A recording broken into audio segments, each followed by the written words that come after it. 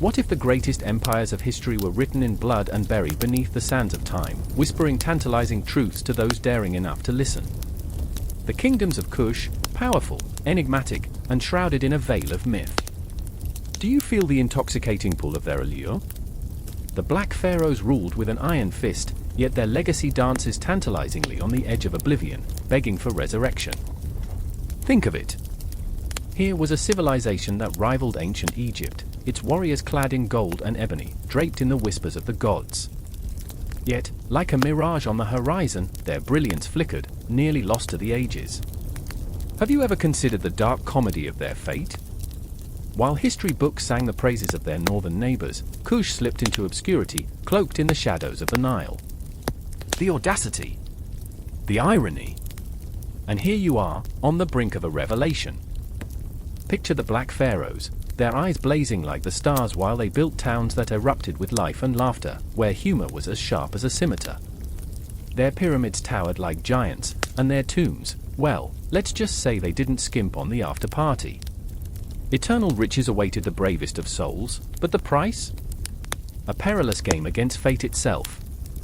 Who wouldn't want to negotiate with death for the ultimate prize? It's the ultimate heist, a cosmic lottery where losers become legends. But what happens when you peel back the layers? When the dust settles, and the laughter fades into echoes? Who were these audacious rulers, and what vengeance lay buried with them? Secrets simmer beneath the surface like a restless scorpion, ready to strike. Was it hubris or destiny that led to their downfall? The Nile itself holds its breath, for the currents whisper tales of betrayal, ambition, and unquenchable thirst for power. You thought they vanished? Think again. Their spirits linger, haunting the very land they conquered. Could it be that the Kushites left a cryptic map hidden in the hieroglyphs, leading to their hidden treasures? Or is it a curse, a warning etched in stone, meant for the unworthy? Every artifact, every crumbling relic, is a ticking clock counting down to an explosive revelation that could rewrite history as we know it. Where do the lines blur between myth and reality? The Black Pharaoh's story demands a reckoning. You cannot simply glance away, the shadows beckon you closer. Every heartbeat echoes with the thrill of unearthing a civilization that challenged the gods and laughed in their faces. The stakes rise with each revelation. What will you find? Will you emerge enlightened, or will you be swallowed whole by the secrets you unearth?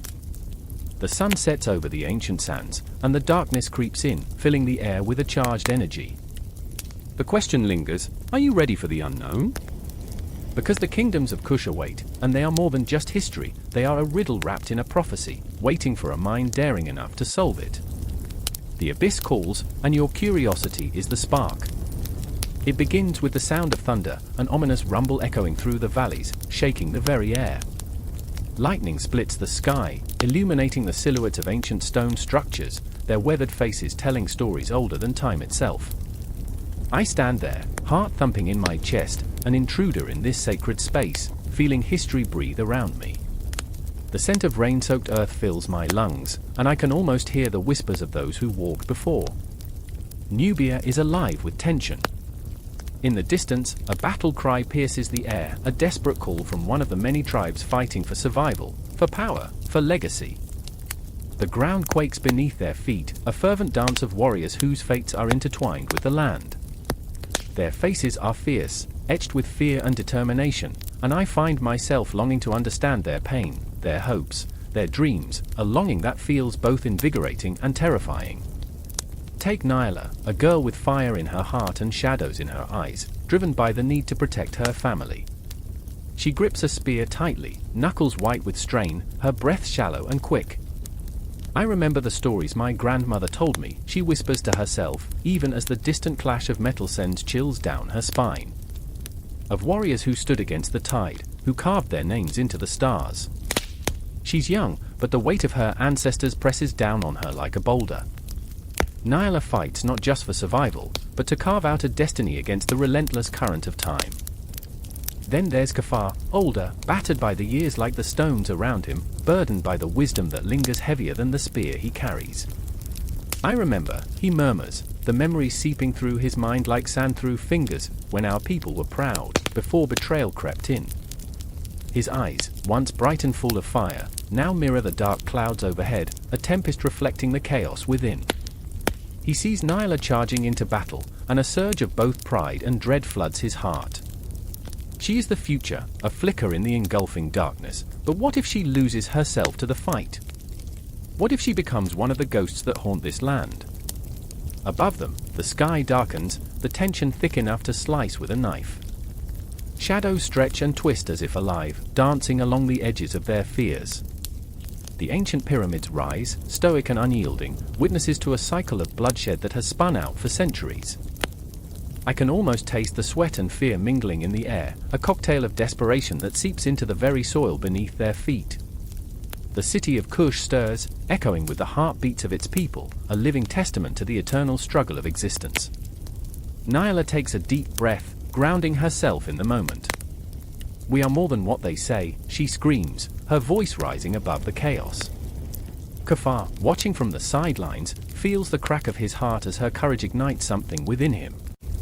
He steps forward, ready to fight alongside her, defying the shackles of age. "Together, we will create a story worth telling," he calls out, and for a heartbeat, it feels as if the earth pauses to listen. But the storm is relentless. The heavens open up, rain pouring like the tears of the gods, each droplet a reminder of the fragility of life. I watch as the warriors clash, swords gleaming, sweat mingling with rain, each strike echoing through the ages, a symphony of chaos and courage. The air vibrates with pain and glory, each cry of a fallen soldier reverberates. It's haunting, yet beautiful, as if the very essence of life is laid bare in the heat of battle. Huddled in the chaos, Nyla fights with the wild abandon of a cornered animal, each swing of her spear an act of defiance against fate. She remembers her mother's voice, soft yet strong, urging her to be brave, to be fierce. "Fear is a cage," her mother had said. "Break free, and the world will bow to you." And so she fights, not just for survival, but for the hope that tomorrow will dawn brighter than today. But hope, like the flicker of a candle in a storm, is a fragile thing. Kafar sees the ferocity in her eyes and the way she dances across the battlefield, but he also sees the shadows creeping in, threatening to snuff out her light. "Nyla," he cries, desperation clinging to his voice. "You must not lose yourself to this. There is more to our story than blood." But the battle rages on, drowning out his plea. Each clash of metal feels like a heartbeat, a pulsing reminder of their mortality. The rain washes away the blood, but it cannot cleanse their souls. The weight of history presses down, unyielding, relentless. I remember the stories passed down, the legends of Kush that speak of rulers, of pyramids rising like mighty hands reaching for the sky, of the Nile that cradles their civilization. And yet, what remains? Just echoes of voices lost to time, scattered like the wind through the valleys, whispering of triumphs and tragedies, of love and heartbreak. The storm rages ferociously now, and I feel a chill coursing through me, a shiver of anticipation. Each heartbeat, each breath, is a countdown to an inevitable climax, the moment when fate will tip the scales. I stand at the edge of a precipice, teetering between hope and despair. The faces of Nyla and Kafar blur and meld into the very fabric of the land, their struggles entwined with the destiny of Kush itself. What will become of them? What will become of us all? In this moment, under the wrath of the storm, the echoes of the past and the future collide, creating a maelstrom of emotion that spirals into the unknown. Here in this sacred land, history is not merely a tale, it's a living, breathing entity, pulsating with every heartbeat, every tear, every cry of defiance against the abyss. And I am left standing in the heart of it all, shoulder to shoulder with ghosts, lost in the telling of a story that refuses to end. The sun hung low and heavy above the jagged horizon, casting a blood-red hue over the parched sands of Nubia, a land where dreams and nightmares collided like thunder in the sky. I stood there, heart pounding in my chest, feeling the oppressive weight of history press down on me, an ancient force whispering secrets through the winds that swirled around my feet. The ghosts of the Black Pharaohs lingered, their shadows mingling with the golden dunes, and I could almost hear their laughter, a haunting echo of a time when power flowed from the Nile like a river of blood. A sudden scream shattered the eerie stillness. My breath caught, it was Mariam, her voice slicing through the silence, raw and visceral. She was running toward me, her ebony skin glistening with sweat, eyes wide with terror. In her hands, she clutched a tattered scroll, the words inscribed on it barely legible, fraying at the edges like our fraying hopes. "They're coming," she gasped, words spilling forth like water from a broken dam. "The soldiers, they found us." I felt the ground beneath my feet tremble as dread coiled around my heart, squeezing tightly. The stories had always warned us of this moment, tales passed down through generations like heirlooms, warning of the inevitable return of the conquerors. But they were stories, weren't they? Just shadows dancing against the flickering light of our campfires. Yet here we were, wrapped in fear like a shroud, and the reality felt far worse than any tale I had ever heard. "Where's Yosef?" I choked out, my voice cracking like dry earth. He had gone to the river, always so drawn to the water, so mesmerized by its flow, believing it could wash away our troubles. But could it wash away the soldiers? Could it cleanse the land of the blood that soaked into its very bones? Mariam's face twisted with anguish, sorrow bubbling beneath the surface like a storm threatening to break. He didn't come back. I thought, her voice trailed off, 1,000 unspoken fears hanging in the air between us, heavier than any physical weight. I stepped closer, my heart aching for her, for us both, knowing that every moment we lingered here, every heartbeat that echoed in the silence, brought us closer to our fate. The sun dipped lower, casting long shadows that seemed to reach out, grasping at us, pulling us into their depths. I could feel the coolness of twilight creeping in, a reminder of the darkness that was always lurking just beyond the horizon. "We need to go," I urged, desperation clawing at my throat. "We can't wait. We have to find him." Mariam nodded, determination hardening her features. I admired her spirit, fierce and unyielding, even in the face of despair. We turned, our feet sinking into the sand, each step a battle against the very earth that cradled our ancestors. As we moved, I couldn't shake the feeling that the land itself was alive, watchful, an entity filled with memories, hopes, and fears. The whispers of the Black Pharaohs echoed in the shifting sands, urging us onward. But where could we run? Nubia was vast, a labyrinth of dunes and hidden valleys, each one steeped in the weight of our history. I remember tales of fierce battles fought beneath the scorching sun, of kingdoms rising and falling like the tide, of the Nile that had cradled life for so long. It was a land that had seen beauty and bloodshed, a canvas painted with both love and loss. And yet, here we were, caught in a moment that felt too small against the backdrop of eternity, our lives hanging by a thread. As we pressed forward, the distant sound of galloping horses echoed through the air, a bone-chilling reminder that time was running out. My heart raced, a frantic drumbeat in my chest. "We have to find cover," I urged, scanning the barren landscape for anything, a rock, a tree, anything to shield us from the approaching storm. Mariam's eyes darted around, filled with fear and resolve. "The old temple," she breathed, pointing to a crumbling structure half buried in sand, an ancient sentinel standing against time. "It's not far. We can hide there. They won't expect us to go inside." Every instinct screamed at me to flee, to run as far and fast as I could. But Yosef's face haunted my mind, the way he laughed like the world was a grand adventure, the way he whispered secrets to the river as if it were a lover. I couldn't abandon him. "Let's go," I said, my voice firm, though the tremor in my hands betrayed me. The temple loomed ahead, its once majestic columns now crumbling, covered in the fine dust of forgotten prayers. As we dashed toward it, a sense of calm washed over me, a fleeting moment of sanctuary amid the chaos. I could almost hear the echoes of ancient rituals, the chanting of priests who had walked these stones long before us. A chill ran down my spine, I could feel them watching, waiting. Mariam pressed close to me, her breath quickening, and I could sense her fear mingling with mine. "What if they find us?" she whispered, her voice barely above a murmur, thick with dread. "I won't let them," I promised, though my heart thudded with uncertainty. The temple had seen the rise of the great Nubian kings, the Black Pharaohs who had held the world in their hands, and yet here we were, mere shadows clinging to the remnants of their power, hoping to escape the clutches of fate. The ground shook again, a distant rumble of hooves approaching, and I pressed my back against the cool stone of the temple, feeling the weight of history seep into my bones. The darkness was closing in, but so was a flicker of hope, Yosef's laughter ringing in my ears, the strength of our ancestors coursing through my veins. We weren't just hiding, we were a part of this land, a land that bore witness to resilience, to survival, to the fight against the inevitable. And as the shadows deepened and the night enveloped us, I knew that though the storm was upon us, we would stand firm. Together. Dark clouds loom over the savannah, the scent of rain mingling with the acrid smoke of burning flesh. A village, once alive with laughter and the innocent chatter of children, now lies in chaos, echoes of screams piercing through the air like arrows. I stand at the edge, heart hammering against my ribs, my breath hitching. It's a world teetering on the brink of collapse, where the fragile threads of tribal loyalty are unraveling, twisted by ambition and greed. Run! A voice, desperate and wild, shatters the air. It's Tariq, his silhouette carved against the fading light, eyes wide with terror.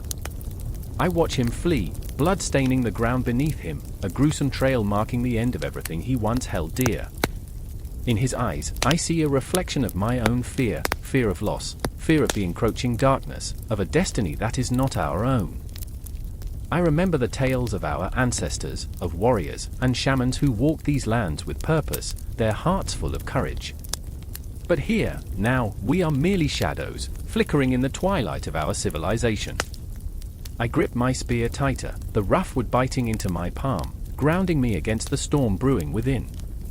In the distance, the city of Kerma looms like a titan, a harsh reminder of what we aspire to forge, a kingdom. But it stands as a monument to everything we have sacrificed. We are not merely fighting for land, we are battling the ghosts of ourselves, the remnants of a tribal society clinging to its past amidst the clamor of statehood. Zara! A voice calls out, pulling me from the depths of my thoughts. It's my sister, her voice a siren song piercing through the chaos. She emerges from the shadows, her face grimy, a testament to survival. They're coming for us. Her eyes dart around, wild like a cornered animal. We have to leave before they find us. I want to scream, leave? Where? The question hangs heavy, a weight that threatens to crush me. The very ground beneath us seems to shift, a living entity, a reminder that our home is now a battleground, our lives mere pawns in a game of power. I can see the fear etched on her face, the same fear I feel clinging to my throat like a noose. I remember when we used to dream of the skies, I murmur more to myself than her. When we believed we could be more than just fighters. The stars seem to blink down at us, indifferent to our struggles. They remind me of the constellations whispered about by the elders, celestial maps to a better future. But those dreams are drowned out by the reality pounding in my chest. Stop daydreaming, Zara! They won't wait for us. Tariq's voice echoes again, urging us forward. He's a mess of contradictions, both the bravest soul I know and a reflection of my deepest insecurities. I can see the flicker of desperation in his eyes, the same desperation that once bound us all together as a tribe, now tearing us apart. Do you trust me? I ask, voice barely a whisper, lost in the cacophony of our surroundings. He nods, that simple motion igniting something fierce within me, a flicker of hope. It's fragile, a candle flickering amidst a storm, but it's enough to push us forward. Together, we flee into the embrace of darkness, the night swallowing us whole. The moon hangs high, casting an eerie glow over the land, a witness to our plight. I can almost hear the whispers of our ancestors, tangled in the breeze, urging us to remember who we are. But who are we? A question that gnaws at my insides. A band of warriors? Or something more?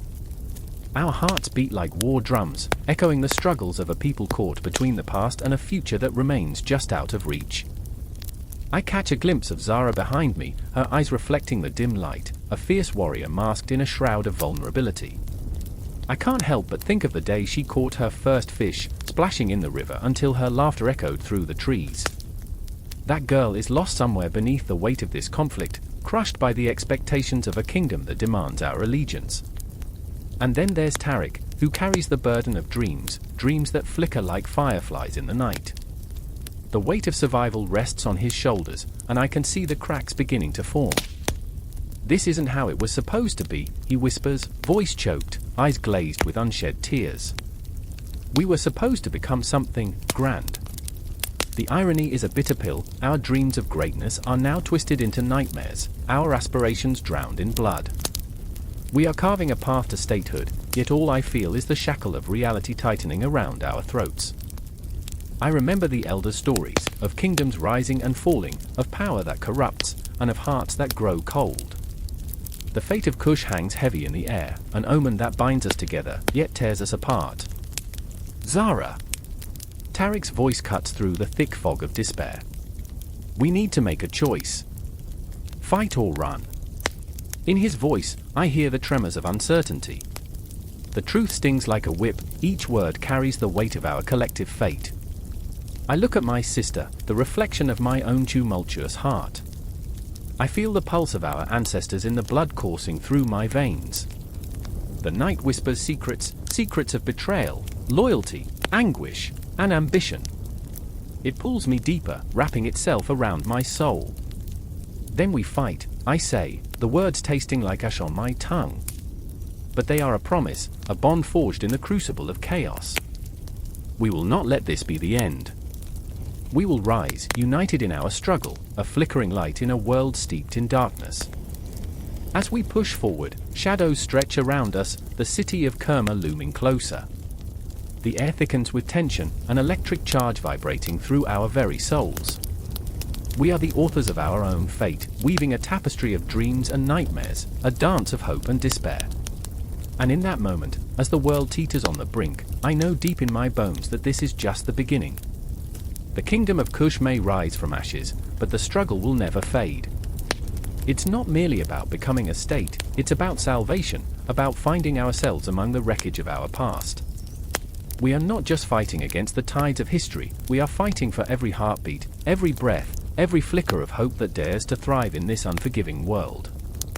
The night deepens, and we charge forward into the darkness, ready to face whatever awaits us. The desert wind howled, a banshee call echoing across the sun-baked sands, stirring ancient dust into swirling eddies that danced like restless spirits.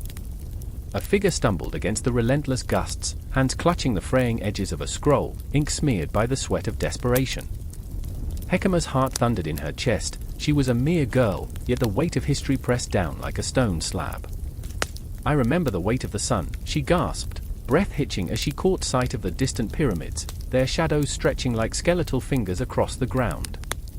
I remember the echoes of my ancestors, whispering secrets through the ages. Every step she took felt like an act of defiance, a challenge to the oppressive silence of a civilization that had thrived for millennia. Her brother, Kimu, was somewhere behind her, still searching for the answers that had driven him mad with obsession. Hekema, wait! His voice was a desperate plea, a tether to reality, yet it was laced with the feverish edge of ambition. He was consumed by dreams of their homeland's glory, visions of power that glimmered like the Nile under the moonlight. But the river ran deep with unseen currents, and Hekema knew all too well that ambition could drown a man faster than any flood. Their family had once whispered of the gods, of Osiris and Isis, of love and revenge that intertwined like the roots of an ancient tree. But now, the air crackled with a different energy, a rivalry as fierce as the desert sun and as cold as the tombs that lay beneath the sands.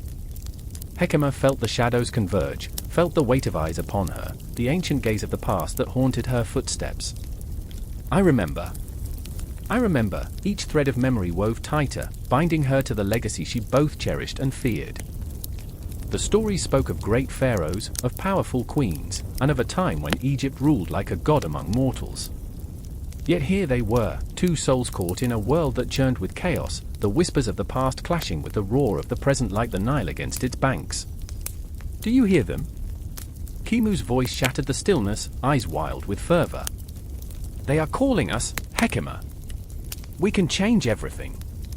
His desperation clawed at her heart, fraying the edges of her resolve. She could see the shadows in his eyes, the madness that crept in like a thief under the cover of night. Yes, I hear them, Kimu, Ishi snapped, her voice trembling with unspent rage. But what if the echoes are not what they seem? What if they lead us to ruin? The words tasted bitter, a warning drowned in the tempest of her fears. She wanted to shake him, to rouse him from this dream-induced stupor, but fear gripped her like a vice. What if he was right?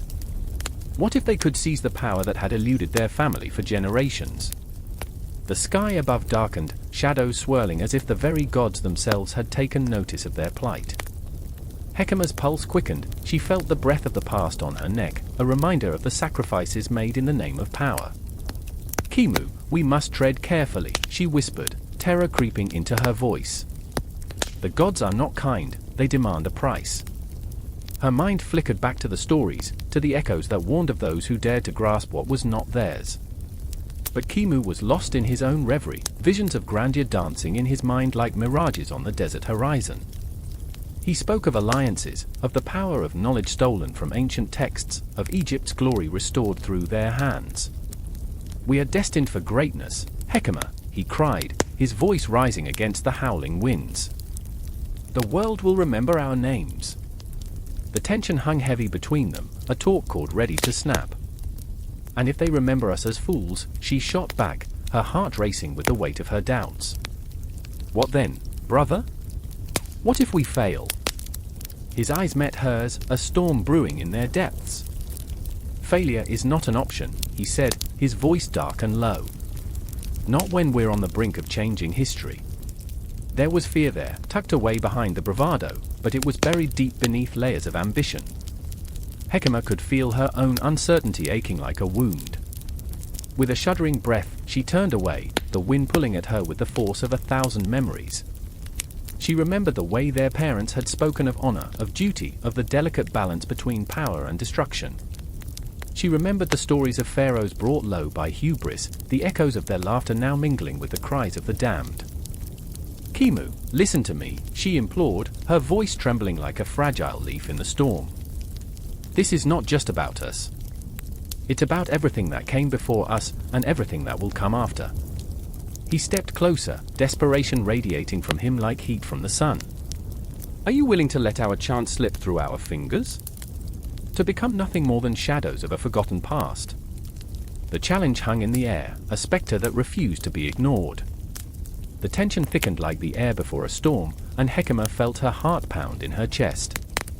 The rivalry around them was palpable, thick enough to choke on, burning with the intensity of 1,000 dreams unfulfilled, of hopes dashed against the unforgiving rocks of fate.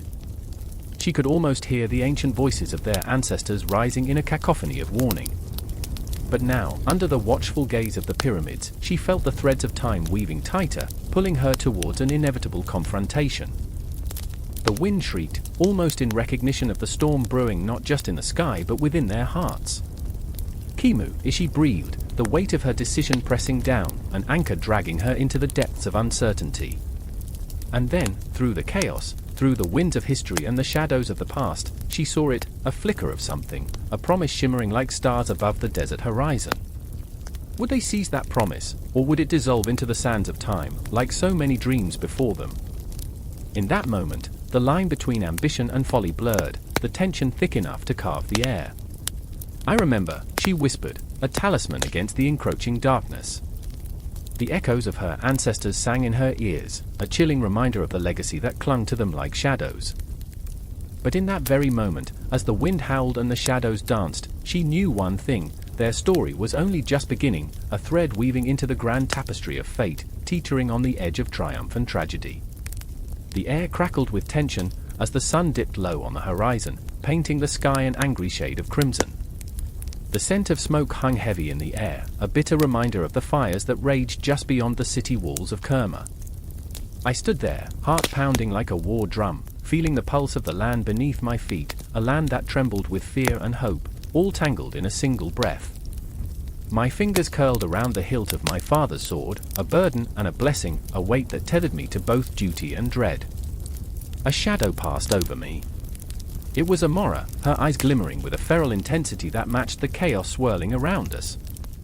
She was a warrior, forged in the crucible of conflict, her spirit as unyielding as the ancient stone of our temples. But beneath that fierce exterior lay a flicker of vulnerability, a subtle tremor in her voice. "They're coming, Darren," she whispered, her words slicing through the thickening air. "They won't stop until they've taken everything." I could hear them, the distant cries of warriors, the clashing of metal against metal, the heart-wrenching wails of those who had lost everything. I remembered the stories my mother told me, tales of valor and vengeance, of gods who wept for the fallen. But those tales felt like shadows now, ghosts haunting the edges of a reality that was painted in blood and ashes. "Do you remember," I asked, my voice barely more than a breath, "when we used to sneak out to the river at night? The stars felt so close, like we could reach out and touch them." It was a desperate attempt to anchor myself, to tether my racing thoughts to something tangible. Amara nodded, her fierce gaze softening for a heartbeat. "I remember the way the moon lit up the water, how we dreamed of being free, of taking on the world. But that dream had slipped through our fingers like the grains of sand we once played in. Now, the world was a battlefield, and freedom came at a price." The ground shook, and we both turned, instinctively moving closer together as if our combined strength could ward off the impending doom. The enemy was relentless, a tide of rage and hunger, and with every heartbeat, I felt the weight of my choices pressing down on me. I was not just a soldier, I was the son of the fallen king, a legacy that loomed over me like a specter. All my life, I had struggled against its pull, but now, as the drums of war thundered in the distance, I could no longer escape it. "Darren!" The voice of Zahi cut through the chaos, sharp and urgent. He was our scout, a wiry man with a nervous energy that seemed to vibrate through his skin. Fear flickered in his wide eyes, an emotion that clung to him like a second skin. "They're breaking through the west gate. We need to regroup." "Regroup." I spat, the word bitter on my tongue. "I'm tired of regrouping. We need a plan, a strategy," yet, deep down, I knew the truth. We were outnumbered, outmatched, and fighting a battle that felt more like a funeral than a cause. Amara's hand gripped my arm, grounding me. "Focus, Darren. We fight for our people, for the legacy of Kerma. We can't let it burn." Her voice held a fierce conviction, igniting something deep within me, a flicker of hope amidst the despair. But hope was a fragile flame, easily snuffed out by the winds of fate. As we raced towards the fray, I couldn't shake the feeling that a storm was brewing, not just outside, but within us. The ghosts of our past loomed large, whispering secrets that echoed through the corridors of my mind. My father's face, lined with both wisdom and weariness, flashed before me. "You must carry the weight of our ancestors, Darren," he had told me, his voice a haunting melody. "They are the foundation upon which we stand." But what if the foundation was crumbling? What if the very kings who had come before me were mere shadows, figments of our imagination? No one could prepare you for the day your world splintered into 1,000 shards, each reflecting a truth you were not ready to face. As we reached the perimeter of the chaos, the sound of clashing swords and anguished cries enveloped us. I felt the heat of battle surge around me, washing over my skin like a violent tide.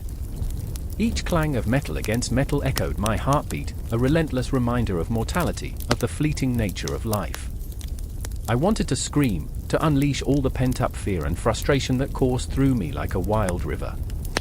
Instead, I gritted my teeth and charged into the fray. "Fight for your dreams, Darren!" Amara yelled beside me, her voice a beacon amidst the darkness. "Fight for what you believe in." But what did I believe in anymore? The lines between right and wrong blurred in the chaos, and the ghosts of our past danced around us, laughing at the futility of it all. I swung my sword, feeling the force of my ancestors behind me, yet each strike felt like a desperate plea to the universe, a cry for meaning in a world that seemed to have lost its way. I glimpsed Zahi, cornered against a wall, his back pressed to the unforgiving stone, panic etched into his features. "Help," he cried, and in that moment, I was torn, two worlds colliding. My heart screamed to save him, to reach out and pull him back from the brink, but my feet felt rooted to the ground, as if the weight of destiny held me captive. The clash of swords morphed into a grotesque symphony, each note a reminder of everything we had fought for and everything we stood to lose. I felt the weight of the world on my shoulders, the burden of a kingdom on the edge of collapse, and the haunting realization that perhaps we were all just actors in a tragic play, destined to repeat the same lines until the final curtain fell. "Darren!" Amara's voice cut through the haze, pulling me back from the abyss. "Make a choice. Now! I could feel the universe holding its breath, time slowing, stretching like the fading sun above. In that heartbeat, I understood, this was not just about survival. It was about legacy, love, and the fight for a future that shimmered just out of reach. I took a breath, heavy with the weight of my ancestors, and stepped forward. The tide of chaos surged, but I would not falter. Not now.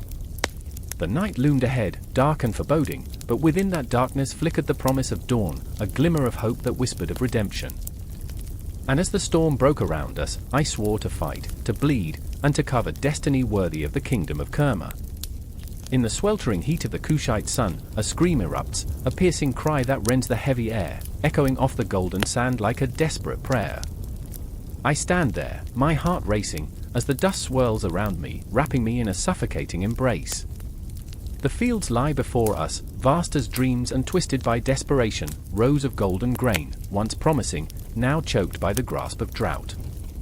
I remember when the crops danced under the gentle caress of the Nile's flood, swaying with a life of their own. But now, amidst this land that should have been bountiful, despair seeps like a slow poison.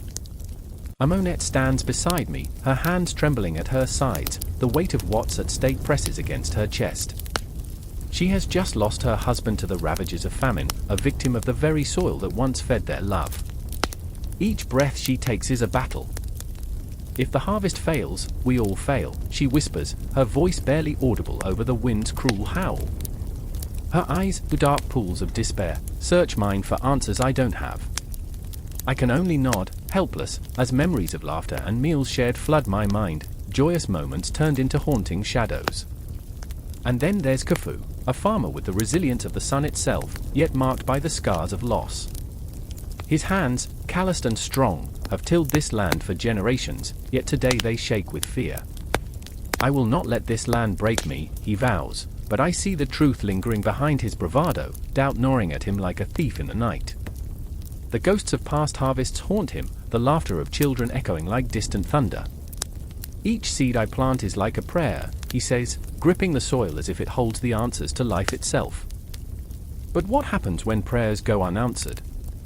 What happens when you've sacrificed everything, and still, the earth is barren? The sun hangs heavily above us, a cruel overseer that offers no mercy.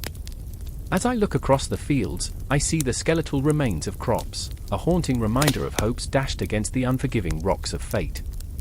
I remember how Amonette's laughter once filled the air, how she would dance barefoot through the rows, her joy spilling over like the Nile itself. Now, she stands paralyzed by grief, a mere shadow of the vibrant woman she once was. The earth always gives, she murmurs, but what if it decides to take everything we hold dear? Khufu kneels, fingers sifting through the dry earth, searching for life where there is none. It must not be so, he insists, desperation creeping into his voice.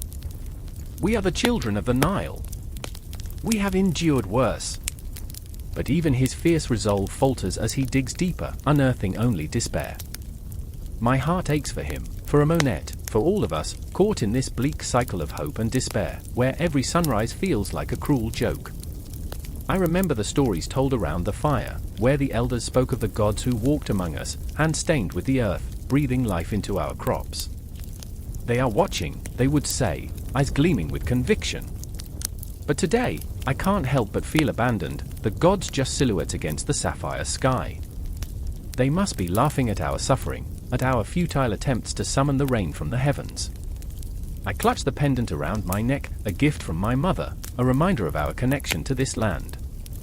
We'll weather this storm, I tell Amonette, though my own voice wavers. We must believe. Suddenly, the sound of footsteps interrupts my thoughts. A figure emerges through the haze, a woman cloaked in shadows, her presence both unsettling and captivating. You seek answers, she asks, her voice a soft melody laced with danger. She is Zahi, the oracle, a ghost of the ancient past who wanders the fields like a spectre, whispering prophecies that curl into the air like smoke.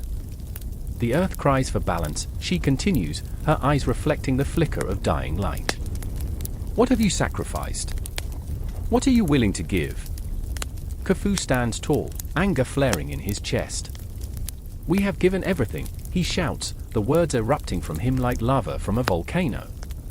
our lives, our sweat, our dreams. And yet, the earth turns against us. What more can we lose? Amunet steps back, fear etching itself into her features, unsure if Zahi's words are a promise or a curse. Famine does not come without cost, Zahi replies, her tone hauntingly calm. It is a cycle, eternal as the stars. You must choose, endure or become the shadows of your own despair. The silence that follows is thick, suffocating, a shroud that wraps around us, binding our fates together in invisible chains. I see it in their eyes, the flicker of hope, the glimmer of despair, the weight of choices yet to be made. As the sun sinks below the horizon, painting the sky with shades of crimson and gold, I sense the tension shifting. The land is a palimpsest of pain and promise, a reminder that even in destruction, there is the possibility of rebirth. And yet, with every heartbeat, a question lingers. What will we sacrifice for the chance to thrive once more?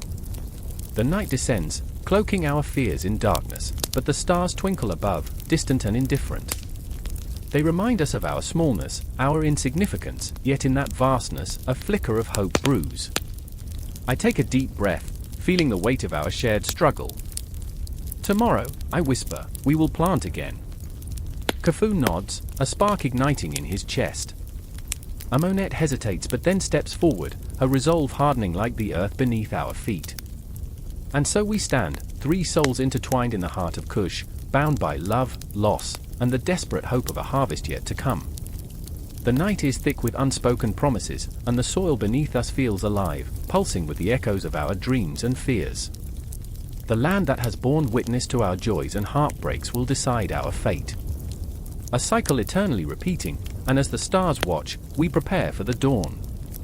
In the dim light of a dying sun, the air tinged with the metallic scent of blood and sweat, I find myself standing in the heart of the Kushite kingdom, my heart pounding like a war drum, each thump echoing with unrelenting dread. The chaos around me hangs like a thick fog, choking the cries of the fallen, voices lost to the shadows. I see her, Amanirenas, fierce and unyielding, her dark eyes ablaze with fury. Her hands, calloused and strong, clutch a spear that shivers in the grip of her rage. We will not bow, she bellows, a battle cry that reverberates through the bones of the earth. I remember my fear then, how it twisted in my gut, how every breath felt like shards of glass lodged in my throat. Behind her, the soldiers shift nervously, men and women mold by hardship, their faces painted with the strokes of despair and determination.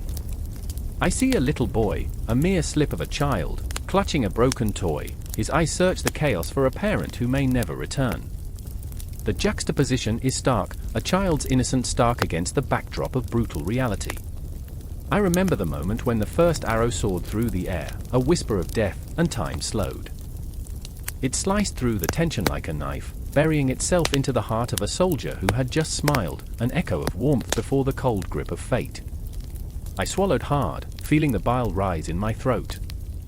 We are not just fighting for land, we are fighting for the very essence of who we are.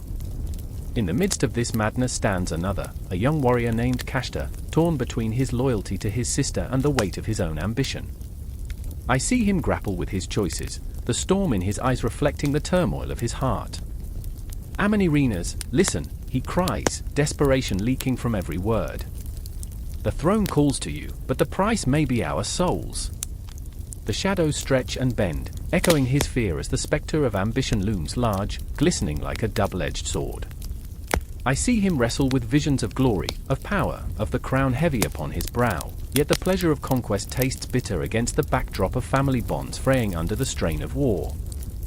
He is pulled in every direction, a marionette caught in a storm of fate, haunted by the ghosts of what he could lose. The battlefield is a canvas splashed with chaos, and the colors bleed together, red for blood, black for despair, gold for the dreams that slip through our fingers like grains of sand. The air is thick with the scent of smoke and sorrow, a reminder of what is at stake. I feel it seep into my bones, an undeniable truth that grips me. The price of sovereignty is steep, and we are all but pawns in a game played by gods who care little for our struggles. Stand strong, Amanirenas commands, her voice slicing through the noise like a beacon in the darkness, urging those around her to rise above their fear. The sun dips lower, shadows stretching, twisting into grotesque shapes that seem to mock us. I can feel the weight of history bearing down upon us, the echoes of those who fought before us whispering warnings in the wind. But still, the thrill of battle pulses like a heartbeat beneath the surface, the intoxicating rush of adrenaline, the primal scream of survival. I remember the breath of the earth, the pulse of the cosmos, as if the very universe held its breath, waiting for the next act in this tragic play. Kashta's voice breaks through my reverie, a raw, desperate plea that pierces the fog. Sister, I love you. But if we lose ourselves in this war, what is the point? His face is like a map of anguish, each line telling a tale of sacrifice, of love, of loss. I see the tears pooling in his eyes, glimmering like stars caught in a storm, fragile, beautiful, aching with unspoken truths.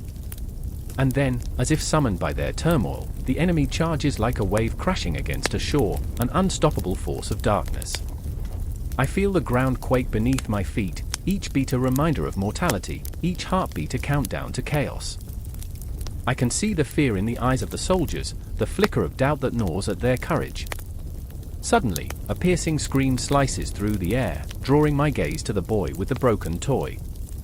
He is crumpled on the ground, a small body crushed by the weight of war. I choke on the sob rising in my throat, rage boiling beneath the surface. I feel the heat of fury, a wildfire igniting the corners of my heart. In that moment, I am stripped bare, exposed to the raw, unfiltered reality of our existence. And then it strikes me, the heart of the conflict, the battle is not just with swords and shields, but with love, loyalty, and the unbearable burden of sovereignty. Amanirenas and Kashta, siblings tethered by blood yet torn by ambition, stand at the precipice of their destinies. The air is electric, filled with promises and threats, glistening like daggers, hovering, waiting to strike. Together, Amanirenas whispers, that fierce fire rekindling in her eyes. We fight together, or we perish. Her words create a bond, a lifeline that pulls us from the brink of despair. Together, they ready themselves for the storm, for the clash of wills and fates that will decide not only their future but that of the Kushite people. As the enemy rushes forward, the world becomes a blur, a cacophony of sound, a whirlpool of emotion, a tempest of the human spirit fighting against the odds.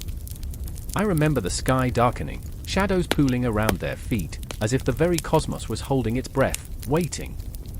Amidst the chaos, I cling to a fleeting thought. This is not just a fight for power, it is a testament to what it means to be human, to love fiercely, to fear deeply, to hope against all odds. Every heartbeat is a reminder that we are alive, and in this life, in this moment, we are all warriors. And as the clash begins, I realize, the story does not end here. It spirals forward, an unbroken cycle of emotion, of pain, of passion. It is a loop that pulls us all deeper, forever teetering on the edge of sovereignty, shadows flickering in the heart of the Kushite kingdom. The sun hung low over Napatan, casting long shadows that twisted and twisted like the thoughts of the three souls trapped within its ancient walls. The air crackled with tension, the kind that sends shivers racing down your spine as whispers of dread dance in the silence.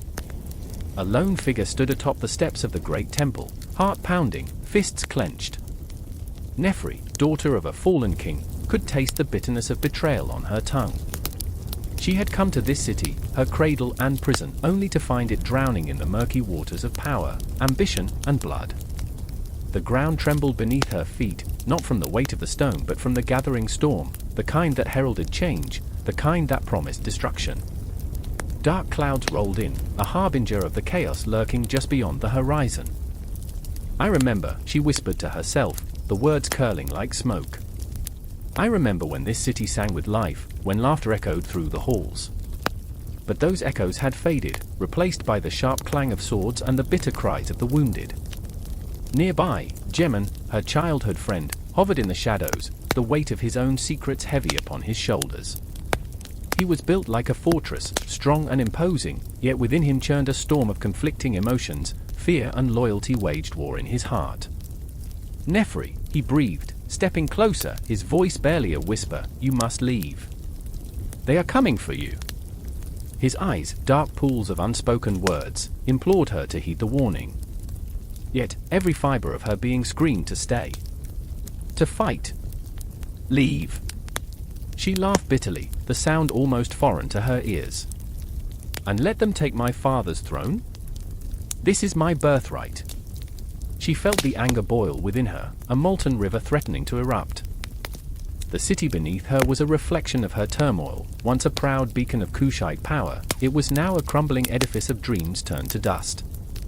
I will not run. I will not cower, she declared, yet the tremor in her voice betrayed her. As the sun dipped lower, the shadows grew longer, and with them came the ghosts of history. In every corner of the royal city, echoes of past rulers lingered, their laughter mingling with the winds of memory. Meroë could almost hear them, their voices rising in a chorus of despair and longing. What would they say, she thought, tears blurring her vision. What would they think of me? And then there was Torik, the man who had once vowed to stand by her side, now merely a spectre of what could have been. Once, they had shared dreams beneath the stars, their laughter spilling into the night like fireflies. But dreams turn to ash when ambition takes root. Torik had chosen ambition, a path of glory, of conquest, and in doing so, he had chosen treachery. I remember, she repeated, the mantra a desperate plea against the encroaching darkness. I remember when love was stronger than the lure of power. As if summoned by her thoughts, Torik emerged from the shadows, a wolf in a once familiar skin. His presence sent a chill through the air, the uninvited guest at a banquet of betrayal. Meroë, he said, his voice smooth, almost soothing. You need to understand. This city isn't what it used to be. It's a battlefield now. He stepped closer, and the warmth of his body contrasted sharply with the icy grip of her resolve. You can still be a queen, but not like this. Not like this. She shot back, the fire in her eyes igniting. You think the throne will be warm with your blood on your hands? I will not let you take what is mine. She felt the desperation clawing at her heart, the need to cling to something tangible in a world gone mad. With each passing moment, the storm above intensified, mirroring the tempest within. Thunder rolled, a low growl of discontent that resonated deep within her soul. Oh, my ancestors, she thought, feeling their presence surround her, what have we become? The weight of their expectations bore down on her, an invisible shroud that threatened to suffocate her. Gemon, caught in the crossfire of loyalty and love, felt like a splinter torn between two worlds. You don't have to do this, he implored, desperation creeping into his tone. We can escape together. The Nile waits for no one. His eyes glimmered with unfulfilled hope, a lifeline thrown amidst the chaos. But Meroë shook her head, her heart a battlefield. Do you think I can turn my back on my own blood? On my father's legacy? She turned her gaze to the horizon, where darkness loomed like a predator poised to strike. I will not let fear dictate my fate. If I am to die, it will be on my terms. Caught in a whirlwind of emotions, Torik stepped forward, desperation flooding his veins. I didn't want this, Meroë. I never wanted to betray you. The words slipped from his lips like blood from a wound, vulnerable and raw. But every heartbeat drummed a different truth, the truth of ambition, of ruthless hunger for power. The storm broke, unleashing a torrential downpour that washed over the city, soaking the earth in a rush of cleansing chaos. Each drop was a reminder of the stakes at hand, their lives, their choices, and the specter of a future that could be rewritten. I remember, Meroë whispered again, her voice barely audible above the thunder, when we believed in the power of dreams. When we thought love could conquer all. As lightning cleaved the sky, illuminating the trio in a stark, fleeting brilliance, she felt an undeniable shift. The moment hung suspended, a heartbeat etched in time. They stood at the precipice, bound by secrets and choices, a collision course set toward inevitable confrontation. Shadows danced around them, the ghosts of their past swirling like the storm above. In the heart of Napatan, amidst the echoes of ambition and the thunderous roar of change, their fates intertwined like the very roots of the ancient city. And with each heartbeat, the air thickened, heavy with unspoken words, unresolved conflicts, and the dawning realization that nothing would ever be the same again. The city, once a cradle of power and life, now teetered on the edge of chaos, and the only thing certain was the storm that lay ahead. The air was thick with anticipation, a silence that clung to the skin like the dust of the desert. I stood at the edge of the temple, watching shadows stretch across the stone, the sun bleeding into the horizon, a cosmic bruise marking the end of the day. The drums began to pulse, and with each beat, my heart raced. I remember the old tales, the whispers of gods walking among men, their laughter echoing in the silence of the night. But tonight, as the darkness enveloped the worshippers, I felt it, the dread of the unknown, the weight of centuries pressing down on my soul. There he was, Kemet, a priest clad in the colors of the Nile, his eyes aflame with fervor.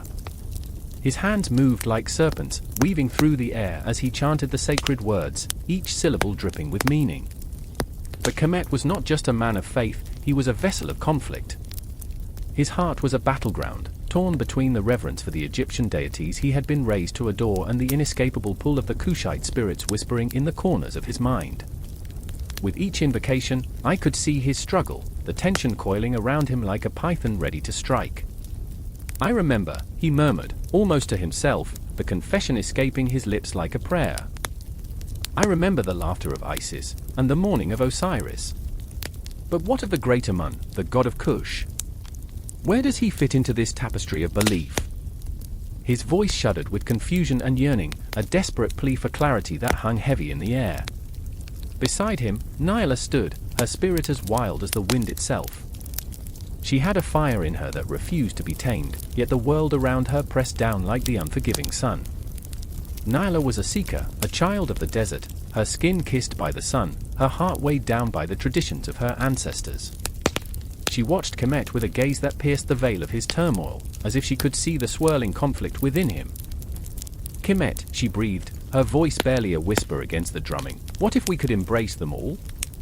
The gods of our fathers and the spirits of our land? What if the world is bigger than we dare to dream? In that moment, a clash of worlds ignited between them, a vibrant tapestry of belief woven from the ancient threads of Egyptian and Kushite thought. I felt my breath hitch, as if the air itself bore witness to their struggle, a cosmic dance of faith and fear, of hope and despair. The temple, a silent observer, creaked with the weight of expectation, the stones themselves alive with the echoes of the past. Kemet turned away, his heart a canvas smeared with uncertainty. But what of the consequences?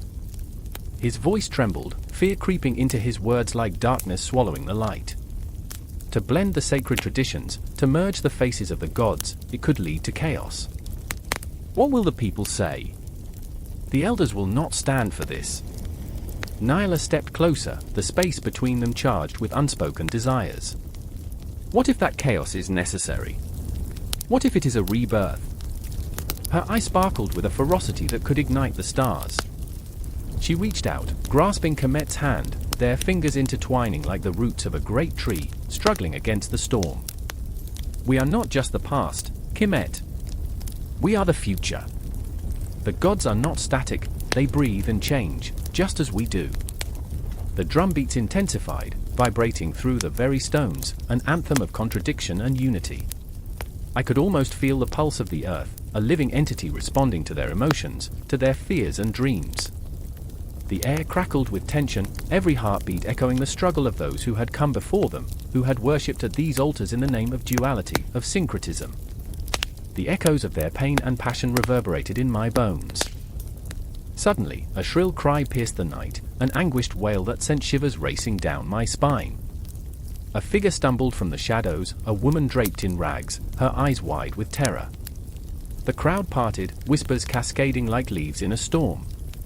The spirits are restless, she cried, her voice tremulous. They see the merging of beliefs as a threat. They demand a sacrifice. Panic surged through the assembled throng, a wave of fear that threatened to drown us all. Kemet's grip tightened on Nyla's hand, their shared gaze a mix of horror and determination. What have we done? He gasped, realization dawning like a cold sunrise. Are we to pay for this union with blood? Nyla's face hardened, a warrior's resolve washing over her. No, she declared, her voice rising above the chaos. We will not let fear dictate our faith. We are the bridge between worlds. Her defiance resonated like a clarion call, rallying the spirits within us all. I could feel the earth trembling, the ground alive with possibilities. The air thickened, a storm of emotion swirling around us, the weight of the past clawing at our hearts. But in that moment, amid the chaos, something shifted, a flicker of hope igniting the shadows. The gods could listen, could see the struggle for unity rather than division. They could understand the need for coexistence. As the drums continued to beat, a timeless rhythm echoing the pulse of the universe, I felt a surge of energy, a realization that we were not merely witnesses to this conflict, but participants in a greater design. I remembered the tales of old, the stories that had shaped our beliefs, our fears, our dreams. Kemet and Nyla stood, united in their defiance, their hearts beating as one. The spirits whispered around us, shadows dancing in the flickering torchlight, a promise of something greater, of a world where gods and men could coexist. The confrontation loomed, but it was not merely a battle, it was a reckoning, a testament to the strength of belief, the power of love, the beauty of chaos. And as the night stretched on, swallowing the last vestiges of light, I knew this was not an ending, it was merely the beginning. The gods were watching, the stars were aligned, and the ancient war of beliefs had only just commenced, weaving a cosmic tapestry of faith and fear that would ripple through eternity, echoing in the hearts of those who dared to dream beyond the confines of the past. The wind howled through the skeletal framework of what would one day touch the clouds, a haunting sound that echoed in the empty space like the cries of lost souls. Each gust carried the scent of wet stone and raw earth, a reminder of the unfinished temple looming above, or a promise, a prayer, an unholy ambition. I stood there, heart racing, coated in sweat and dirt, my hands trembling against the rough wood of the scaffolding. Martin, the architect, was below, his brow furrowed in concentration, a man possessed by his dream, his obsession. He shouted orders, his voice slicing through the frigid air. "More support! We need more support." But support for what? The structure, yes, but also for him. The weight of his aspirations was a tide pulling him under. I could see the desperation in his eyes, a storm brewing beneath the surface. I remember the first time I met him, beneath the shadow of the unfinished walls. His fingers traced the blueprints like a lover caressing a beloved's face. "This," he had said, "is where the divine will meet the mundane." But now, I wondered where that divine connection had gone. All I could see was a man on the brink, teetering on the edge of faith and madness. And then there was Lila, my sister, her laughter ringing like chimes in the dark as she danced among the stones, reckless and free. But even her joy was marred by shadows. I could feel her pull away, her spirit dimming with each passing day spent on this project. She believed in dreams, but dreams built on shaky foundations crumble the hardest. "Look at this place," she yelled, throwing her arms wide as if to embrace the chaos. "We're creating a sanctuary." But I could see the tremor in her smile, the flicker of fear behind her bright eyes. The temple, for her, was a beacon. For me, it was a tomb. As night draped its heavy cloak over the city, the atmosphere thickened, electric with unsaid words and unshared fears. I could feel it in my bones, this impending clash of hopes and harsh realities. The moon hung low, casting long shadows that twisted and turned like specters whispering secrets in the dark. "Do you believe in ghosts?" I asked Lila one evening, the question slipping out before I could grasp its weight. She looked at me, surprise etched on her face, then laughed softly, a hollow sound. "We're the ghosts," she replied. "We're building a monument to our past, and it's haunting us." Her words lingered, thick in the air. I remembered my dreams, the dark, twisted pathways where I chased shadows of what could have been. Martin's dreams had woven into mine, the lines blurring until I no longer knew whose temple I was constructing. The sound of hammer against stone broke through my reverie, a furious rhythm that matched the pounding of my heart. Martin was relentless, his obsession growing like a weed, choking out the light. "It has to be perfect," he muttered, almost to himself. "It has to be perfect." But perfection is a cruel mistress. With every hammer strike, I felt the temple shifting, not just in form but in spirit. Was it truly a sanctuary, or were we summoning something darker? Memories of my childhood flooded back, our grandmother whispering stories of gods and monsters, of sacrifices made under blood-red moons. "The walls must breathe," she had said, "or they will cry." I shuddered at the thought. Yet there we were, pouring our souls into the foundation, knowing full well that to build a temple is to invite the divine and the damned. Then one night, the storm came. The sky cracked open, unleashing a torrent that lashed at the exposed beams like a furious lover scorned. I stood on the scaffolding, drenched, heart pounding as thunder roared overhead. The temple shuddered, groaned, as if it too felt the weight of our fears. "Martin!" I screamed, my voice swallowed by the tempest. "We need to stop." But he was entranced, eyes wild, chasing the vision that danced just out of reach. "No. We go on. We will not be afraid." Lila stood at the edge, torn between loyalty and horror. "Please? We're losing ourselves." In that moment, the world narrowed to the three of us, our shadows flickering against the stone-like flames in the wind. I felt the pull of the void, the darkness that waited just beyond our fragile sanctuary, threatening to consume us whole. Then, with a bone-rattling crack, the scaffolding shifted. Time slowed, a heartbeat stretched into eternity, as I watched Martin's eyes widen in realization. He stumbled, grasping at the air, and I lunged, but it was too late. The wood splintered, and with a horrifying scream, he vanished into the abyss, swallowed by the temple he had built, the monument to his dreams. The storm raged, the rain fell heavy like tears, and all that was left was a gaping hole, a wound in the earth. I could barely catch my breath, disbelief coursing through my veins. I turned to Lila, her face pale, eyes wide, reflecting the chaos around us. "This isn't just a building," I whispered, the truth settling in my chest like lead. "It's a curse." She nodded slowly, the weight of realization pressing down upon us. We stood in the aftermath, broken, shaken, haunted by our choices. The echoes of our laughter, our dreams, mingled with the howling wind, swirling into the night like ghosts seeking a home. In that silence, filled only with the sounds of the storm and our ragged breaths, I knew we were forever changed. The temple would rise, its shadows would reach for the heavens, but it would be built on the bones of our dreams. And as the rain fell, mingling with our tears, I understood that we were not just constructing a temple, we were crafting a sanctuary for our buried fears, our unspoken truths. And somewhere, deep within its stone heart, Martin's laughter echoed, a chilling reminder of what it truly means to reach for the divine. The moon hung heavy, a blood-red eye glaring down at the ancient city. Shadows danced like restless spirits across the cracked stone of a forgotten marketplace. I stood there, heart racing, knowing that beneath the veil of night, history's whispers were alive, raucous with truth and fury. Every breath I took felt like a countdown, the echo of my pulse a reminder that time was an illusion, bending around the stories of those who walked before me. I remember the heat of the day, the dusty winds that carried with them tales of glory and despair.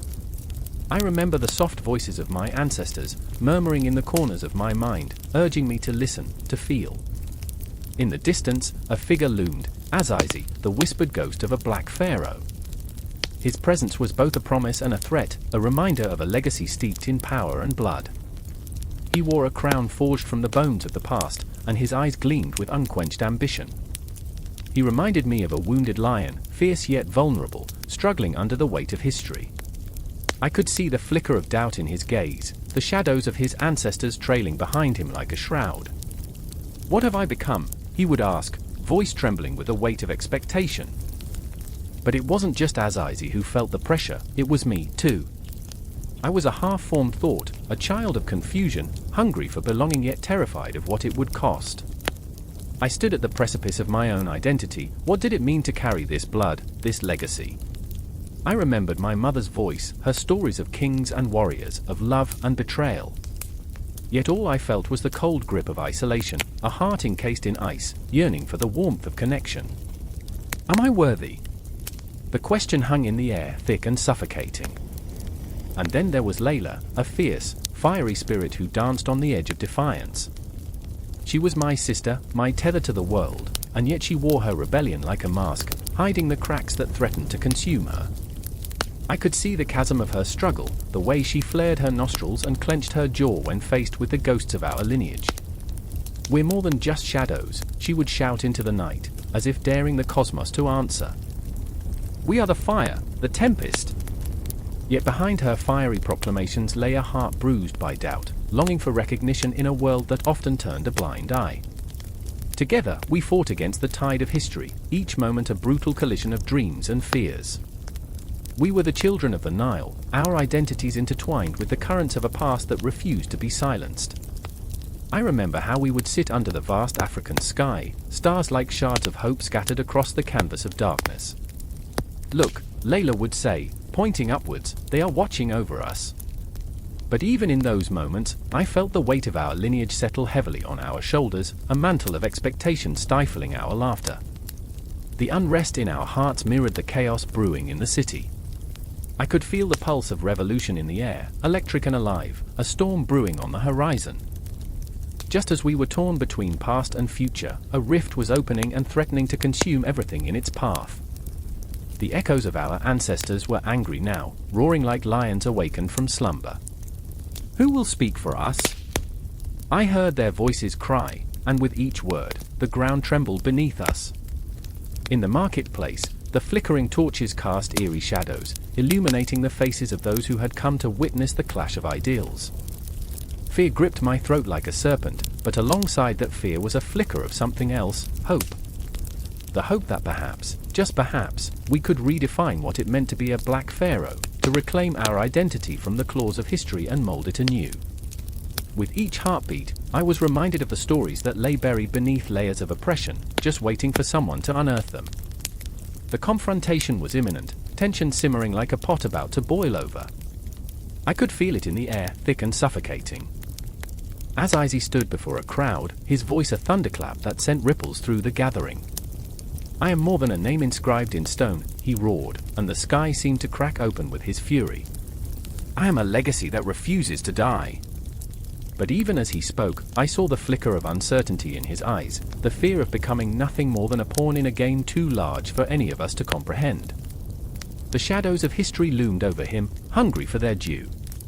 Layla stepped forward, fierce and unyielding, her voice cutting through the chaos. "And we are the architects of our own destiny," she cried, a spark igniting within the crowd, the energy shifting like a tidal wave. But I stood frozen, caught between the passion of my siblings and the shrouded terror of the past. The night was alive with energy, but my heart was heavy. I wanted to shout, to join in the chorus of rebellion, yet the weight of my uncertainty held me back like chains forged in the fires of doubt. I remember the moments of silence that followed, the way the air crackled with anticipation, like the moment before a storm breaks. And then, in that heartbeat of stillness, I understood. I could feel the ghosts of our ancestors surrounding us, their whispers merging with the cries of the living, a cacophony of identity and legacy. I realized that it was in this chaos, this unrelenting push and pull of history and hope, that we would find ourselves, not just as individuals, but as a collective. We were the Black Pharaohs, not merely figures of the past, but the living embodiment of resilience, courage, and an unyielding desire for identity. Time slipped away like sand through my fingers, and in that fleeting eternity, I felt the shackles of doubt begin to splinter. The confrontation was only the beginning, and I stood on the cusp of something monumental, ready to step into the fray, ready to carry the weight of my ancestors high, to redefine what it meant to be a Black Pharaoh. The shadows were gathering, but so was the light, and in that moment, I knew the legacy we would create would echo far beyond the stones of this ancient city. I remembered, and in remembering, I felt alive. The past was not a prison, it was a powerful conduit to our future.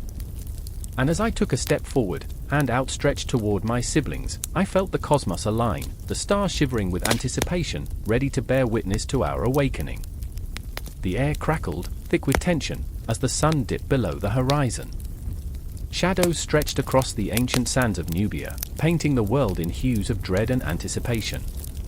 In the distance, the sounds of war drums echoed like the heartbeat of a dying god, each thud resonating through the bones of the earth, a promise of blood and glory. I remember the first time I felt the weight of that sound, the tremor of a city on the brink of ruin. I was just a boy, running through the market, the spicy scent of roasted meat mingling with the dust of history. Now, that boy's laughter was drowned by the cries of the wounded. I stand among the warriors, my heart a wild animal, clawing at my ribs, desperate for escape. There was Tarik, a fierce general carved from muscle and fury, eyes blazing like molten gold. He gripped his spear as if it were the very essence of his spirit, a reflection of his relentless drive to reclaim what had been taken from him. A father once loved, a home now lost to the relentless march of time. His hands were stained with the blood of his enemies, yet it was his own past that haunted him more. "Tonight," he whispered, his voice low, almost swallowed by the silence that hung heavy like a storm cloud, "we take back Egypt." His resolve was infectious, yet I could see the flicker of fear in his eyes, a glimpse of the boy who used to play by the Nile, dreaming of honor and glory, now tethered to a vision that threatened to consume him whole. And then there was Nefret, a warrior woman with a heart as fierce as a lioness. She stood beside Tarik, her cloak billowing like dark clouds around her. She had seen the cruel faces of power, the way rulers feasted upon the flesh of the weak, leaving nothing but bones and despair in their wake. Her determination to fight for her people pulsed with an intensity that crackled like electricity. But behind that bravado lay the specter of loss, a brother, a lover, ghosts that whispered in the night, reminding her of the fragile line between victory and annihilation. "I remember the songs of our ancestors," she said, her voice breaking, a raw edge creeping in. "They spoke of glory, but they also spoke of sacrifice." Her hands clenched at her sides, nails digging into her palms, a reminder of the pain hidden beneath the surface. The night deepened, and the stars blinked down at us, indifferent witnesses to the chaos brewing below. I could feel the weight of their gaze, an endless expanse of time and fate, mocking our human struggles as empires rose and fell like tides. Each breath felt like a prayer, the kind that trembles on the lips of the desperate. "Are we ready?" Tarik's voice sliced through the thickening air, punctuated by the distant cries of the night, creatures stirring in the dark. It was more than a question, it was a challenge, an invitation to face the abyss, to plunge into the unknown with nothing but the raw strength of our convictions. The answer came not from words, but from the pounding of our hearts, the collective rhythm of souls entwined in a desperate dance for survival. We marched toward the looming silhouette of Thebes, a city that had seen centuries of power, now trembling at the feet of those who refused to be forgotten. I could taste the bitterness of ambition on my tongue, an intoxicating blend of hope and despair. As we reached the city gates, the air thickened with the scent of smoke and sweat. I remember the crack of a spear against a shield, the resonance cutting through the night, a battle cry that echoed with the promise of vengeance. The defenders of Thebes stood ready, faces cloaked in shadows, their own fears concealed beneath a veneer of bravado. The clash was immediate, a symphony of chaos. I was swept into the fray, the adrenaline surging through my veins like a wildfire. I could see Tarik, a whirlwind of fury, slicing through the ranks of enemies, his eyes alight with a feral intensity that made him seem almost godlike. But beneath that shield of strength, I glimpsed the ache of his heart, the burden of his past, the father he could not save, the kingdom he yearned to reclaim. Nefret fought by his side, a tempest of fury and grace, her blade dancing through the air like a whispered prayer. I watched as she struck down a soldier, her face a mask of grim determination, but in the split second after the kill, I saw her hesitation. The toll of violence was heavy, a weight that pressed down on her soul, threatening to crush the flames of her spirit. "What have we become?" she cried out, the words slipping from her lips like a ghost, lost in the cacophony of war. In that moment, I felt the world spin, the clash of steel, the cries of the dying, the very essence of humanity laid bare in the chaos. Was this what it meant to fight for one's home? To risk everything for a future that seemed as fragile as the delicate night? Yet still, we pressed on. I remember the surge of hope, ignited by the promise of victory, a flickering flame against the overwhelming darkness. We were warriors, each of us flawed yet fierce, our hearts beating as one under the weight of history's gaze. Shadows lengthened, ghosts of the past rising to whisper warnings in our ears. "What will you sacrifice?" they seemed to chant, a haunting refrain that resonated in every clash of swords. I could feel the weight of destiny upon us, a clock ticking down to an inevitable end. Every heartbeat was a question, every breath an answer. Would we reclaim our birthright, or would we become yet another tale of glory turned to ash? The answer lay just beyond the horizon, shrouded in the mists of time, waiting for us to confront it. And so we fought, the dance of death and rebirth unfolding beneath the stars, our fates intertwined in a tapestry of blood and dreams. I held my breath, the world a blur around me, as we charged forward, toward the dawn of a new era, or the shadow of our own destruction. A thunderous echo reverberates through the hollowed halls of the ancient temple, the sound of clashing swords and anguished cries blending into a cacophony that rattles the very core of the earth. Shadows dance against stone walls, caught in the flickering light of torches. I stand there, the smell of charred flesh and sweat clinging to me like a second skin, as I watch my brother, Tefnakti, his face a mask of fury, battle against the encroaching forces of Piye. For a moment, time bends, collapsing into itself, and I can't tell if the screams belong to him or the ghosts of our ancestors, lost in this endless power struggle. I remember the moment I first understood ambition, the way it claws at your insides, a relentless beast demanding to be fed. The sun was setting, casting a sanguine glow over our lands, and I was just a child, wide-eyed and innocent. Tefnakti had promised we would rise, that we would reclaim our birthright, but with every promise came the weight of blood, the suffocating silence of betrayal looming like a storm cloud over us. Now, standing in the chaos, I can't differentiate between loyalty and ambition. It's all a blur, the line blurred by rage and the cold, hard truth of survival. Piye stands at the edge, a titan cloaked in shadows, eyes shimmering with the determination of a man who knows his destiny. He has come to claim his throne, to impose a new order over the fractured remnants of a world that once knew unity. Clad in battle-worn armor, he exudes an aura so magnetic, it almost seems to draw the conflict towards him, as if he were the very center of the storm. I can't help but feel a strange sense of admiration for him, a man who has turned ambition into an art form, yet I also feel the sharp sting of fear. What does it mean when a conqueror's gaze locks onto you as if you were merely a pawn in his grand design? And there is me, the reluctant warrior caught in a web woven from family ties and desperation. I never wanted this, never wished for blood to spill upon the sacred ground of my forefathers. But as the chaos swirls, I realize that I am given a choice, to stand by Tefnakti or to embrace the tide that Piye commands. It's a decision that weighs heavily on my heart, and the noise around me fades away, replaced by the frantic beating of my own heart, echoing the tumult of my thoughts.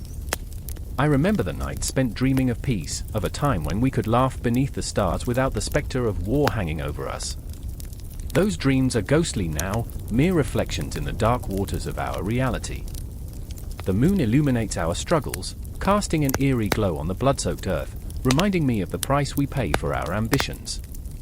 I close my eyes for a moment, envisioning the life I could have had, simple and free, and it almost feels like a cruel joke. They bathed once a year, I'd tell myself, and yet we've sacrificed everything for power, for control.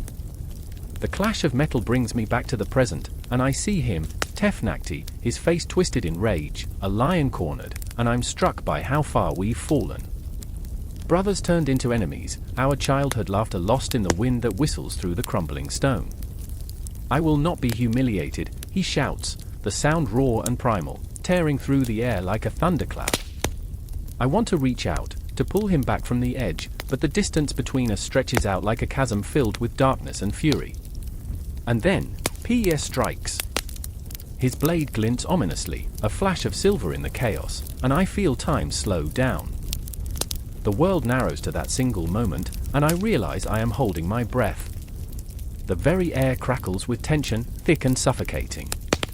Tefnakti counters, but it's a desperate move, a last-ditch effort to cling to the remnants of his fading power. Each strike dances dangerously close, each parry a heartbeat away from annihilation. I step forward, a futile attempt to intervene, to bridge the divide, but my feet feel like lead, rooted in the despair of what we have become. I want to scream, to shout that we are brothers, not beasts, but the words die on my lips, swallowed by the chaos surrounding me. I remember the stories our mother would tell. She had spoken of a time when love conquered all, and I laughed bitterly at the absurdity of it. Love? In this grim theater of war? Love feels like a ghost now, haunting the corners of my memories, whispering of light when all I see is darkness. Then, the clash of steel echoes like thunder, and I see Tefnakti falter, just for an instant, before Piye lunges forward, a predator seizing its prey. Time shatters around me, fragments of past and present colliding in a whirlwind of emotions. I want to reach him, to hold him back from the abyss, but my hands are tied, shackled by my own doubts and fears. Tefnakti! I scream, but it's too late. With a sickening finality, P-Ear's blade finds its mark. The world goes silent, and in that silence, my heart tears in two. I watch as my brother crumples to the ground, the life draining from his eyes like the last vestiges of daylight sinking beneath the horizon. The chaos halts, time suspends itself in disbelief, and I stand paralyzed, a living statue carved from heartbreak. In that moment, an overwhelming realization washes over me like a cold wave. This is not just a battle for power, it is a cruel reflection of our deepest fears, our unending struggle for acceptance and love in a world that has turned its back on us. I feel the ghosts of our ancestors rise, crying out in anguish, their wails echoing in my ears. I look up at P-Ear, standing victorious, but his eyes hold a darkness that chills me to the bone.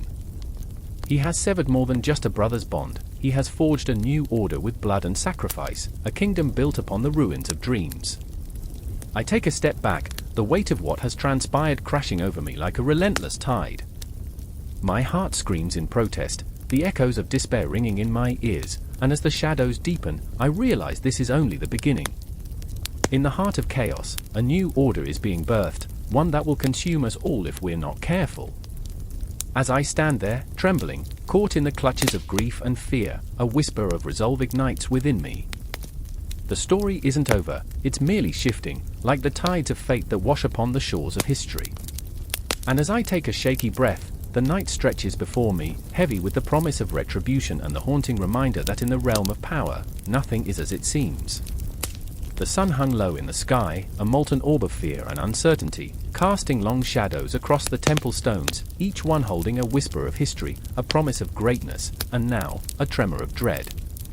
I stood there, heart racing, pulse echoing like war drums in the stillness. Taharqa was in the air, but so was the threat that loomed like a storm cloud over our beloved Egypt.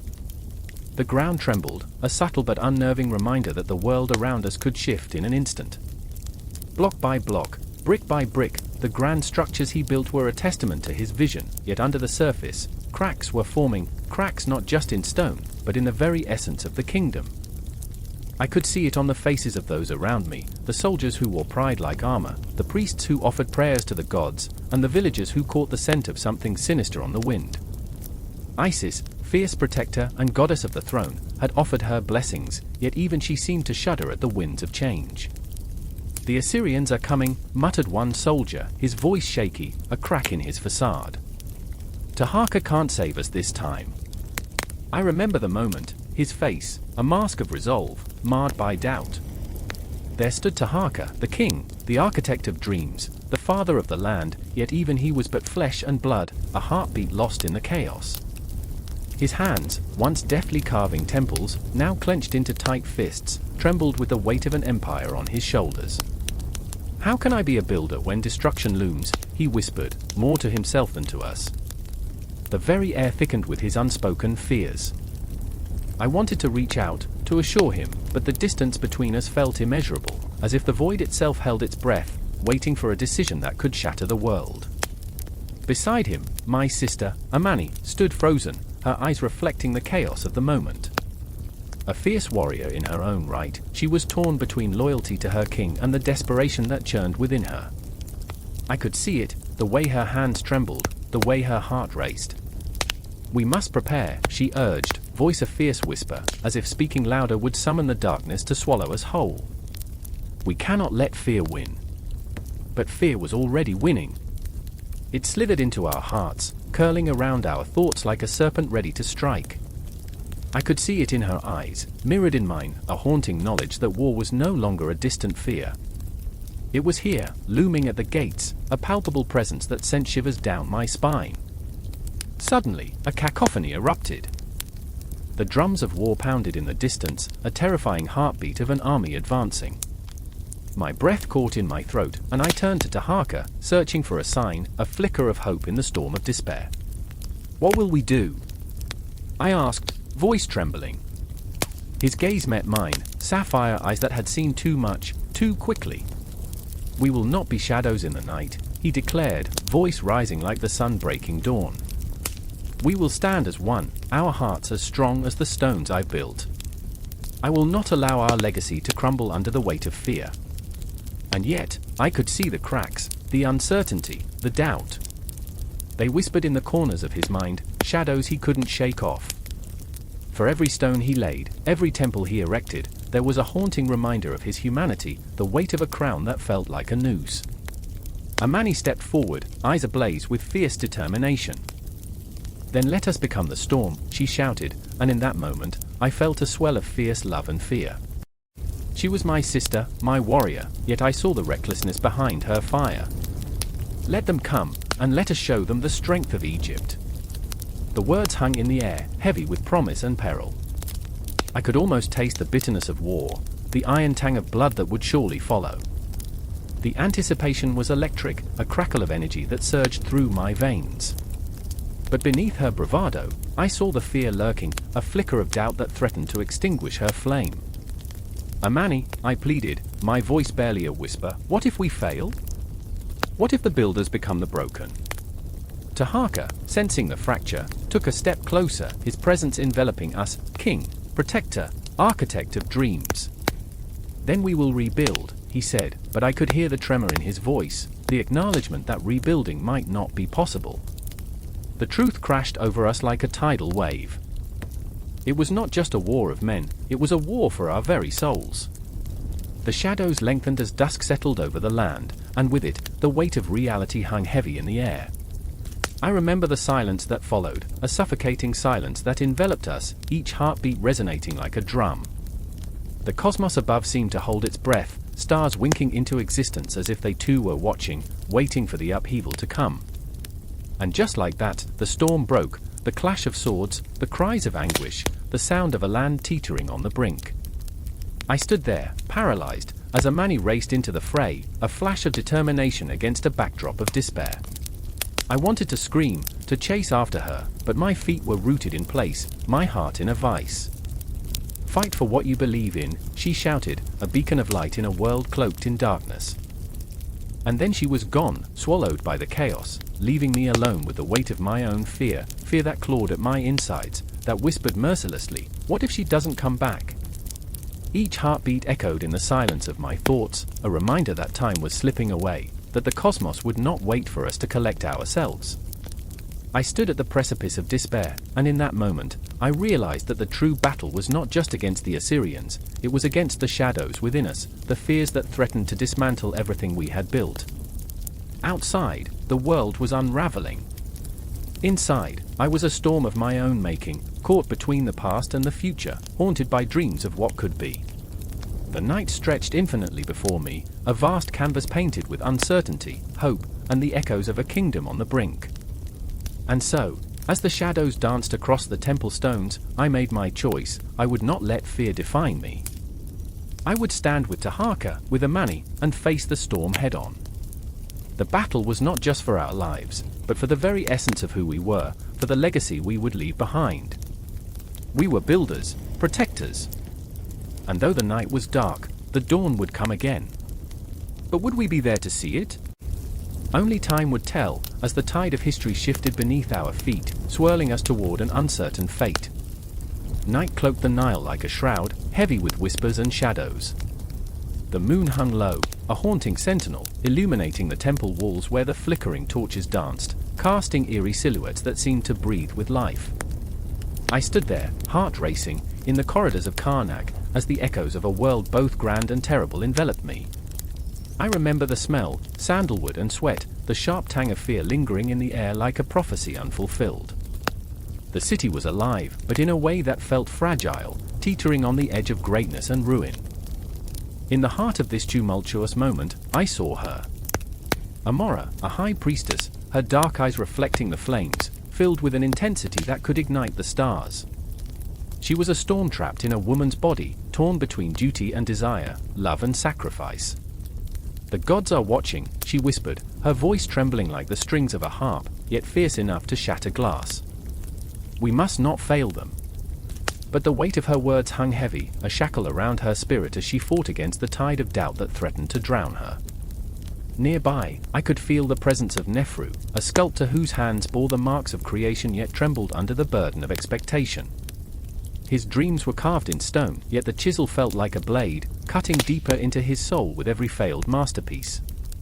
He glanced at Amora, his heart a battleground of envy and yearning. "You speak of the gods," he said, his voice low and gravelly, "but what of us? What of our dreams?"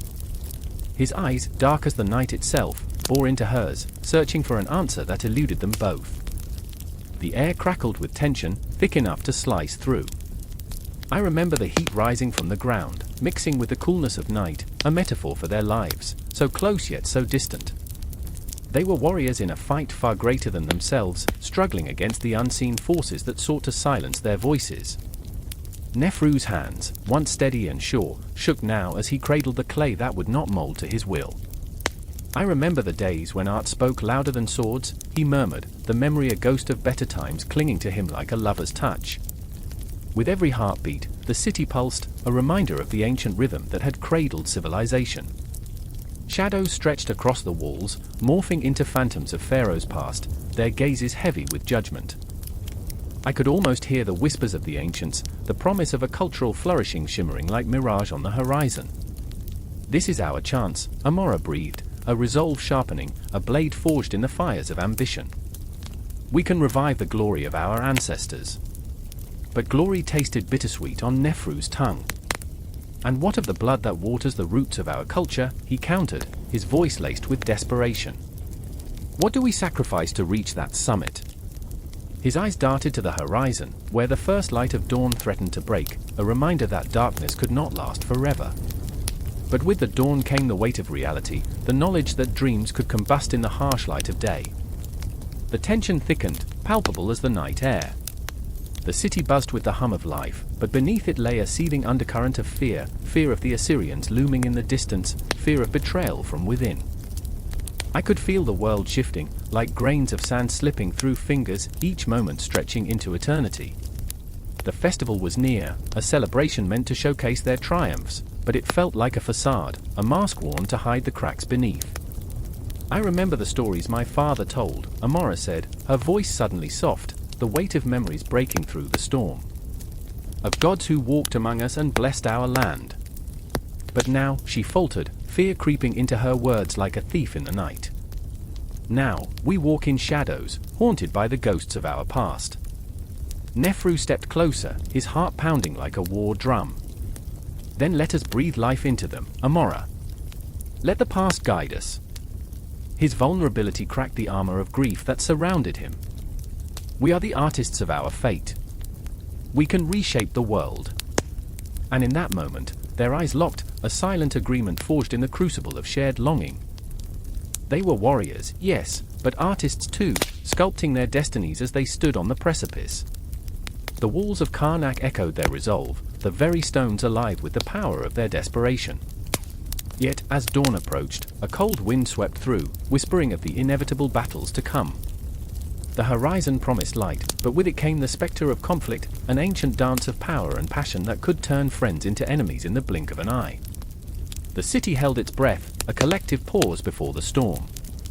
I could feel the pulse of history thrumming beneath my skin, an electric charge that ignited the air. I remember the fleeting moment when despair clashed with hope, a fragile balance on which empires rested, and I knew they were at the cusp of something monumental. But in that moment of clarity, a shadow loomed behind them, an unseen force that threatened to unravel their dreams, to snuff out the flickering flame of cultural resurrection. I could see it, a flicker in Nefru's eyes, the doubt staining his resolve. And I could feel Amora's heart tightening as she braced for the weight of the world that would soon crash down upon them. Together, she whispered, a prayer and a vow, the word echoing against the ancient stones. "Together, we can rise." And as the dawn broke, spilling its golden light into the dark corners of their fears, I couldn't help but wonder, would it be enough? Would their hearts withstand the trials to come, or would they be consumed by the very flames they sought to ignite? The answers lay just beyond the horizon, shrouded in mystery, but their resolve burned bright, a beacon against the encroaching darkness. The air crackled with tension. Beneath the weight of a bruised sky, a village smoldered in the aftermath of conflict. Flames licked the edges of thatched roofs, sending shadows dancing like frantic spirits. I remember the silence that followed, the eerie stillness, punctuated only by the distant, muffled cries of anguish that twisted my insides. This was not just a moment, it was a fracture in time. Asher stood in the center of it all, her heart pounding like the drums of war that had just ceased. Her hands trembled, fingers stained with soot and sorrow, a haunting reminder of her reality. She was the daughter of a chief, yet here she was, a mere whisper in a cacophony of chaos, a woman in a world that felt like it had forgotten her value. "Why do they fight?" she whispered to herself, the words barely escaping her lips. "Why do they destroy what we have built?" Her voice was the echo of every woman who had ever felt small, unheard, a ghost in her own life. Around her, the remnants of the village mirrored her anguish, a broken pot, a child's toy, and the charred remains of dreams. She could feel the weight of their gazes, the expectations that called around her like the thick smoke spiraling into the heavens. "You are strong, Asher. You are the future," her mother used to say, a woman who had wielded her strength like a blade, cutting through the narrow expectations of society. But strength felt so fragile now, like glass ready to shatter. Kaya, her childhood friend, emerged from the haze, her face streaked with ash, an unintentional mask that made her look hauntingly otherworldly. "Asher," she began, her voice strained, each syllable a pebble dropped into a bottomless well of despair. "They say they need warriors, but we need warriors too," Asher interjected, her heart racing, urgency pushing the words out like a dam breaking. "We are the ones who keep the home, who nurture life. Without us, this village crumbles into dust." Kaya's eyes widened, a flicker of hope igniting in the depths of her fear. "But they don't see us that way. They see us as caretakers, not warriors." The truth hung heavy between them. Women like Asher and Kaya were bound by invisible threads, the expectations of their roles so tightly woven into the very fabric of Kushite society. Yet in this moment of devastation, they felt the stirrings of rebellion, a wild, fiery urge to be more than what the world told them they could be. Asher's mind raced, memories swirling like a tempest. "I remember the tales," she mused, her voice steadying as purpose took root within her. "The stories of the great queens who ruled with strength and wisdom. They were not mere shadows, they were the heartbeat of Kush." Kaya nodded, her fiery spirit momentarily rekindled. "But those stories are our legacy." Asher cut her off, the fire in her heart igniting a flame in Kaya's. "We are more than mothers and daughters. We are the backbone of this land. If we can fight to protect our homes, we can fight for our place." The air crackled again, not with fear but with something electric, possibility. Asher took a step forward, the ground beneath her feet both solid and shifting. She felt the weight of every woman who had walked this path before her, a lineage of strength pooling in her bones like molten gold. "Let's gather the others," she urged, urgency tinging her voice. "Let us not whisper our worth but shout it into the storm." As they moved through the wreckage, they found others, women whose eyes burned with unquenched desire to break free from the confines of their roles. There was Amora, the healer, whose hands were calloused from years of tending to wounds, both physical and emotional. Her voice was soft yet fierce, a river carving through stone. "We have magic in our blood. We can heal, we can lead, we can fight." And then there was Nia, a widow whose laughter once filled the air like a sweet melody, now a haunting echo. She stood strong, a fierce remembrance of love lost and hope gained. "We are not just memories, we are the voices of the future. We will not be silenced." As they gathered, surrounded by the ashes of their former lives, a new sense of purpose surged through them, an awakening. They stood together, a circle formed not by lineage but by shared resilience. Each face told a story, each heart held a secret, all yearning to break free from the chains of expectation. The night descended, cloaking them in shadows, but inside, they burned brighter than any flame. "We will build again," Asher declared, her voice echoing into the darkness, a vow that reverberated through the very marrow of the earth.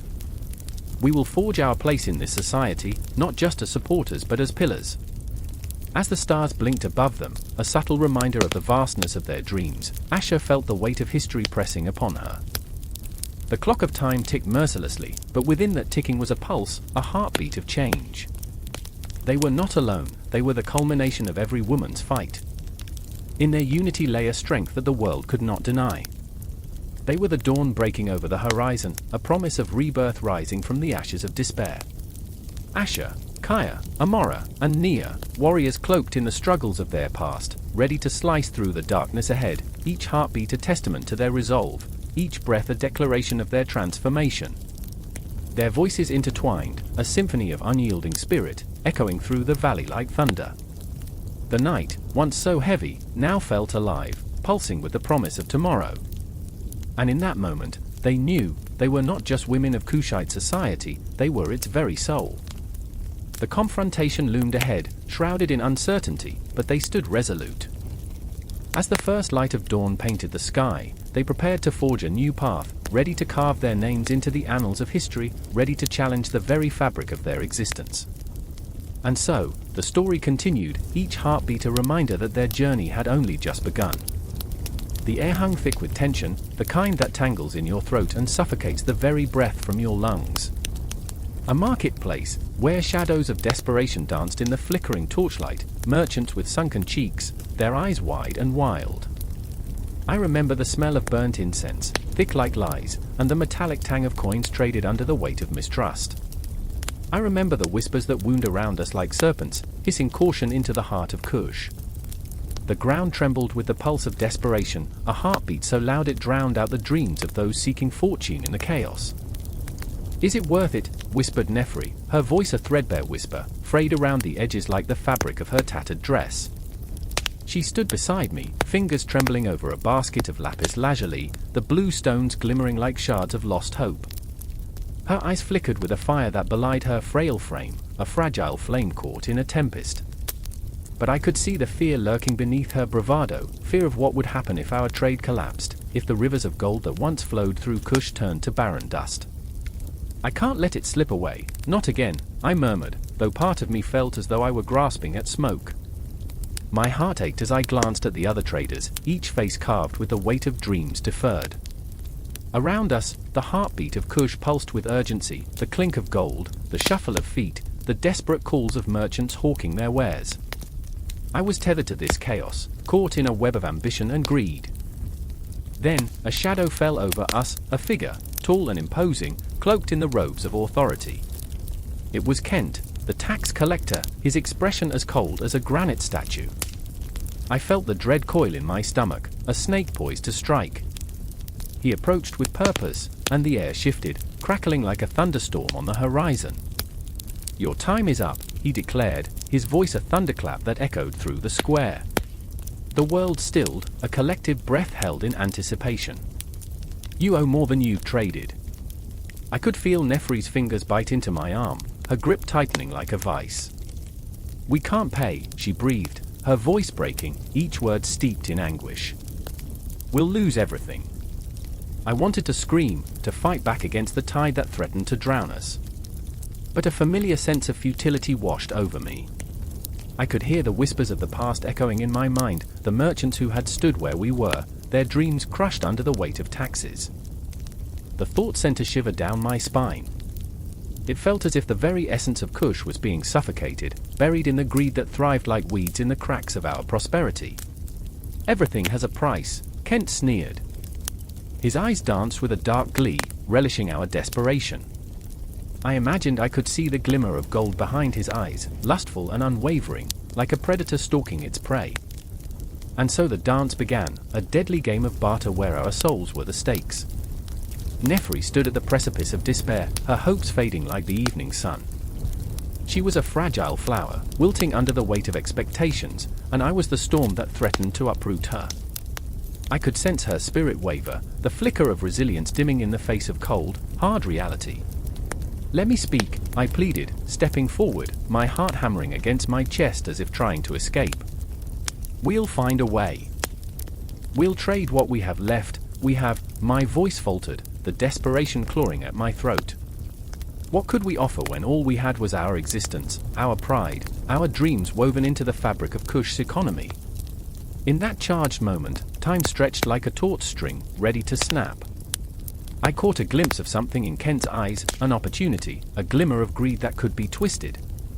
"You have until the sun sets," he said, his voice dripping with malice. "Fail, and you'll pay in more than gold." As he turned, the shadows whispered, mocking our plight. I could feel the darkness closing in, a shroud of despair wrapping around Meroë and me like a funeral blanket. The whispers of the marketplace faded into silence as we stood there, suspended in our own fears, lost beneath the weight of our choices. I looked at her, and for a fleeting moment, I saw the girl she once was, a girl with dreams stitched into her very soul, a girl who believed in the power of trade and shared prosperity. But that belief was crumbling, like the bricks of a once great city, now reduced to ruins. "What do we have left?" Her voice broke through the silence, raw and trembling. "What if we lose it all?" I remembered the taste of hope, a bittersweet thing that clung to your tongue like honey gone sour. "We find a way," I said, though doubt seeped into my bones. "We must trade our worth, our skills, our very lives if we have to." "Lives," she echoed, her eyes wide, reflecting the flickering lanterns around us. "What do those mean in a world like this?" I could feel the ghosts of our ancestors hovering around us, their stories etched in the fabric of this land, a tapestry of struggle and triumph, trade and loss. The wealth of Kush was not just in gold or lapis lazuli but in the spirit of its people, the strength that bound us together like an unbreakable thread. So we stood at the edge of the abyss, hearts racing, breaths mingling in the charged air. The clock was ticking, the shadows whispered promises of darkness, and the weight of Kush's economy bore down on us like a shroud. Would we rise as merchants of our dreams, or would we crumble beneath the weight of despair? The choice lay before us, a precipice that trembled beneath our feet, and all I could do was hold on to Meroë's hand, feeling the pulse of our shared resolve. In the hushed silence that followed, the world felt suspended, a breath held in anticipation of what was to come. The sun dipped low, casting long shadows across the marketplace, an omen, perhaps, or a promise of the struggle ahead. I remember feeling the weight of our choices, each heartbeat echoing in the stillness, the pulse of Kush beating on, relentless and unyielding. The air is thick with the scent of sweat and fear, heavy like a dark cloud ready to burst. The sun hangs low in the horizon, bleeding crimson across the sky, a warning that eclipses the impending chaos. I remember the moment vividly, the rhythm of drums pounding in my chest like a war cry, the ground trembling beneath my feet as if the earth itself was aware of the violence to come. I stand amidst the chaos, my heart a prisoner in a cage of bone, echoing the cries of the soldiers preparing for battle. A child's laughter lingers in the air, a ghostly whisper that seems to mock the men sharpening their spears and adjusting the leather straps of their shields. Men like Kafi, fierce yet haunted, his eyes reflecting the memories of lost brothers and battles fought in vain. He's a lion in a cage, his manner thick and wild, yet there's a flicker of vulnerability, a boy still searching for his place among the chaos of war. "We fight for our land, our kingdom," he tells the soldiers, but I see the doubt lurking beneath the bravado, the silent question hanging in the air, will it be enough? Then there's Amora, a woman with a warrior's heart, her spirit as untamed as the night sky, yet encased in the fragility of her existence. I remember how she stood there, hands trembling as she tied her hair back, each strand a piece of her history being cast aside for the sake of a crown. "The gods are with us," she mutters, her voice barely above a whisper, yet laden with the weight of expectation, a desperate prayer, a plea for strength that might never come. Her resolve is a double-edged sword, her ambition both her armor and her chain. "I must prove myself," she hisses, but to whom? To the gods? To the men who cannot see past her gender? The tension crackles in the air like lightning, and with every breath, the line between reality and nightmare blurs. I can almost feel the pulse of the universe, the ticking clock of fate, counting down to the moment when the earth will shake not just from the footsteps of warriors, but from the impact of dreams shattered, hopes extinguished. I remember the stories, I whisper to myself, the tales of Kushite warriors who carved their names into the annals of history.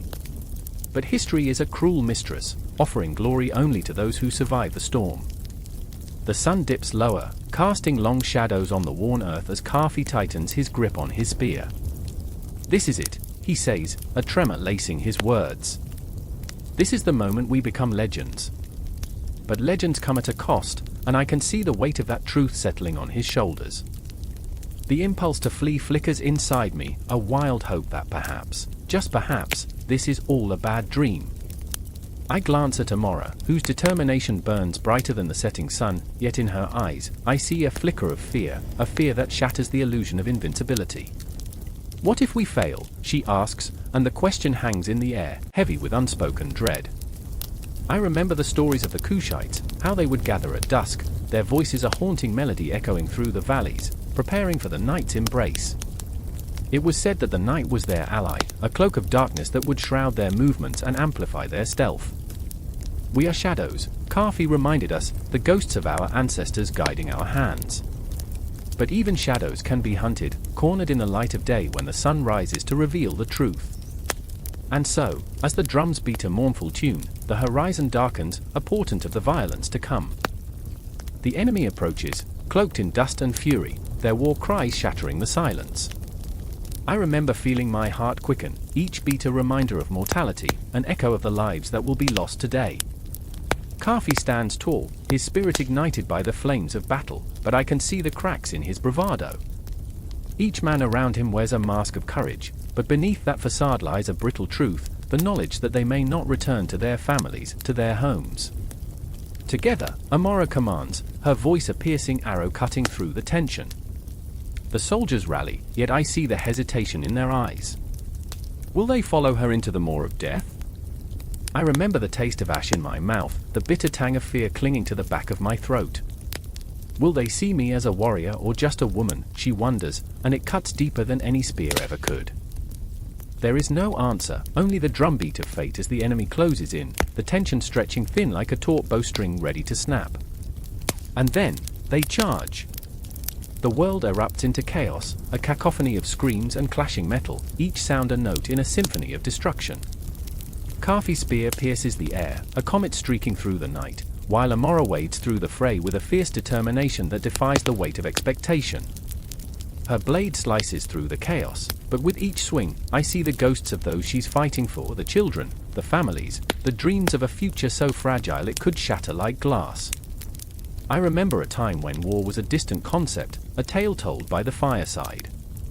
But now, it's visceral, a living, breathing entity that engulfs us whole. The shadows lengthen, and I realize that in this moment, we are all both the hunted and the hunters, united in our struggle against fate. The cosmos spins on, indifferent to our plight, and yet, in this dance of life and death, we seek meaning, connection, and escape from the void.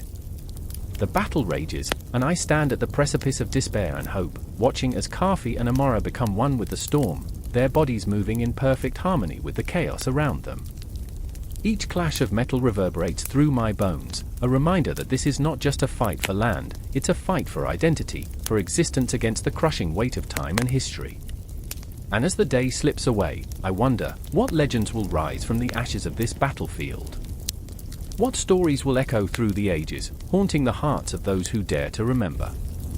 A brittle silence fills the air, pierced only by the distant wail of a dying wind. I stand on the edge of the crumbling palace, its stone walls weary, weighed down by time and secrets.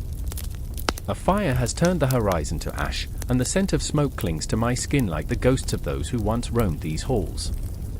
The Napatan kingdom is fraying at the edges, and I can feel it in my bones, the pulse of despair, the heartbeat of inevitable decline. I remember when the sun rose brighter here, when laughter echoed from the terraces, and dreams danced like shadows in the twilight. Now, a pallor looms over us, a cloak of fear that dampens every flicker of hope. The once great kingdom is like a tree rotting from the inside, its bark still standing strong, while its heart is hollow. I see it in the eyes of my friends, Maki, a soldier torn between duty and disillusion, and Layla, a healer whose hands cradle both potions and heartbreak. Maki stands at the edge, the wind tousling his hair like a lover's caress. His armor is tarnished, a reflection of his spirit. "What are we fighting for?" he mutters, the weight of his sword heavy on his side.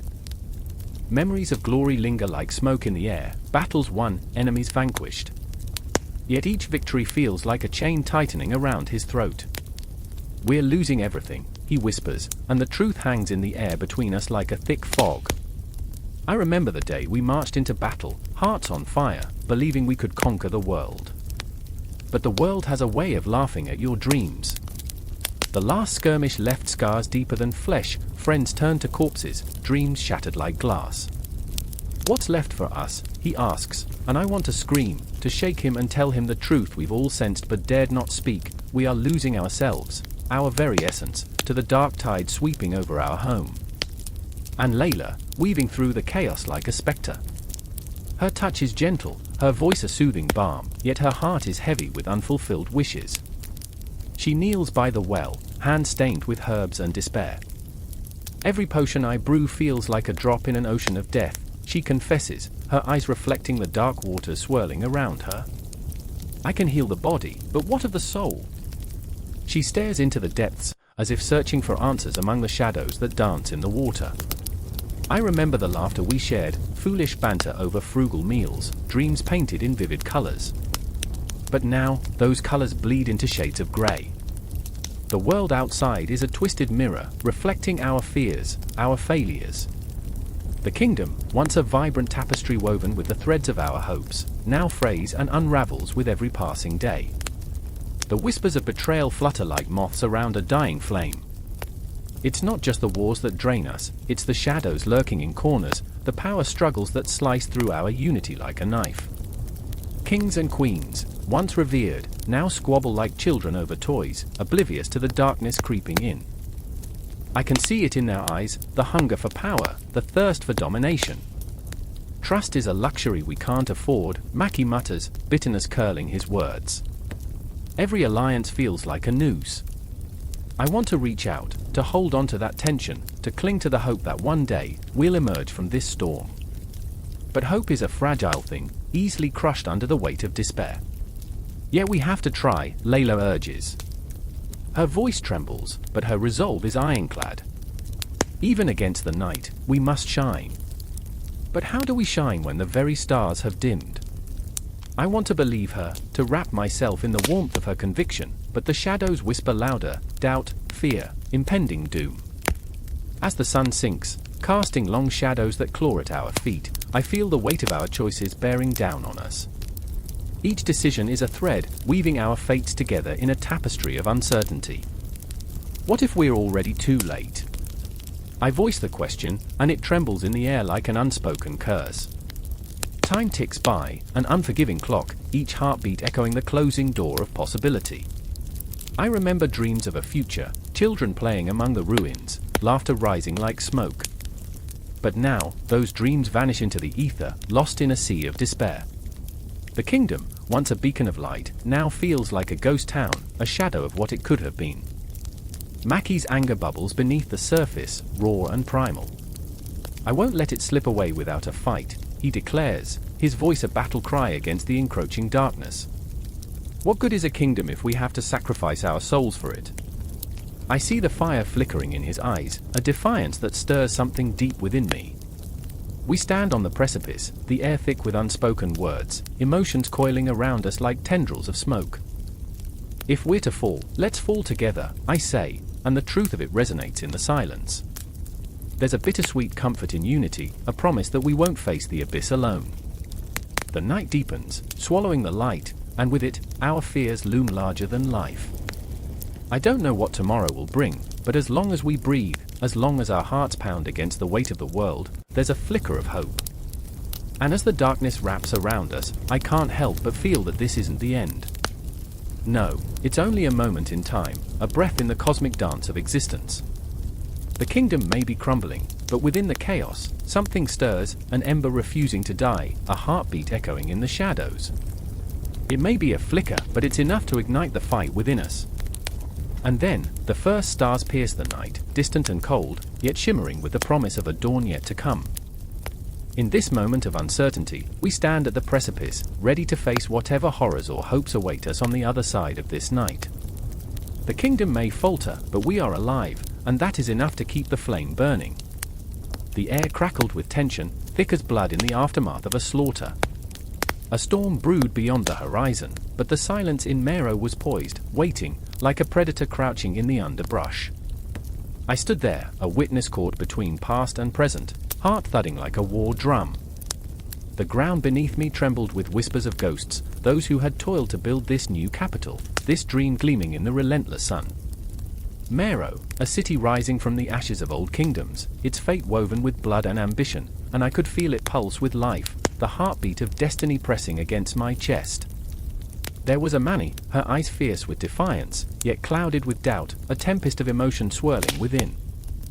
I could see her standing at the edge of the newly constructed pyramid, shoulders squared against the weight of expectation. She had fought to escape the shadows of her past, but they clung to her like a second skin. "This city is our future," she'd said, determination lacing her voice, but in the quiet moments, when the stars hung like watchful eyes, I sensed her fear. What if the future wasn't as bright as they painted it? Then there was Kemet, my brother, whose laughter once echoed through the valleys like music, now a distant memory. His laughter had died, suffocated by the ambition that consumed him. Shrouded in dark thoughts, he paced like a caged lion. "Power is the only truth," he had declared one night, his voice dripping with conviction. But I knew the truth lay somewhere beneath the surface, rotting and festering.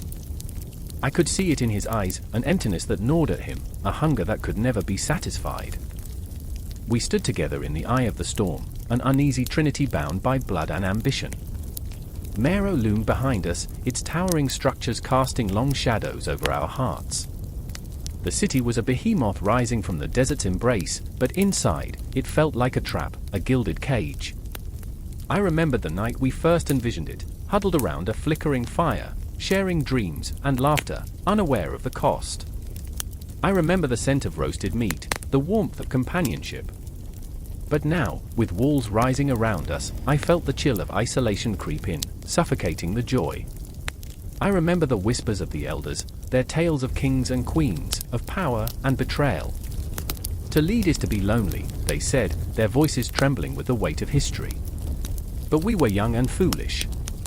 "We can do better," we had cried, convinced that Meroë would be a beacon of hope, a sanctuary from the decay of the past. But now, with the city's pulse echoing around us, I wondered if we hadn't only built a monument to our own hubris. Kemet's eyes flickered with a dangerous intensity as he looked toward the horizon, where dark clouds gathered like a restless army. "They say the gods favor the brave," he muttered, fists clenched at his sides. But what if the brave fall? I could see the storm brewing within him, the conflict tearing him apart. He sought strength in ambition, yet I sensed the cracks forming in his facade, the fear gnawing at him like a ravenous beast. He was on the edge, teetering between glory and oblivion. Amani stepped closer, her voice a whisper, laden with urgency. "The people are restless," she said, glancing back at the crowd gathering at the base of the pyramid. Their faces were a sea of hope and despair, longing for a future that felt more like a mirage. "We need to show them strength, unity." But even as she spoke, I could see the doubt flickering in her eyes, a fear that we couldn't hold the fragile threads of their dreams together. We were three souls caught in a storm, and the winds were rising. "Unity." Kemet scoffed, the bitterness like bile on his tongue. "Unity comes with a price." He turned his back to her, eyes narrowing at the bustling crowd. "They'll turn on us. They always do." The words sliced through the air, sharp and unforgiving. I felt the chill of betrayal creeping in, the fear of losing everything we had fought for. How easily the bonds of kinship frayed when ambition took root. I wanted to scream, to shake him out of this spiral, but the words caught in my throat. Instead, I turned my gaze to the horizon, where lightning danced in the distance, and the first drops of rain fell like tears from the sky. "We are not our fathers," I said, desperately grasping for hope. "We can change the story." But the weight of history pressed down on us, a relentless specter haunting our every move. The crowd below surged, voices rising like a tide threatening to engulf us. I could see their faces, etched with expectation, thirsting for salvation, but I could also see the doubt lurking in their eyes. Was Meroë a sanctuary or a prison? The answer danced just out of reach, and I felt the world around me begin to spin. Amani clenched her fists, her bravery flickering like a dying flame. "We cannot falter now. Not when we are so close." But even as she spoke those words of defiance, I could see the walls closing in, a choking grasp that threatened to suffocate her spirit. The storm raged on, and the sky split open, casting torrents of rain down upon us, each drop a reminder of our impending doom. As the shadows deepened, I felt the weight of our choices pressing against my chest. We stood on the precipice of fate, a climax building like the tension in an orchestra. And just beyond it, the city of Meroë awaited, gleaming under the stormy sky, a fragile promise wrapped in ambition, teetering between hope and despair. The voices of the crowd blurred into a single, haunting echo in my mind, and I closed my eyes, surrendering to the tumult. What would become of us? What would this new capital mean? Would it rise, unyielding like the iron of our will, or would it crash, a forgotten memory swallowed by the sands of time? I remember the thunder rumbling, a harbinger of the tempest, and in the chaos of that looming storm, the question remained, could we find unity in the heart of turmoil, or were we destined to drown in our own creation? The sky darkened, and I felt the pulse of destiny quicken, a raw, undeniable force weaving its way through our tangled souls, drawing us closer to the heart of Meroë's chilling promise. A waiting storm, a new era, an unforgiving future. The sky was bruised, heavy with the weight of a storm that loomed over the ancient city of Napatan, where whispers twisted through the air like smoke curling from a flickering flame. In a dimly lit chamber, the sharp scent of ink and papyrus mingled with desperation as Mani, a scribe of the Kushite kingdom, frantically scratched symbols onto a scroll. Her hands trembled, not just from the weight of her task but from the fear that clawed at her heart. The Meroïtic script, her lifeline, her love, her curse, held the power to change everything. Yet, tonight it felt like a noose tightening around her throat. I remember the first time I laid eyes on the script, she whispered, her voice barely above a breath. It felt like magic, a dance of ink and thought.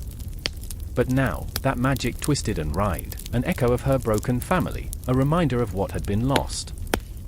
The symbols she crafted pulsed with unspoken stories, tales of glory, of pride, but also of grief, the grief of a kingdom on the brink of collapse.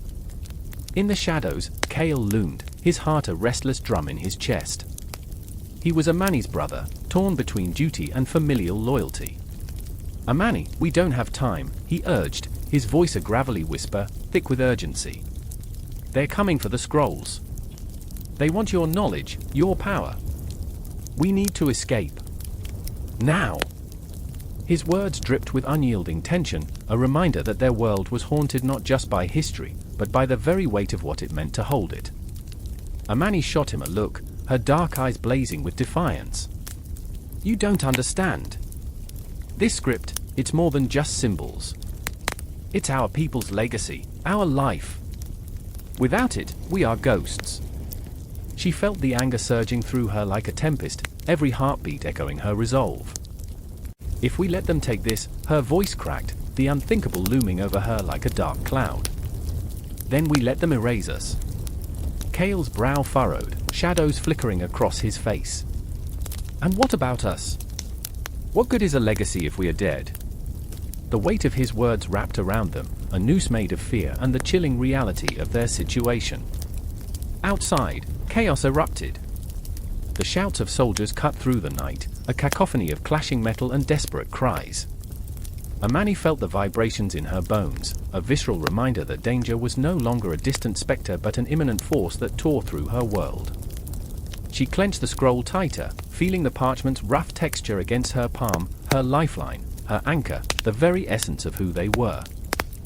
I remember our mother telling us stories, she said, her voice breaking, how the script was a bridge to our ancestors, how their words could bring forth the spirits of the past. Tears clung to her lashes, glistening gems of pain, but she pushed them away. If we lose this, we lose them. We lose everything.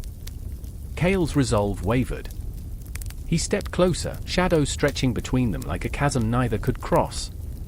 And if we don't survive this night? What good is memory if we are nothing but dust? The question hung in the air, thick and suffocating. She could hear the breaths of her ancestors, a chorus of longing and desperation, urging her to remember. But we're not just dust. We're people. We have dreams, Kale. We can't just run. He shook his head, the tension in his jaw tight, eyes dark with unspoken fears. This isn't just about us. It's about our people. They need us alive to carry this knowledge. We have to make a choice, Amani. Now. Outside, the soldiers' footsteps thundered, drawing ever closer, a relentless wave crashing against the fragile shore of their existence. The fear clawed at Amani's heart, twisting like a serpent coiled around her ribs. Each beat echoed the weight of history, of loss, of love, of everything she held dear. The script! Amani gasped, pulling Kale's attention back. The symbols, they're meant to be shared, to bind us together. If they take it, they'll shatter our connection. We have to make a stand. This is our moment, Kale. We can't falter. His eyes softened, and for a heartbeat, the chaos stilled, just a breath of silence between them. You're right, he finally whispered, a reluctant acknowledgement filled with fear and longing. But it won't matter if we're caught.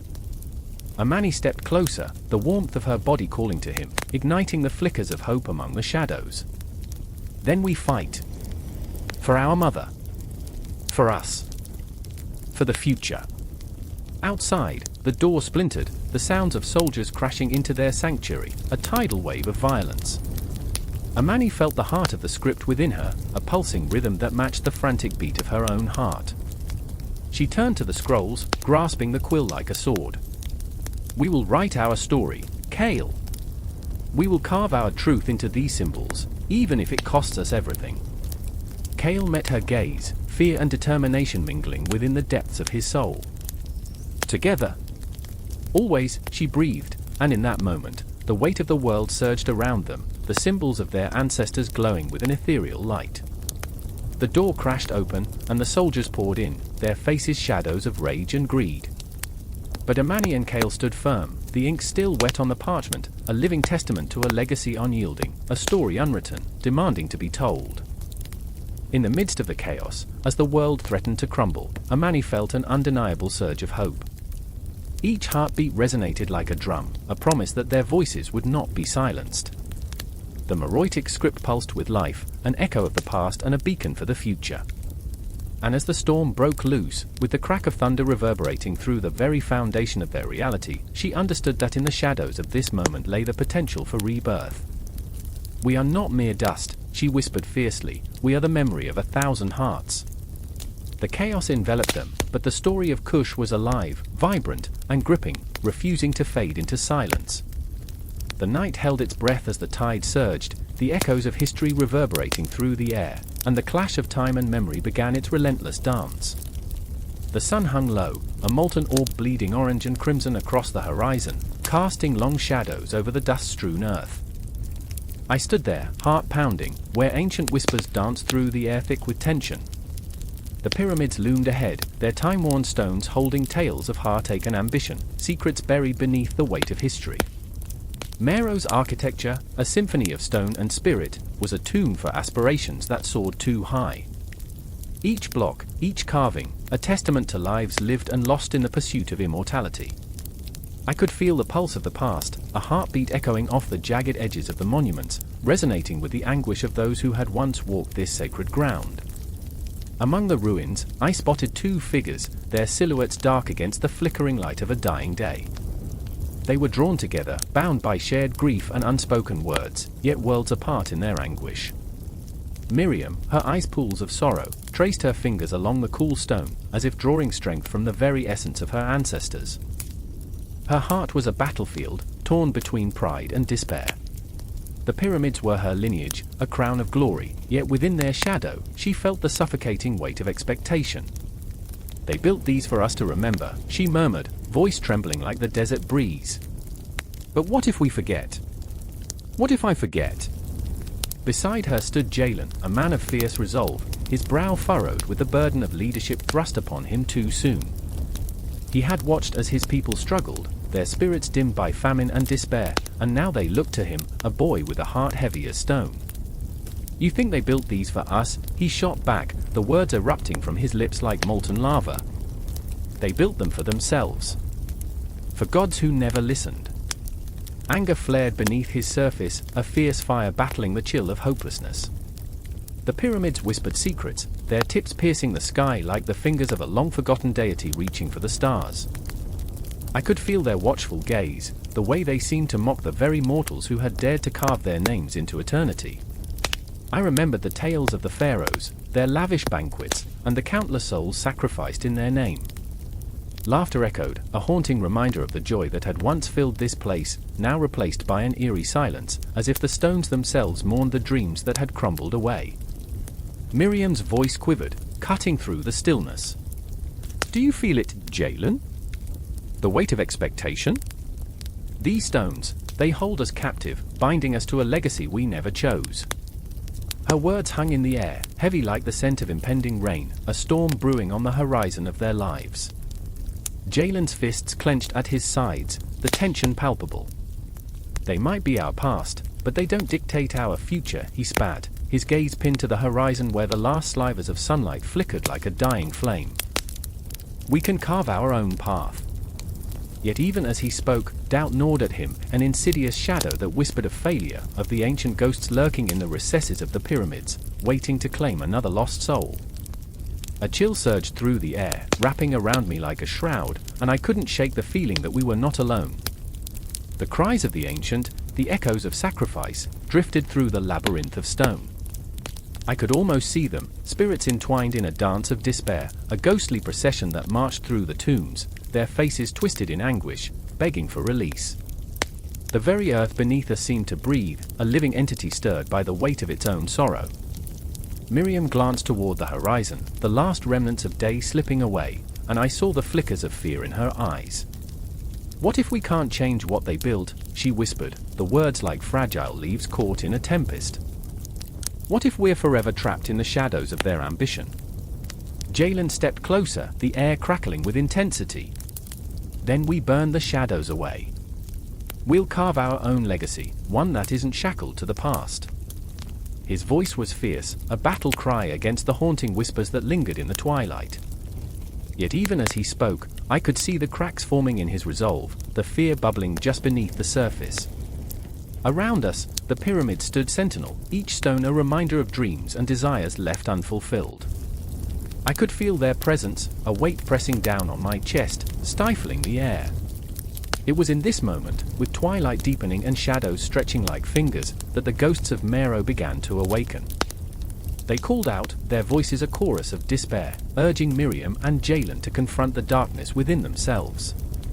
"Let them go, Jalen," Miriam said, her tone softening, like the caress of a gentle breeze. "They've held us for too long. Maybe it's time to let the past remain buried." There was a tenderness in her voice, a flicker of hope, but it was shrouded in uncertainty, leaving a trail of questions hanging in the air, unanswered, heavy. The pyramids watched, stone sentinels steeped in history, as the two stood at the precipice of revelation.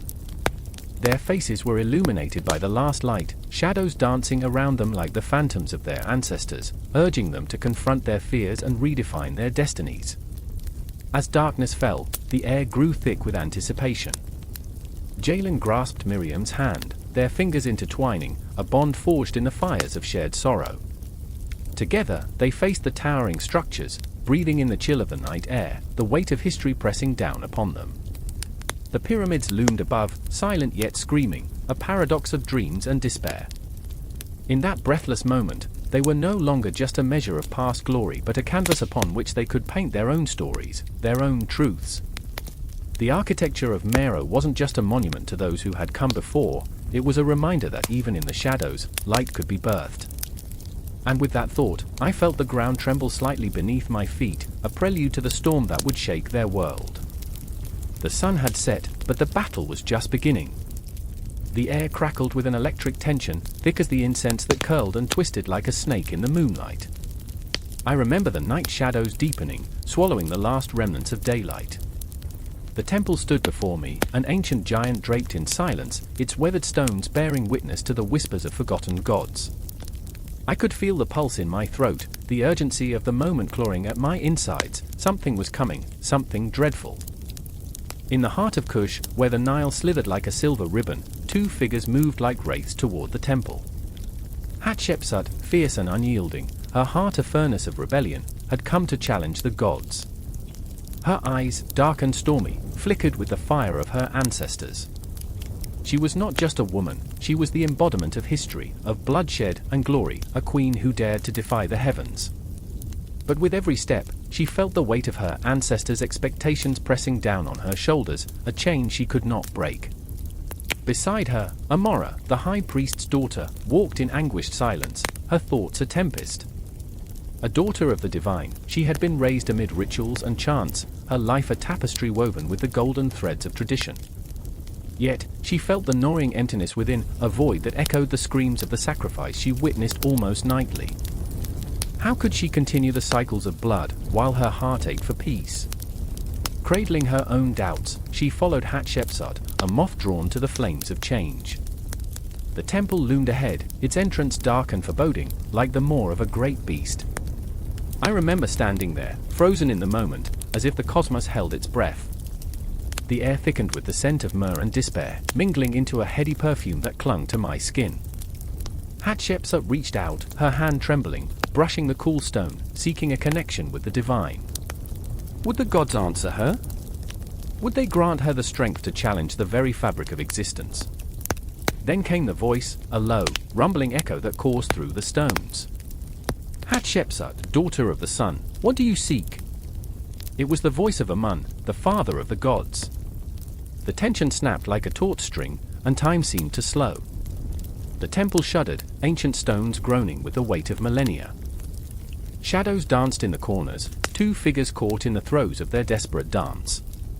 I seek to redefine our destiny, Hatshepsut declared, her voice piercing through the thick fog of uncertainty. I cannot allow the blood of the innocent to stain our lands any longer. Her words hung in the air, trembling with unspent fury.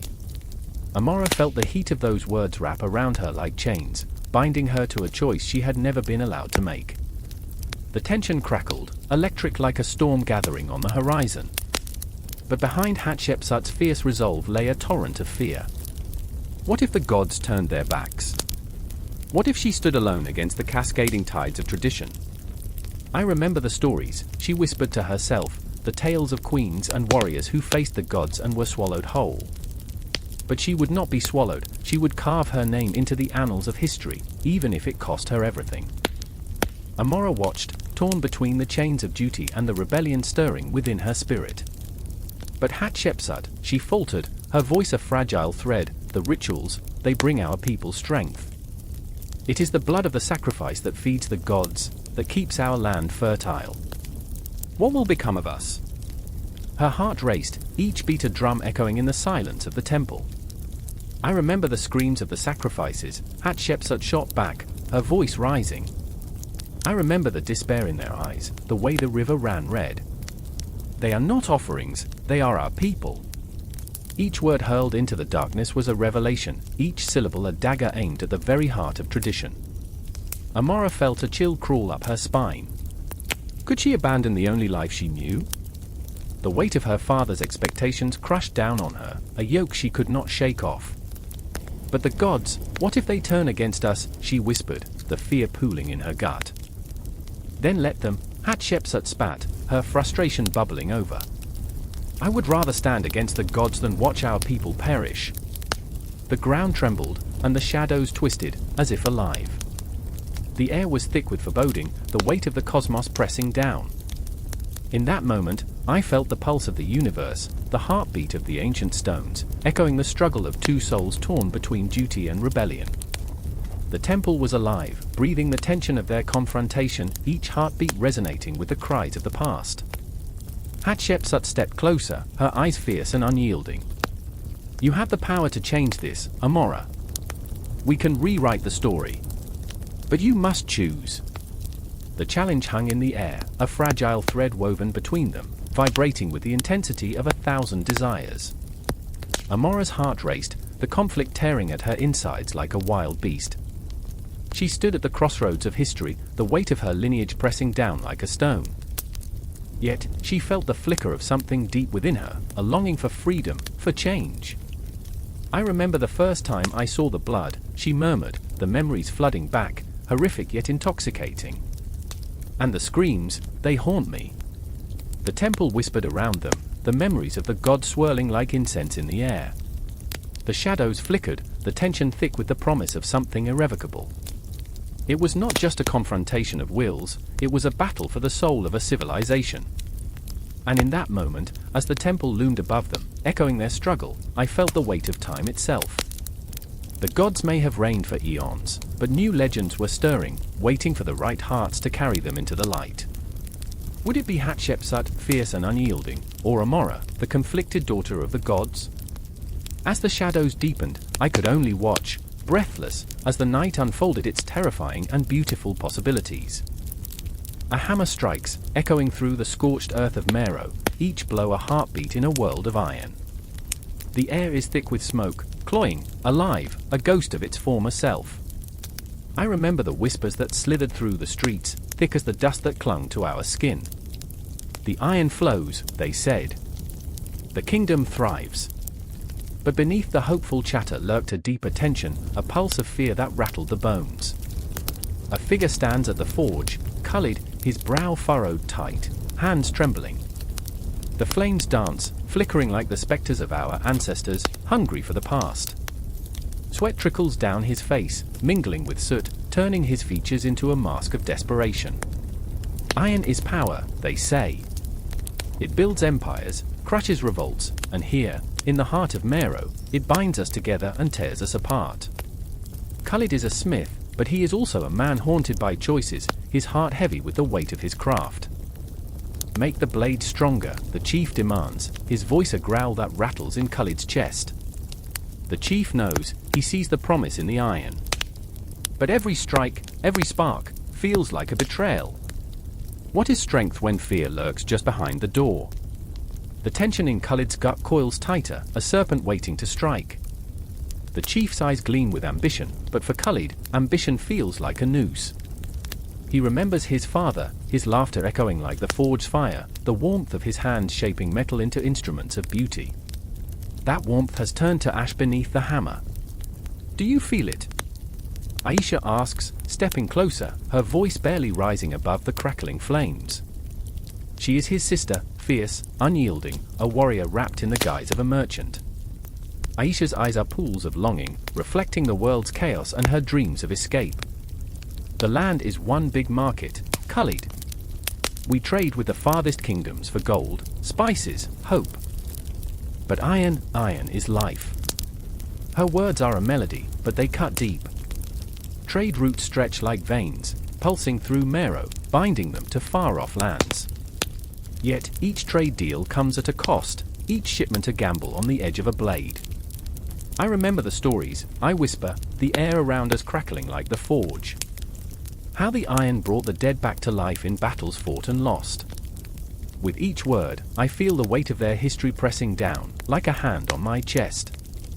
But who pays the price? Khalid, who pays for every swing? How many souls are for sale? He clenches his fists, the heat of the forge heating his resolve. I am not a slave to iron, he insists, but the words feel hollow, like an echo fading into silence. The rhythm of the hammer clashes with the silence of his heart, a cacophony of conflict. Aisha steps forward, her gaze steady, unyielding. Then, what will you make of yourself? Will you let the trade swallow you whole? In the shadow of the forge, the world of Meroë spins on its axis, a chaotic ballet of power and desperation. Traders arrive with promises wrapped in silk, soldiers march, shields glinting under the sun, a constant reminder of the stakes. I can feel the tension build, thick as the smoke, a palpable force that threatens to suffocate. The trade routes are arteries, pulsing beneath the surface, intertwining their fates with the whims of those who wield the iron. Every piece we forge can change the tide, Aisha continues, voice rising, battle ready. We can choose what we create. We can forge a future. Her passion ignites something in Khalid, a flicker of hope amidst despair. But fear claws its way back, a shadow creeping over the light. But what if it's us who are forged into something we cannot bear? Khalid's words hang heavy in the air, a question that lingers like smoke. The night falls, cloaking Meroë in darkness, and with it comes the fear that tightens like a noose around their necks. They can hear the whispers of the trade routes, a dangerous song, promising wealth but threatening ruin. I remember the stories they told of the ghosts that lingered over the ironworks, the ancestors who had forged their destinies but at a cost too high to fathom. They bathed once a year, you know. I chuckled darkly. Imagine romance turned to rust. But there's no laughter here, not when the stakes are life and death. Khalid and Aisha stand at the crossroads of their existence, the forged glow the only light in the encroaching darkness. You want to change the world? Aisha's voice shakes with passion, desperation threading through her words. Then we must stand together. We must take control. Let the iron be our voice. But her rallying cry is met with silence, uncertainty swirling in the air like smoke. And then, in the silence, a shattering sound, a crash that reverberates through the heart of Meroë. The chief soldiers have returned, their eyes cold and calculating, seeking to enforce their will. The tension explodes, a raw snap echoing in the night. Khalid's heart races, the choice lays bare before him, life and death flickering like the flames of the forge. What do we do? He breathes, the weight of their dreams pressing down. Aisha steps forward, resolve firm, the fire igniting in her chest. We fight, she declares, an anthem born from desperation. For our family, for our future. The iron doesn't own us, we own it. Her spirit is like a comet, blazing across the night sky, leaving trails of hope and chaos. Khalid feels the heat of her conviction, but doubt lingers, a ghost at the edges of his thoughts. And as the soldiers advance, the shadows stretch, clawing at their resolve. The choice hangs heavy in the air, one swing, one clash of iron against iron, and the world as they know it could shatter. I can feel it, the tension vibrating through the night, the pulse of Meroë echoing in my veins, urging them forward, urging them to confront the inevitable. This is not the end, I whisper into the stillness, knowing it is only the beginning. Aisha's hand finds Khalid's, a lifeline in the darkness. The weight of their choices presses down, but in that moment of connection, they know, against the chaos, against the shadows, their spirits will forge a path forward. As the clamor of battle rises, the echoes of history linger, a promise and a curse intertwined, unyielding, unending. The air was thick, a heavy shroud that clung to the skin, wrapping every breath in the scent of blood and burnt offerings. The sun hung low, casting long shadows that seemed to stretch and claw at the ground, as if the very earth was reluctant to bear witness to what was about to unfold. In the heart of the great city of Napatan, beneath a sky bruised with the weight of impending doom, the throne room stood in ominous silence, echoing the heartbeats of its occupants. I remember the moment vividly. A single torch flickered against the cold stone walls, the flame painting the faces of the gathered nobles in shades of gold and shadow. There was Pierre, the younger brother of the crown prince, whose fierce eyes betrayed a soul wrestling with loyalty and ambition. He stood squared against the wall, fists clenched, every muscle in his body taut with the tension of a lion ready to pounce. His heart raced, pounding like a war drum in his chest, and yet the chill of betrayal seeped into his bones. How could he choose between the blood of his kin and the call of destiny? I will not let our dynasty die in whispers, Pierre muttered through gritted teeth, the weight of his words heavy in the air, stirring a murmur among the gathered lords. With every breath, he felt the sting of their judgment, the sharpness of their eyes boring into him, dissecting his every thought. Across the room, the throne loomed, a polished seat of power, adorned with the intricate carvings of past victories that seemed to mock the uncertainty of the present. There sat Taharqa, the king, a visage of calm amidst the storm. His expression was a mask, but his eyes, those eyes, spoke of 1,000 sleepless nights. They were wells of solitude, reflecting the burden of rule and the fear that echoed behind closed doors. Life is a performance, and tonight, the stage is ours, he said, his voice a low rumble that barely carried beyond the throne's reach. But beneath the surface, I sensed an undercurrent of desperation, a king grappling with his legacy and the relentless tide of history. I remember the sweat trickling down his brow, a silent testament to the battle raging within. Each decision he made was a stone cast into a vast ocean, and he could feel the ripples of consequence lap at his feet. Would he unite the fractured kingdoms of Kush, or would he pray for mercy as chaos reigned? The shadows flickered with secrets, revealing glimpses of treachery lurking in the corners like ghosts waiting for their moment to strike. blood is thicker than water," a voice hissed from the shadows, slicing through the tension like a dagger. It was a cousin, bitter and twisted by years of jealousy. "What will you do when the very throne you sit upon is stained by your own kin?" Pierre's heart lurched, the words hung heavy in the air, a dark omen that rattled the foundations of loyalty. "I will do what must be done," he vowed, though the words tasted like ash. He had watched too many of his brothers fall, their dreams extinguished like candle flames snuffed by a sudden wind. The air crackled with the weight of unspoken promises, a tapestry of ambition and fear woven together into a fabric that threatened to unravel. Outside, the howling of the desert wind whispered of ancient gods, of fate sealed in blood and reverence. I felt the pull of history, the magnetic force that binds hearts to their past. Was it folly to believe that one could reshape destiny? As the sun dipped lower, gilding the horizon in hues of crimson, the moment arrived, a confrontation that had been brewing beneath the surface of royal smiles and polite nods. A clash of wills, a duel not just of swords but of souls. The air vibrated with anticipation, and I could feel my heart echoing the tension in the room. "I will not yield," Taharqa declared, the fire of a king igniting his spirit. "I will fight for our legacy, for the glory of Kush." His voice, once steady, now trembled with the weight of impending conflict. Then Pierre stepped forward, a tempest of emotion swelling within him. "And what glory is there in a kingdom built on the graves of your own? You think yourself a god, but you are merely a man." The words hung in the air, raw and jagged, a declaration of war against not only the throne but the very essence of brotherhood. Taharqa's eyes narrowed, a storm brewing behind them. "You dare question my rule?" Every heartbeat pulsed with a life of its own, alive with the tension that threatened to fracture the very foundation of their relationship. I could feel the ghosts of their ancestors watching, their spirits entwined with the destinies of these two brothers, trapped in a cycle of ambition and betrayal.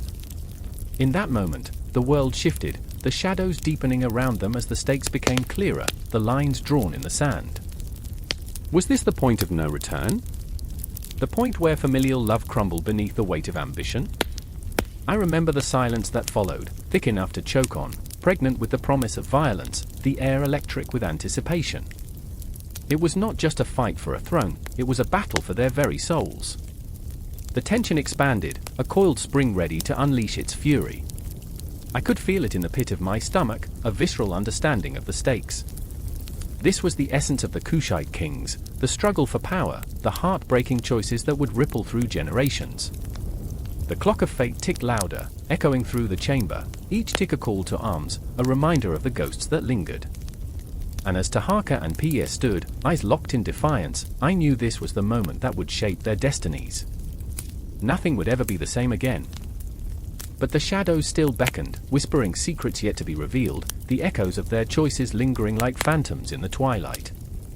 With each passing heartbeat, the stage was set, but the outcome remained suspended in the air, tantalizingly out of reach. And somewhere in the darkness, the real story, one of sacrifice, ambition, and the haunting whispers of history, was just beginning to unfold, waiting to ensnare us all. The sun hung low in the sky, a red bruise on the horizon, as the air crackled with tension. In that moment, beneath the shadow of the Great Pyramid, I stood frozen, heart pounding like the relentless drums echoing through the marketplace. I remember the scent of spices mingling with the sweat of desperation. It was thick, suffocating, an urgent reminder of the world around me.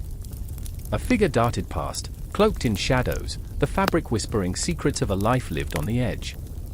I knew him, Khalid, a merchant with hands stained by deals too dark to name. His eyes were wild, like a storm brewing on the horizon. I remember the way he gasped, breathless and frantic. "They're coming! They're coming!" The words tumbled from his lips, each syllable a knife twisting in my gut. The realization crashed over me like a wave, drowning the rationality I clung to. The tribes from Arabia were approaching, hungry for power, intent on claiming what was never theirs. My sister, Aisha, was out there, somewhere amidst the chaos, her laughter a distant memory, now just a shadow of what could be lost. I remember her bright smile, radiating warmth even in the darkest days. The night before, under a sky littered with stars, she had confided in me her dreams, the dreams of uncharted lands, riches beyond imagination, and a life free of the shackles of our father's expectations. I had laughed, urged her to be cautious. The world is not as forgiving as you think, I told her, my voice a warning wrapped in love. But now, as the drumbeats of war grew louder, I felt the weight of my words crushing me. I should have listened. I should have protected her. Khalid's eyes darted toward the horizon, and I followed his gaze. The dust was rising, dark clouds swirling with the footsteps of men driven by greed, led by a chieftain known only as the Scorpion, his reputation as deadly as the venomous creature he was named after. I could feel my pulse quicken, a primal rhythm rising in tandem with the fear that wrapped around my throat like a noose. "Get your sister!" Khalid shouted, urgency slicing through the air. "You need to find her before what?" I barked, my voice hoarse, frustration bubbling beneath the surface. "Before they take her? Before they take us all." He took a step closer, eyes boring into mine, each one a mirror reflecting the nightmare unfolding around us. "Before it's too late." And just like that, my feet found movement. I ran through the marketplace, the cries of merchants mingling with the bitter scent of smoke rising from distant fires. Each face I passed wore a mask of fear, a collective gasp that echoed through the streets. I remember the weight of dread settling in my chest, it was heavy, suffocating. Then I heard her, the laughter that once filled our home, now a fading echo. "Aisha!" I called, desperation wrapping tightly around my throat. The name felt foreign on my tongue, a prayer whispered to the gods who had long abandoned us. The world around me was chaos, shadows dancing, horses snorting, the clang of metal ringing like death knells in my ears. I turned corners too quickly, nearly colliding with the past, memories of us playing by the Nile, her hair tangled in the wind, her eyes sparkling with mischief. It was as if the universe was mocking me, reminding me that I had not protected her. As I stumbled into the heart of the city, the ground trembled beneath me. The Scorpion had arrived, their banners unfurling like dark wings, casting a pall over the sun. My heart raced, adrenaline coursing through my veins, pushing me forward even as the world around me threatened to collapse. I remember the shadows, the flickering shapes of men, their faces obscured, but their intentions clear. They moved with purpose, eyes glinting with unyielding ambition. And there she was, Aisha, standing defiantly at the edge of the crowd, fists clenched, her spirit unyielding. "You will not take us," she shouted, voice steady, defiant against the sea of fear. My breath caught in my throat. This was my sister, a flame flickering against the overwhelming darkness. But I was not prepared for the sight that followed. The Scorpion, towering and formidable, smiled, a predator reveling in the hunt. "You are brave, girl," he mocked, his voice smooth as oil, dripping with menace. "But bravery will not save you." I wanted to scream, to rush forward and crush the darkness that threatened to engulf her. But my legs felt like lead, rooted in fear, paralyzed by the weight of helplessness. Every pulse echoed with the possibility of loss. In that moment, time stretched, a cosmic pause where nothing mattered but the impending clash of wills. The air crackled with electricity, a palpable tension binding us together in this tragedy of fate. I was suspended between past and present, the ghosts of our laughter echoing in my mind, the weight of our dreams pressing down upon me. Then, in a breath, it erupted. A clash of steel, the cries of the wounded, the taste of blood and dust mingling in the air. I remember the chaos, each moment a snapshot of horror and courage. "Aisha!" I screamed, the name tearing through the battle like a desperate prayer. My heart raced, a wild stallion galloping through the storm. I pushed through the throngs, each stride fueled by love, by desperation. But could I reach her? Would I save her from this fate worse than death? I remember the shadows creeping in, the clock ticking down, each second a reminder of the fragility of life. And as I reached her, breathless and frantic, our eyes met, flames of recognition, of fear, and of a bond that could never be broken. In that moment, the world fell away. It was just us against the tide, against the darkness that threatened to swallow us whole. And in the heart of that storm, we became more than siblings, we became warriors, united against the oncoming night, knowing that whatever came next, we would face it together. The weight of the world pressed down upon us, but the fire of our spirits roared back, a blazing defiance in a universe that seemed determined to extinguish it.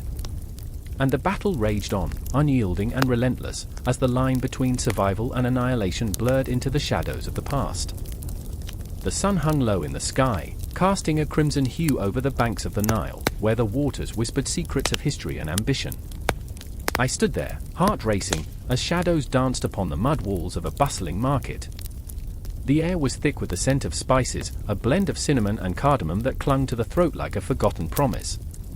Merchants shouted, their voices rising in a cacophony of urgency, each cry echoing the desperation of a people poised on the edge of a precipice.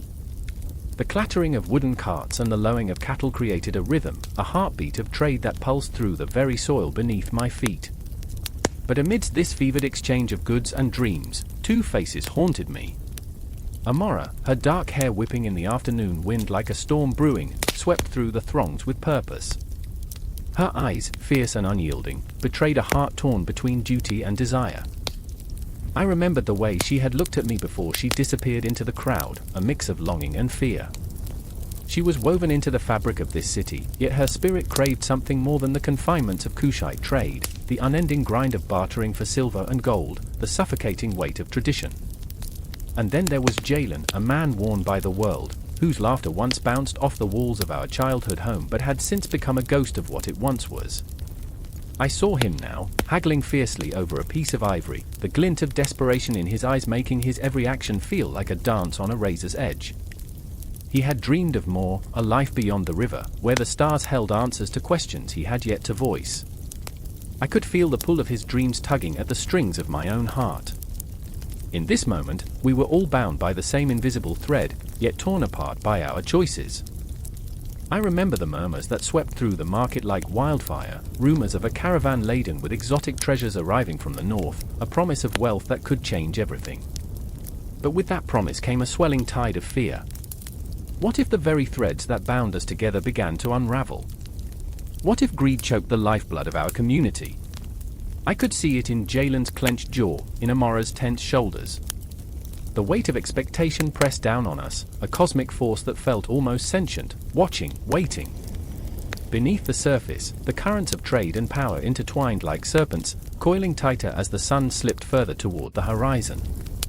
The Nile, our lifeline, whispered tales of conquest and betrayal, of kingdoms rising and falling like the dust that stirred at our feet. The trade routes were not merely paths for goods, they were veins pulsing with the very essence of life, binding Kush to distant lands and dreams.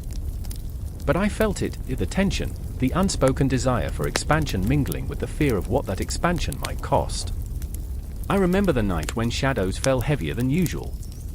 Darkness draped the market like a shroud, and I found myself standing at the edge of the river, the stars blinking down at me like distant memories. Amora slipped beside me, her presence a balm against the cold. "Do you think it's worth it?" she asked, her voice barely a murmur, as if the cosmos itself might overhear. "What?" I whispered, though I knew.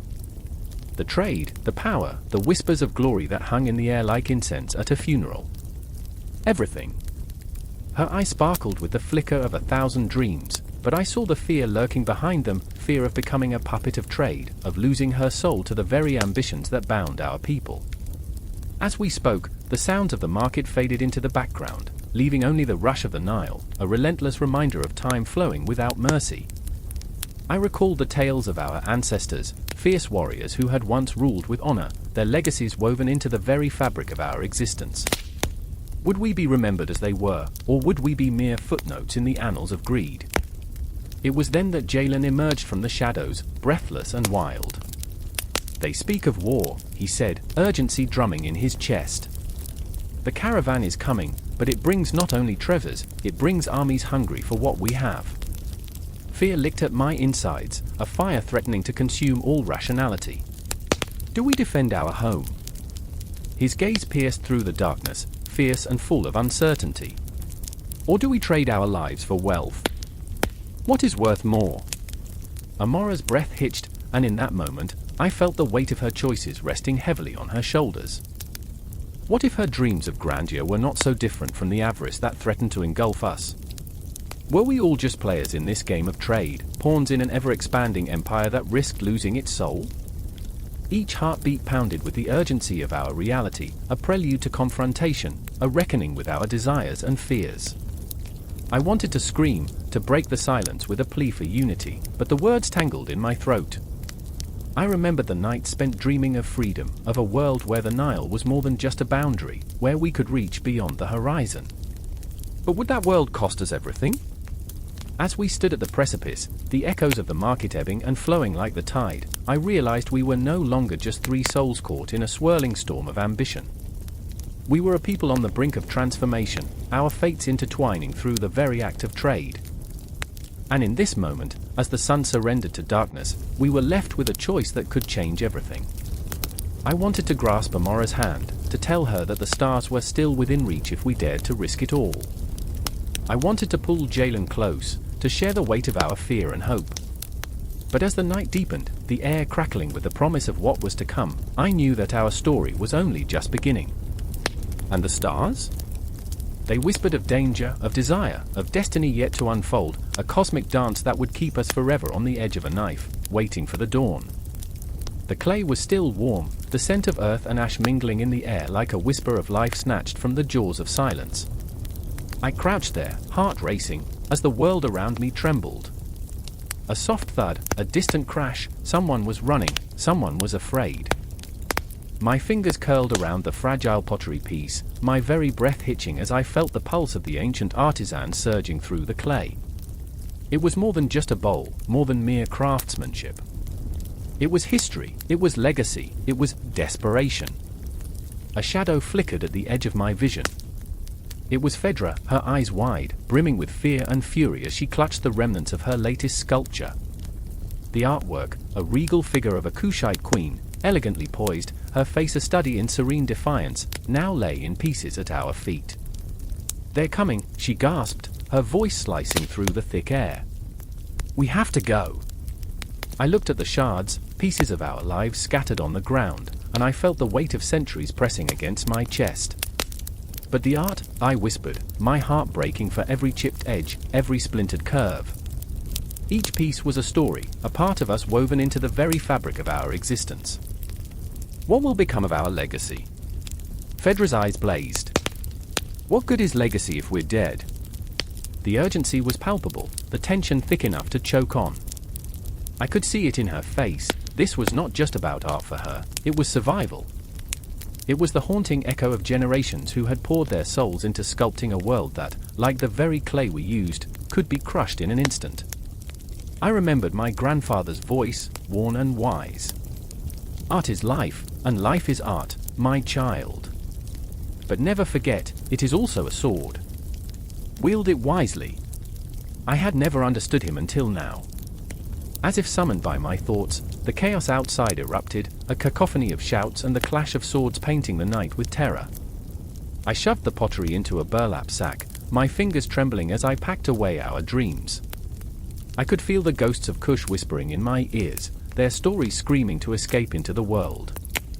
There was a tremor in my soul, a weight in my heart. I glanced at Tarek, his presence a constant reminder of our shared struggles. He stood by the door, fists clenched, torn between the urge to protect and the fear of failure. "We can't leave it all behind, Amina," he said, his voice thick with the weight of unspoken words, the kind that linger like smoke in the air. "These pieces, they hold our ancestors' breath. They deserve to be remembered. But at what cost?" I shot back, frustration flaring. "You think the past will save us when the present is crumbling beneath us?" The tension spiraled, each heartbeat a drum in the symphony of our despair. Tarek's eyes narrowed, and I could see the flicker of his own weaknesses reflected back at me, the pride that could lead him to ruin, the fear of being forgotten. "Then let them come," he declared, his voice rising above the tumult. "Let them come and taste the fury of our art, the legacy of Kush. It's not just clay, it's our spirit." His defiance, born of desperation and hope, struck me deeply. I could see the shadows of warriors long past rising at his back, the artists and craftsmen who had once shaped the world with their hands. Each stroke, each chip of the chisel, resounding with the strength of their silent screams. Fine, I said, my own heart igniting with the fire of rebellion. But if we're to stand, we do it together. We fight, not for our lives, but for our memories. For every piece we've ever created. The sound of breaking glass resonated through the walls, punctuating the chaos. The echoes of history lingered, swirling around us, urging us to move, to act. I felt the rush of adrenaline, the power of art coursing through my veins, binding us in this moment of shared purpose. We stepped into the fray, leaving behind the remnants of our shattered dreams, each step echoing with the weight of 10,000 generations. The night was alive with a deadly rhythm, the dance of survival against the backdrop of destruction. And as we faced the encroaching shadows, I could almost hear the laughter of our ancestors in the wind, their spirits woven into the very air we breathed. They had lived and died for this moment, their artistry pulsating like a heartbeat beneath our feet. There was a vulnerability in our fight, a rawness that hinted at something deeper. We were not merely warriors, we were artists, sculptors of destiny, crafting our place in history amidst the chaos. With every strike against the darkness, we shouted our existence into the void, etching our names into the annals of time with strokes of rebellion and passion. Together, I cried, as we forged ahead into the storm, united in defiance, our hearts beating as one. We were more than flesh and blood, we were the legacy of Kush, a chorus of voices rising against the silence of oblivion. And so, in the heart of the chaos, we stood firm, shadows against shadows, artists fighting not just for survival, but for the very essence of what it meant to create, to breathe, to live. The struggle was not just ours, it belonged to those who had come before and those who would come after, a tapestry woven through time, rich with texture, raw with emotion, echoing into eternity. The air was thick with anticipation, as if the very universe held its breath. In the distance, the sun dipped below the horizon, casting a crimson glow over the Kingdom of Kush, this ancient land where the Nile whispered secrets to the sand, where every grain held the weight of 1,000 sorrows. A sound cut through the stillness, the crack of a whip, sharp and cruel, echoing against the walls of a sun-baked mud brick house. I was there, heart pounding, pulse quickening, as the ghosts of the past clawed at the edges of my mind. I remember the faces. I remember the fear. In that moment, I was not just a witness, I was part of this tapestry, woven from threads of pain and resilience. I stood beside Kia, a young woman with eyes like storm clouds, fierce and full of unquenchable fire. She was a slave, yet she carried herself with the dignity of a queen. I watched as she clenched her jaw, her hands balled into fists, as Safu, the overseer, towered over her, a man who wore cruelty like a king would wear a crown. "Obey," he roared, his voice a jagged stone, and I could see the way Kia flinched, yet refused to bend. Her defiance was electric, crackling in the air between them, and I was captivated, horrified, and helpless all at once. I could see her breath, shallow and quick, as if she were trying to outrun the weight of her chains. And then there was Nuru, Kia's brother, a man whose very name meant light, yet lived in shadows. He moved through the quarters like a wraith, haunted, always watching, always waiting for the moment to escape. He was a ghost of hope, a flicker in the darkness, yet the chains he wore were as much on his heart as they were on his wrists. I could feel his despair, a weight that settled over him like a shroud. Each day, the sun rose, and so did the pain, but he pushed through it, believing that somewhere, somehow, the world could be different. I remember the stories he shared under the cloak of night, whispers of freedom and dreams that danced with the stars. "One day, Kia," he'd say, his voice low, trembling like the wind, "we will break these chains. Our blood flows with the power of the gods." But even in those moments, I could see the flickering doubt in his eyes, the way hope was crushed beneath the heel of reality. The marketplace bustled with life, yet around us was an unspoken hush, a void that choked the laughter of children and dulled the vibrant colors of wares. The merchants shouted their prices, but all I could hear was the thud of Kia's heart against her chest, a drumbeat of resistance. Each day was a battle, each moment a reminder of their place, caught between two worlds, the oppressor and the oppressed, where humanity twisted and turned like fools in a grotesque puppet show. The sun descended, and shadows stretched longer, curling around the corners of the city like tendrils of darkness. In the deepening twilight, Kia and Nuru found solace in shared moments, their laughter a fragile melody against the oppressive silence. I watched them, captivated by the bond that transcended chains and torment. Yet beneath the laughter lay the raw ache of their reality, the specter of what was lost and what could never be reclaimed. I remember Kia's voice, fierce and unyielding. I will not be broken. I will not be the ghost of my own life. And in that moment, she was a warrior, a survivor, crafting her own destiny from the ashes of despair. But the world around her was relentless, a cruel mistress that would not let her forget the life of servitude that bound her.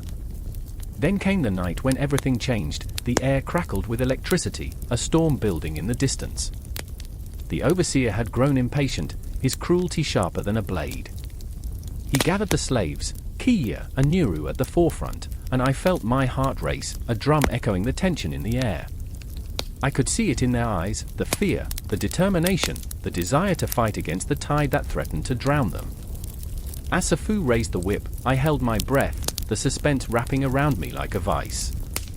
"You think you can defy me?" he spat, fury igniting in his gaze. But Kia stepped forward, chin high, defiance radiating from her very being. "You do not own me," she declared, her voice trembling with a fierce resolve that cut through the night like a knife. In that instant, the world paused, the heartbeat, a breath, an eternity. I could feel the weight of her words wrap around us, an invisible force pushing against the suffocating darkness. And then, chaos erupted. The sharp crack of flesh against flesh, the screams, the sound of chains rattling like thunder through the stillness. Nuru was there, fighting, rage and fear intertwined in his every move. I felt his desperation, the desire to protect his sister, to shield her from the wrath of a world that sought to crush their spirits. But as fists flew and shadows danced, I realized there was no escaping the grip of slavery, not without a cost. Each swing of the whip, every cry of defiance, reverberated in the depths of my soul. I was a spectator, yet in that moment, I was as chained as they were, bound by the weight of history and sorrow. Memories flickered like distant stars, echoes of rebellion, of dreams buried deep beneath the sands of time. But even as the night descended into chaos, I could feel a shift, a crack in the facade of despair. Kia, fierce and unyielding, became a beacon in the darkness. I could feel the spark of hope igniting within me, a fragile flame that refused to be snuffed out. The shadows whispered, teasing the possibility of freedom, of escape. And then, in a heartbeat, everything froze. The world held its breath, the Nile whispering secrets into the night. Somewhere, the stars twinkled like laughter, like promises unbroken. The air was charged, electric with potential, and I knew, even in that moment of crisis, this was just the beginning. The role of slavery in the Kingdom of Kush was a tale woven with pain, yet threaded through with the relentless spirit of those who refused to be silenced. The night was still young, and the battle was far from over. Thunder rolled across the horizon, a dark omen spiraling through the thick, suffocating air of Meroë. I stood in the chaos, heart pounding, as the flames danced like manic spirits, twisting and flickering in the night sky. The smell of smoke clawed at my throat, thick and bitter, a reminder that this was not just a city under siege but a civilization unwinding at the seams. The priest's chants morphed into frantic cries as shadows of men stole through the streets, their eyes wild with desperation. I remember the faces, twisted with fear, yet each of them wore a mask of defiance, a testament to a history forged in the unyielding grip of the Nile. Zohora, my sister, stood beside me, her hand instinctively clutching the hilt of her dagger. Her knuckles were white, a stark contrast against the bronze of our skin. "It's not supposed to be like this," she whispered, her voice breaking like fragile glass. "We were built on power, on unity." The tremor in her hands betrayed her, fear pouring from her like water through a sieve. I wanted to say something reassuring, the past is a shield, Zohora, but the words stuck in my throat, heavy and unyielding. The city, once teeming with life, was now draped in a shroud of uncertainty. We had been the heart of Nubia, a radiant jewel, but internal strife gnawed at our core, much like the rats that prowled the crumbling alleys. Power struggles raged like wildfire, and betrayal flowed through the veins of our rulers. I could hear the echoes of whispered conspiracies. The throne is ours for the taking, they claimed, yet each word was a dagger aimed at the very heart of Meroë. Then there was Kale, a soldier caught in the throes of loyalty and treachery, his spirit a battleground. I could see him across the street, his back rigid as he faced the encroaching chaos, his fists clenched as if willing the world to obey him. I remember him as he was wild, reckless, but fiercely protective. He had once laughed in the face of death as we shared stories beneath the stars, the cosmos stretching above us like an endless canvas. But tonight, that laughter was replaced by an urgent silence, a scream trapped behind his lips. "Zohora," he shouted, his voice raw, tangled with fury and despair. "We need to leave." Each word cracked through the air like thunder, but Zohora remained anchored to the spot, her gaze searching, desperate to find hope amid the ruins. "And abandon our home," she shot back, her voice a fierce flame igniting against the darkness. "No. We fight." The shadows closed in, pressing against us with a weight that felt almost tangible. I could see the tremors of our beloved city reverberate through the cobblestones, each stone a witness to our decline.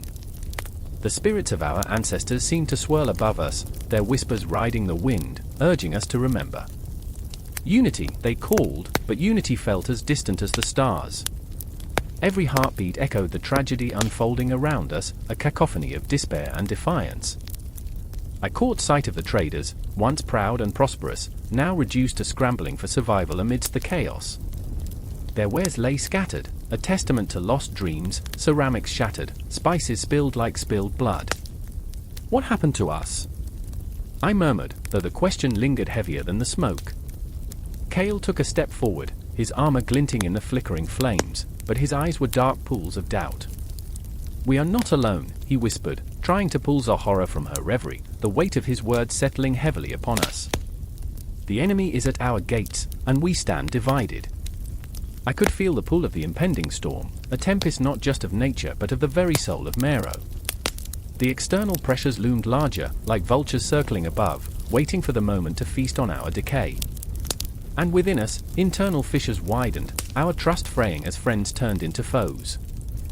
I remember how it used to feel, security wrapped around us like a warm blanket, but now it was all but a distant memory.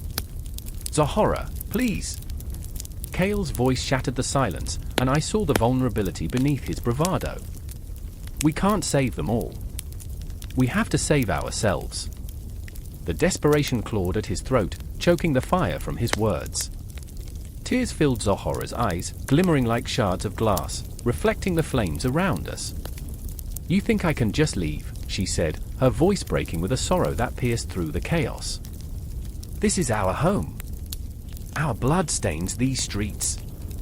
The rage and grief rolled off her in waves, a tempest that threatened to drown us all. The air crackled with tension, and I felt a rift forming, an invisible chasm deepening between us.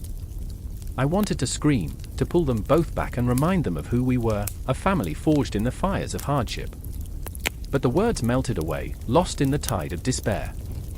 This was not just a fight for survival, it was a fight for identity, a battle for the very essence of who we were. As the distant clashing of swords drew closer, I felt time spiral, each tick of the clock echoing in my chest, a reminder that we were running out of it. Memories flashed before me, laughter in the marketplace, quiet evenings spent under the stars, the taste of sweet date wine. Each moment a ghost, haunting me with the weight of what was at stake. We were not just losing a city, we were losing ourselves. Together, I choked out, a last desperate plea. "We fight together, or we don't fight at all." But my words hung in the air, heavy and uncertain, as the flames danced higher, consuming more than just wood and stone. In that moment, I realized the truth that wrapped around us like the smoke. This was not just a story of survival, it was a testament to our choices. The choices that would either bind us together or tear us apart. I could feel the cosmic forces aligning, the fates of Meroë and its people hanging in the balance, yet we stood on the precipice, each heartbeat a countdown to the inevitable.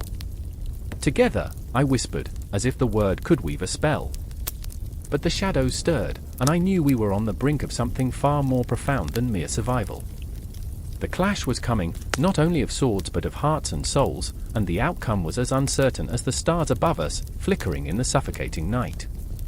And so we stood, caught in the tempest of hope and despair, watching as the world around us burned, knowing that the flames that consumed Meroë might very well cleanse it, if we survived to see the dawn. The air crackled with tension, a faint whisper of danger hanging like fog over the ancient city of Meroë.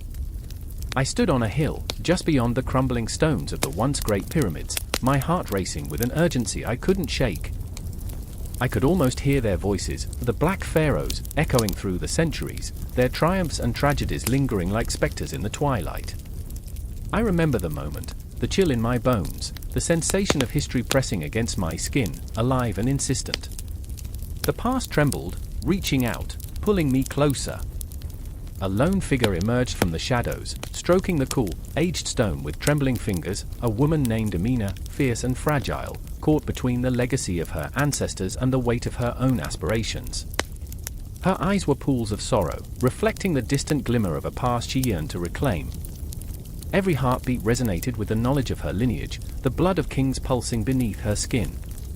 I remember, she whispered, the stories my grandmother told me of the strength, the power, the fear in the eyes of our enemies. A shiver ran through me, her voice was an incantation, a spell woven from dreams and nightmares. And then there was Malik, her brother, a tempest of anger and doubt, stuck in a world that didn't recognize him. He leaned against the ancient stones, fists clenched, his breath coming in ragged gasps. What good is a legacy, he spat, when it's buried beneath sand and time? What are we to them, ghosts of a glorious past? He kicked at the earth, frustration spilling over like a broken dam. I felt his pain, it wrapped around me, suffocating, yet so familiar. The unrelenting urge to matter in a world that seemed to have forgotten. Do you not see? Amina's voice cut through the air, sharp as a blade. It's not just about them, it's about us. We stand on their shoulders, Malik. Their strength is our strength. The words hung in the air like the heavy scent of incense, thick and suffocating, yet intoxicating. I could sense the love between them, the fierce bond that flickered like a candle in the wind, battling against doubt and despair. Night fell like a shroud, the stars pinpricks of light against the vastness of a darkened sky, and in that moment, I saw them, shadows of the past looming large in their minds. The Black Pharaohs, fierce warriors who had carved their names into history with blood and ambition, their legacies trailing like the tails of comets. I remembered the tales of their conquests, the way they had united disparate tribes, forged empires from nothing, and defied the odds with every battle cry. They bathed once a year, I chuckled to myself, so romance was earthy. The absurdity of it all made me smile, yet the weight of their existence pressed heavily upon my heart. Amina's fingers griped the stone tighter, her voice cracking. We are part of this story, Malik. We carry their fire, their rage, their hope. We owe it to them. Each word was a spark igniting the air around us, and I could feel the past swelling like a storm. Her passion was palpable, radiating from her like heat from the sun, and I felt myself drawn into her orbit, wanting to believe that we could reclaim that legacy, that we could rise from the ashes of history. But Malik was a tempest, wrestling with the ghosts of their ancestors. And if we fail, he challenged, the intensity of his gaze piercing through the darkness. What if we become just another footnote, another story lost to time? I watched the shadows in his eyes deepen, the fear and vulnerability that lay beneath the bravado, and my heart ached for him. I wanted to reach out, to tell him that the legacy was not just about glory, it was about the struggle, the fight against oblivion, against a world that constantly tries to erase you. Amina stepped closer, her voice a soft tremor in the night. Then we fight, Malik. We fight for ourselves, for those who came before us, and for those who will come after. In that moment, I felt the universe shift, the very air crackling with the unresolved tension of centuries, a battle not just against enemies but against doubt, despair, and the chilling silence of history's indifference. The pyramids loomed behind us, silent witnesses to the struggles of time, their stones infused with secrets that seemed to pulse in the darkness. I could almost see the Black Pharaohs, their faces etched with determination, their laughter echoing like thunder. I could feel their spirit weaving through the air, igniting something deep within me, a longing to connect, to stand tall against the darkness. I remember, I whispered to myself, a silent mantra, echoing through the vastness of night. The wind shifted, carrying with them the scent of ancient dust and dreams long forgotten. I sensed the urgency building, the weight of unfulfilled potential pressing heavily upon us, as if the very fabric of time held its breath, waiting for the next chapter to unfold. I could see Amina and Malik standing at the crossroads of history, their futures intertwined with the legacy of the Black Pharaohs, each heartbeat resonating with the echoes of the past, a reminder that they were not just shadows, they were the bearers of a flame, flickering yet alive. And in that instant, I understood that the legacy of the Black Pharaohs was not merely a tale of glory and conquest, it was a story of resilience, of a people who dared to dream, who fought against the relentless tide of time.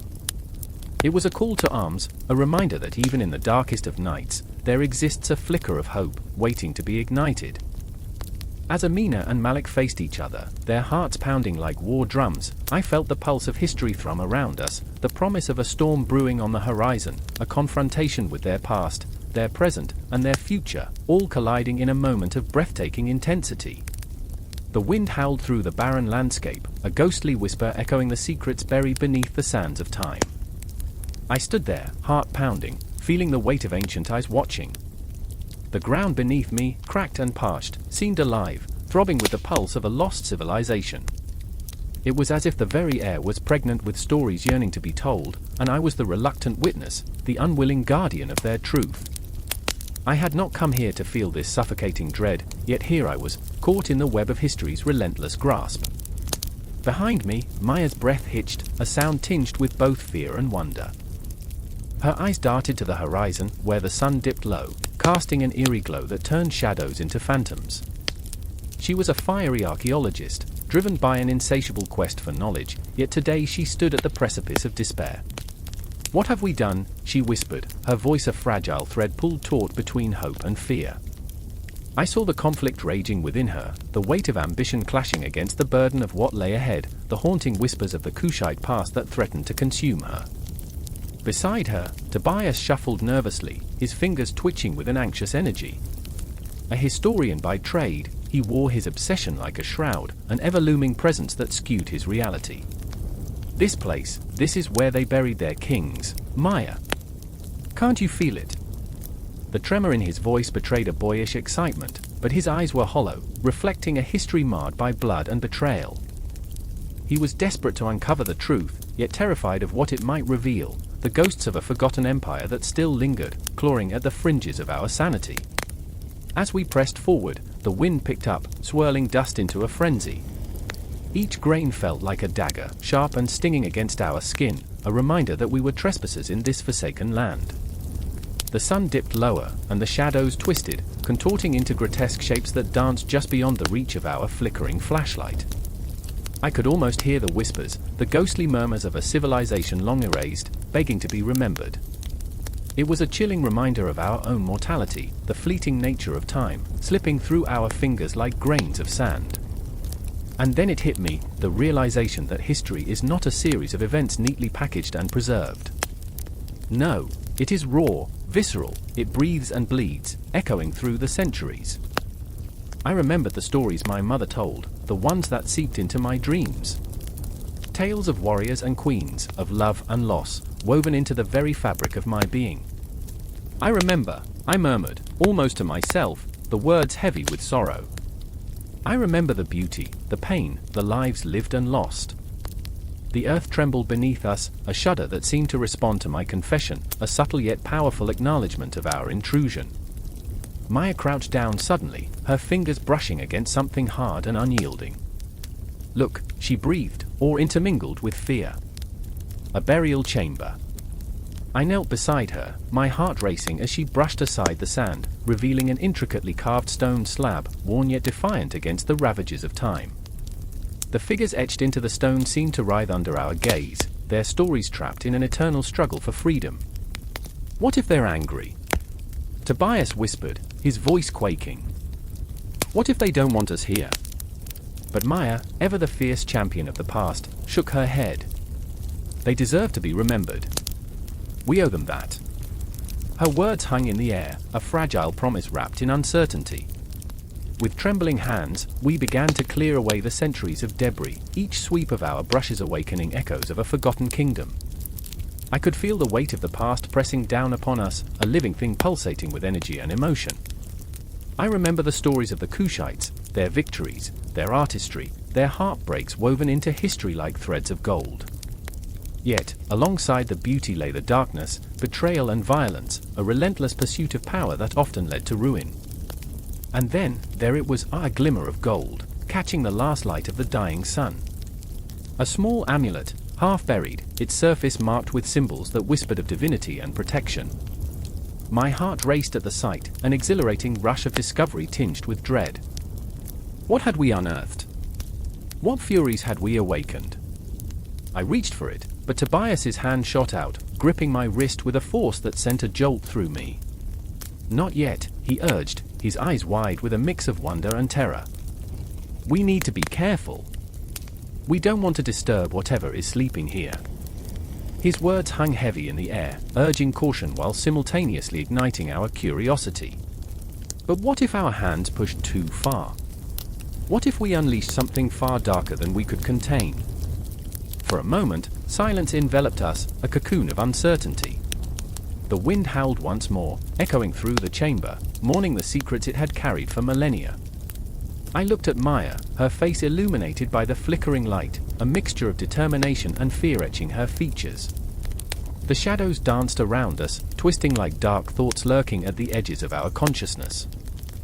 I remember, I murmured again, an incantation of sorts, anchoring myself to the stories of those who roamed this earth before us. I remember them too. They deserve to be heard. We must listen. As the weight of my words settled upon us, Maya nodded, taking a step closer to the amulet. Her fingers hovered over it, trembling with a mix of reverence and trepidation. The chamber seemed to pulse around us, the walls breathing in the rhythm of our heartbeats, urging us toward an unspoken truth. And in that moment, as the sun disappeared entirely, plunging us into a darkness that felt both exhilarating and terrifying, I knew this was only the beginning. The rediscovery of Kush was not just a journey through time, it was a confrontation with the very essence of humanity, its beauty and its horror, intertwined like the roots of an ancient tree. The real story was just unfolding, echoing through the night, haunting, heartbreaking, and impossible to escape. The air hangs heavy with a silence that screams. It's the kind of silence that wraps around you like a shroud, pressing against your lungs, leaving you gasping for breath as shadows dance just beyond the reach of flickering torchlight. In the heart of the ancient city, where the stones are worn smooth from the weight of time, Amora stands, her heart thrumming like a trapped bird in the cage of her ribs. She catches a glimpse of her brother, Kofi, weaving through the crowd, his face a mask of determination, but behind the fierce brow, a tempest brews, a storm of doubt and fear. Amora. His voice cuts through the oppressive quiet, sharp as the knife she keeps hidden beneath her robes. We don't have much time. Time is a fickle mistress, taunting them as the cacophony of distant drums thunders in the twilight. The sound of a festival, joyful, jubilant, a cruel contrast to the dread that gnaws at her insides. They're supposed to be celebrating the harvest, but harvests, like hope, can be twisted into something grotesque, ripened under the weight of a foreign hand. I remember the stories they told us, Amora whispers, her voice trembling. About the kings of Kush, the glory of our ancestors. They weren't just rulers, they were gods. The visions flood her mind like a torrential downpour, golden crowns, the soft rustle of silk, the scent of incense wafting through grand chambers filled with laughter. Those memories keep her anchored, yet they also haunt her. What good are gods when their children are left to fend for themselves, lost in the shadows of colonial empires? Kofi clenches his fists, fingers tremoring with restrained rage. The tales mean nothing now. They see us as relics, Amora. Just fragments of what they want us to be. His words crack like thunder, shaking the very earth beneath them. We're just the past to them, nothing more. They don't understand. They don't care. But then, they don't have to care. All they need is power. All they need is to rewrite the narrative, to paint the vibrant hues of Kush in shades of grey. Amora can see it in their eyes, those colonizers, as they sweep through the streets with their arrogance wrapped around them like a cloak. The ghosts of their ancestors whisper in her ears, demanding to be remembered, yet their voices are drowned out by the clamor of conquest. "Look at them," she says, her voice barely above a whisper, rapping the word like a curse. "Look at how they mock our heritage."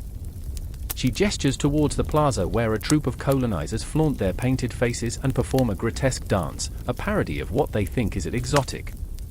The laughter ripples through the crowd, and each peal feels like a knife carving into her skin. They twist our history. They turn our beauty into a joke. Kofi's jaw tightens, and for a heartbeat, Amora sees the boy he once was, the child who laughed until his belly hurt, who dared the stars to listen to his dreams. But those days are shrouded in the fog of colonial oppression, the thick haze of a reality that suffocates. We have to fight, Amora.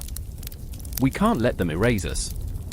Her heart aches for the fight, the fire that ignites within her, but there's also a fear, a gnawing anxiety that whispers of futility. What can they do against the tide of history? Against the relentless march of an empire that sees them as nothing but a footnote? And what if we fail? She challenges, her voice trembling with the weight of uncertainty. What if we end up like the ruins of our ancestors, forgotten and buried beneath the sands? Silence falls again, thicker now, almost tangible. The shadows seem to stretch, looming closer, and Amora longs for the warmth of the sun, the clarity of daylight, but all there is now is night, a cloak of darkness painted with desperation. Kofi steps closer, the distance between them shrinking. "I remember the stories too," he confesses, his voice low, filled with a raw vulnerability that pulls at her heart. "But I also remember the rage. The fire in our blood. We are not just history, we are living, breathing souls. We carry the legacy. We must reclaim it. But in reclaiming, they risk everything. A single misstep can send them tumbling into the maw of despair, swallowed by the very shadows they seek to banish. What if reclaiming means we lose each other?" she asks, the words tasting bitter on her tongue, a truth too painful to acknowledge. The thought of him, of Kofi, lost to this fight seizes her chest in a vice grip. Kofi's eyes blaze, ignited by the fire of determination and despair. "Then we fight together." His voice is a lifeline, a promise wrapped in hope. "Together, we will remind them who we are. Not just whispers in the wind, but thunder in the night." The drums pulse louder now, a heartbeat beneath their feet, urging them forward.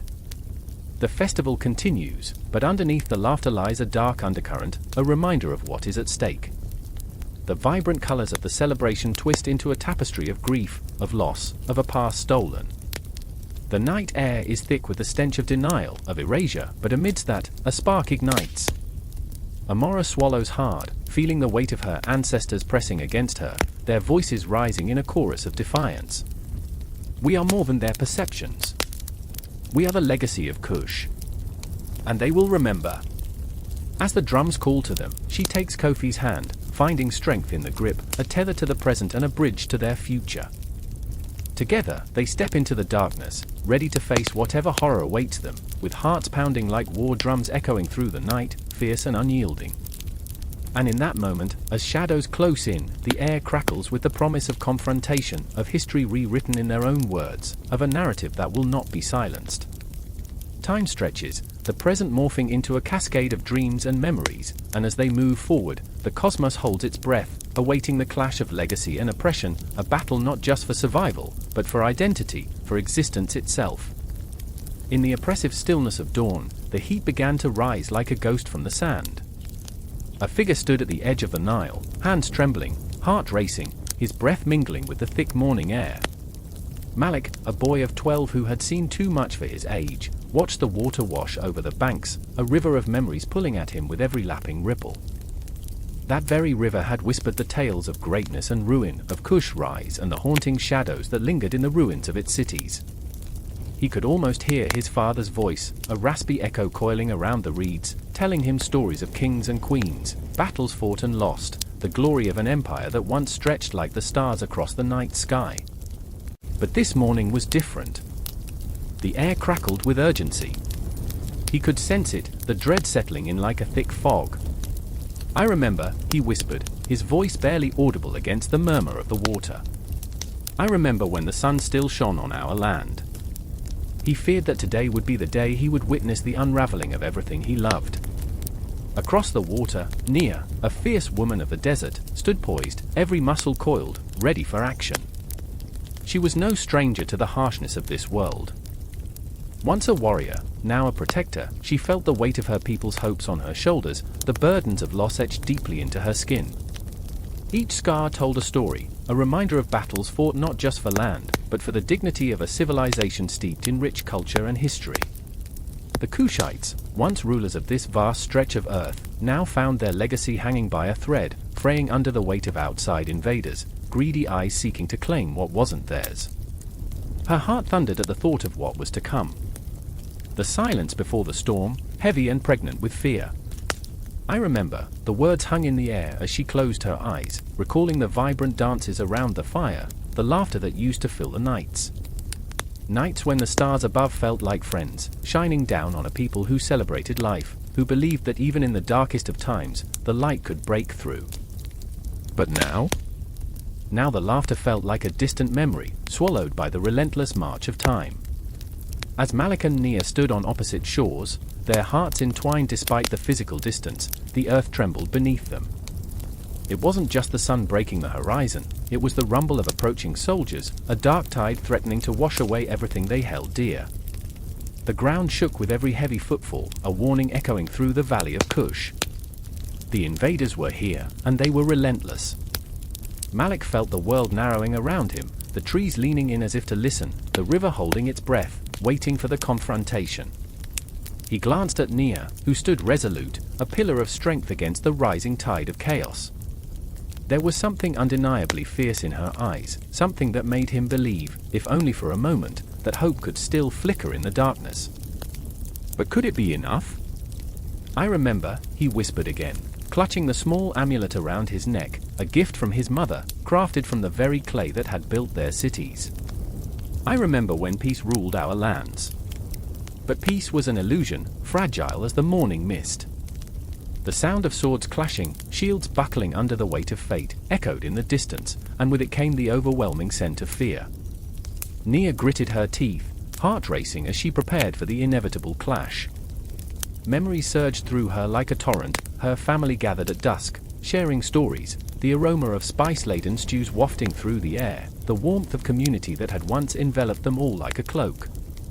Those days felt like another life, a dream slipping through her fingers. She wouldn't let it go without a fight. Today, I fight for every heartbeat that made this land great, she murmured to the wind, her voice both a prayer and a battle cry. She could taste the dust of old battles on her lips, feel the weight of every ancestor who had stood before her. They would not be forgotten. The very essence of Kush pulsed through her veins, fierce as the sun climbing higher in the sky, igniting her spirit with every heartbeat.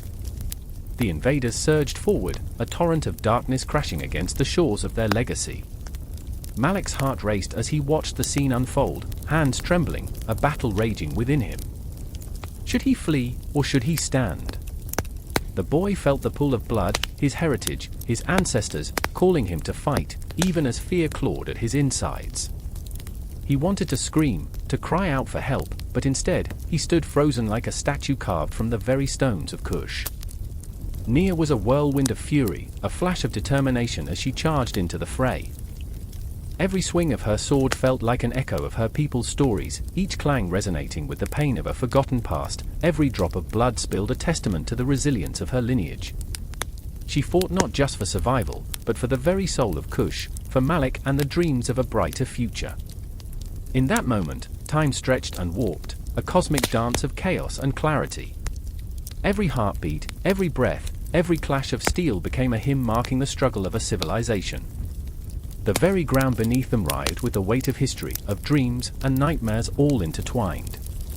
This was not just a battle, it was a reckoning, a confrontation with ghosts that had haunted both Malik and Nia for far too long.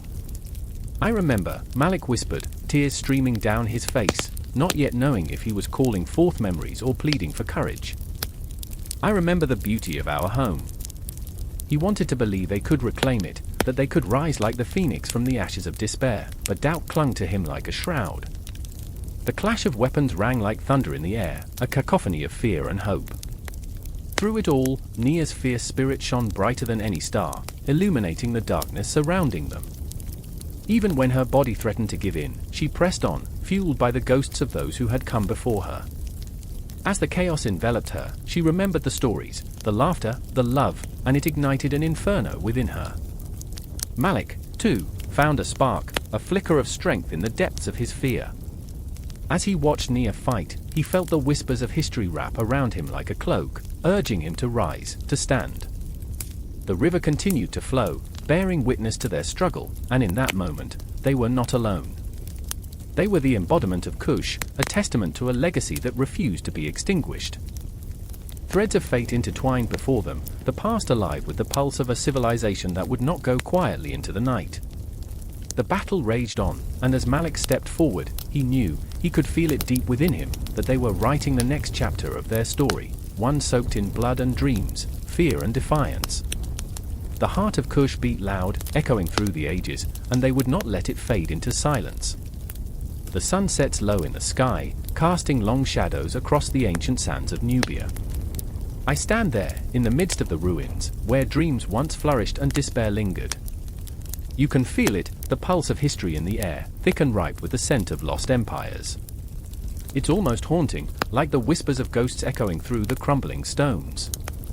I close my eyes, and suddenly I'm not just an observer, I'm entwined in the fabric of the past, my heart pounding like a war drum. A figure stumbles through the dust, ragged and breathless. It's Amina, her eyes wide with fear, glistening like obsidian in the fading light. She clutches something close to her chest, something precious, something that could change everything. Her fingers tremble around it, no, around him, the boy, a flicker of hope amidst the rubble. They're coming, she gasps, her voice shaking. We have to go. But where do you run when the horizon closes in? When every shadow stretches longer, darker? I can almost hear the soldiers of a forgotten time marching closer, their armor clanking a grim melody. Amina's breath is ragged, but I see the fire in her eyes, a fire that flickers like ancient torches in the tombs of Kush. She's torn between duty and survival, loyalty and fear. Her brother, the boy, holds her gaze, and in that moment, the world outside fades. It's just them, two souls caught in a cruel twist of fate. Then there's Malik, watching from the edge of the scene, a silhouette against the twilight. His heart is a storm, swirling with doubt and regret. He's been holding onto the past like it's a lifeline, but now it's slipping through his fingers, sand in an hourglass. Amina, he calls out, voice raw with desperation. He wants to protect her, to shield her from the ghosts that threaten to consume them, but he knows he's no hero. The weight of his mistakes drags him down, a burden he can't shake. We have to go. But Amina doesn't move. She stands rooted, anchored by love and fear, caught in a paradox of emotion. I can't leave him, she whispers, her voice trembling like the last leaves clinging to a tree before winter. The boy looks up at her, innocent and wide-eyed, blissfully unaware of the chaos swirling around them. In his gaze, there's a clarity that pierces through the uncertainty, a reminder of what they're fighting for. I remember the stories told by firelight, tales of Kushite warriors with hearts as fierce as the sun, tales of kingdoms that once flourished on the banks of the Nile. But history is often written in blood and betrayal, and here, in this moment, it threatens to swallow them whole. The rumble of approaching footsteps grows louder, drowning out even the whispers of the wind, a monstrous symphony of doom. Malik, Amina pleads, desperation creeping into her voice. If we don't save him, what will we have left? What's the point of survival if we lose our hearts? Her words strike like a dagger, piercing through Malik's armor of pride, revealing the raw vulnerability underneath. There's an unspoken bond between them, a loyalty forged in the crucible of shared dreams and nightmares, but doubt festers within him, a poison that clouds his resolve. I feel the tension rising, thick as smoke in the air. Each heartbeat reverberates like a war drum, echoing the turmoil within Malik's chest. He shifts, casting a furtive glance at the shadows closing in. We need a plan. We can't just stand here. But deep down, he knows. Plans crumble like the very stones beneath their feet when fate decides to intervene. Amina's gaze flickers toward the horizon, where dusk deepens into night, and the stars begin to awaken, bright and sharp against the darkening canvas. I remember, she whispers, as if the memories can shield them from the impending storm. The tales of Kush, the strength, the resilience. They fought for their families, for their legacies. We can't run. We have to stand. Her resolve ignites something within Malik, a spark of courage buried beneath layers of fear. Then we fight, he breathes, and in that moment, everything shifts. The air crackles with determination, charging the atmosphere like a lightning storm. They are more than just survivors now, they are warriors, heirs of a legacy that stretches back through the ages, tethered to the spirits of their ancestors. But the shadows surge forward, and I feel the weight of inevitability pressing down like a vice. There's no escape from the past, no running from what is intertwined with their very souls. The world spins on, indifferent to their plight, and yet it stands still here, in this fragile moment teetering on the edge. Stay together! Amina shouts, her voice ringing out like a clarion call. It reaches into the darkness, pulling Malik and the boy towards her, towards hope. The soldiers approach, their figures emerging from the shadows like phantoms, but they are not just specters of a bygone era, they are the embodiment of every fear, every doubt that has haunted them. With a deep breath, Malik steadies himself, the thrill of fight coursing through his veins. Amina stands strong beside him, the fire of determination illuminating her features. Together they embrace the chaos, ready to carve their own legacy into the annals of history. The boy, nestled between them, becomes their heart, their symbol of hope, even in the face of despair. And as the night drapes its cloak over the land, I feel it. The tension, the fear, and the raw, unyielding spirit that refuses to surrender. It's a reminder that, even in the darkest moments, the human heart can blaze fiercely, igniting hope against the shadows. In the silence that follows, I realize this is not just their story, it's a reflection of our own. The echoes of the kingdoms of Kush resonate with us still, weaving through our lives, reminding us of the battles we face, the legacies we carry. And as they confront their fate, I know the cycle continues, the past bleeding into the present, forging connections that transcend time. No conclusion, no ending, just the relentless march of hope into the ever-encroaching darkness. The ground trembles beneath my feet, pulsing with the rhythm of drums echoing through the night. The air is thick with the scent of smoke and sweat, it wraps around me like a shroud, intoxicating and terrifying. The festival of the Great Mother has come alive, a cacophony of color and sound that rips through the oppressive silence of the desert night. I watch as bodies sway and twist under the pale light of the moon, their movements sharp and electric, a desperate dance of longing and fear. I remember Tarek, the way his eyes flickered with mischief, the way he laughed, his voice rich and warm, threading through the din like an old song.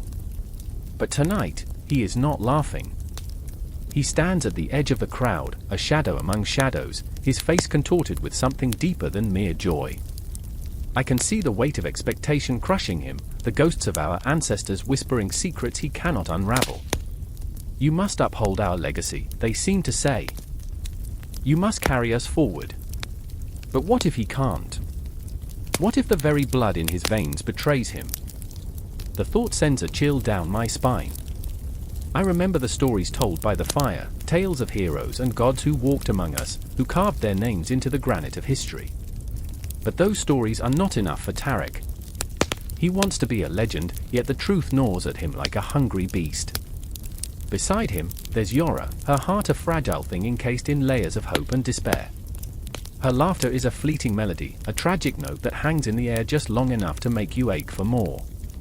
I watch her as she weaves through the throng, her fingers brushing against the fabric of tradition, seeking comfort in the familiarity of the dance, yet her eyes betray a turmoil that runs deeper than the roots of the ancient trees surrounding us. She carries the weight of mourning, a loss that lingers like the smell of incense. Tonight, she dances not just for celebration but for survival, as if every step could summon back the ones we've lost, every twirl an attempt to stitch together the fabric of our broken lives. Her movements are sharp, punctuated by a longing that feels palpable. She is both the flame and the moth, drawn to the very thing that could consume her. The drums beat faster, and the crowd surges like a tidal wave, pulling Yora closer, pulling Tarek away. I hold my breath, caught in the electrifying tension that bristles like static in the air. The firelight flickers, casting grotesque shadows that seem to mock us, reminding us of what we've sacrificed. I catch snippets of conversation, the voices mingling like smoke. Will he rise to the occasion? Can we keep the traditions alive? What if we fail? I wish I could tell them that failure is an old friend, a constant companion in the shadows of ambition. I remember the old women who gathered under the stars, their laughter deep and knowing as they shared tales of ancestors who faltered. They spoke of the times we forgot our stories, moments when the stars dimmed because no one sang to them. I remember their faces, etched with lines that told of both joy and heartache, the weight of history pressing down like an anvil. Tarek's brow furrows, and I can see the battle within him, the desperation to break free from the chains of expectation. The music grows louder, the heartbeat of the festival quickening, and just when I think he might succumb to the pressure, he steps forward. His voice rises above the chaos, bold and trembling. I will tell our stories. The crowd hushes, and for a heartbeat, the world hangs suspended in silence, a fragile moment where hope blooms like desert flowers after the rain. But then the moment shatters as laughter erupts, a cruel cacophony that drowns him out. You? A storyteller?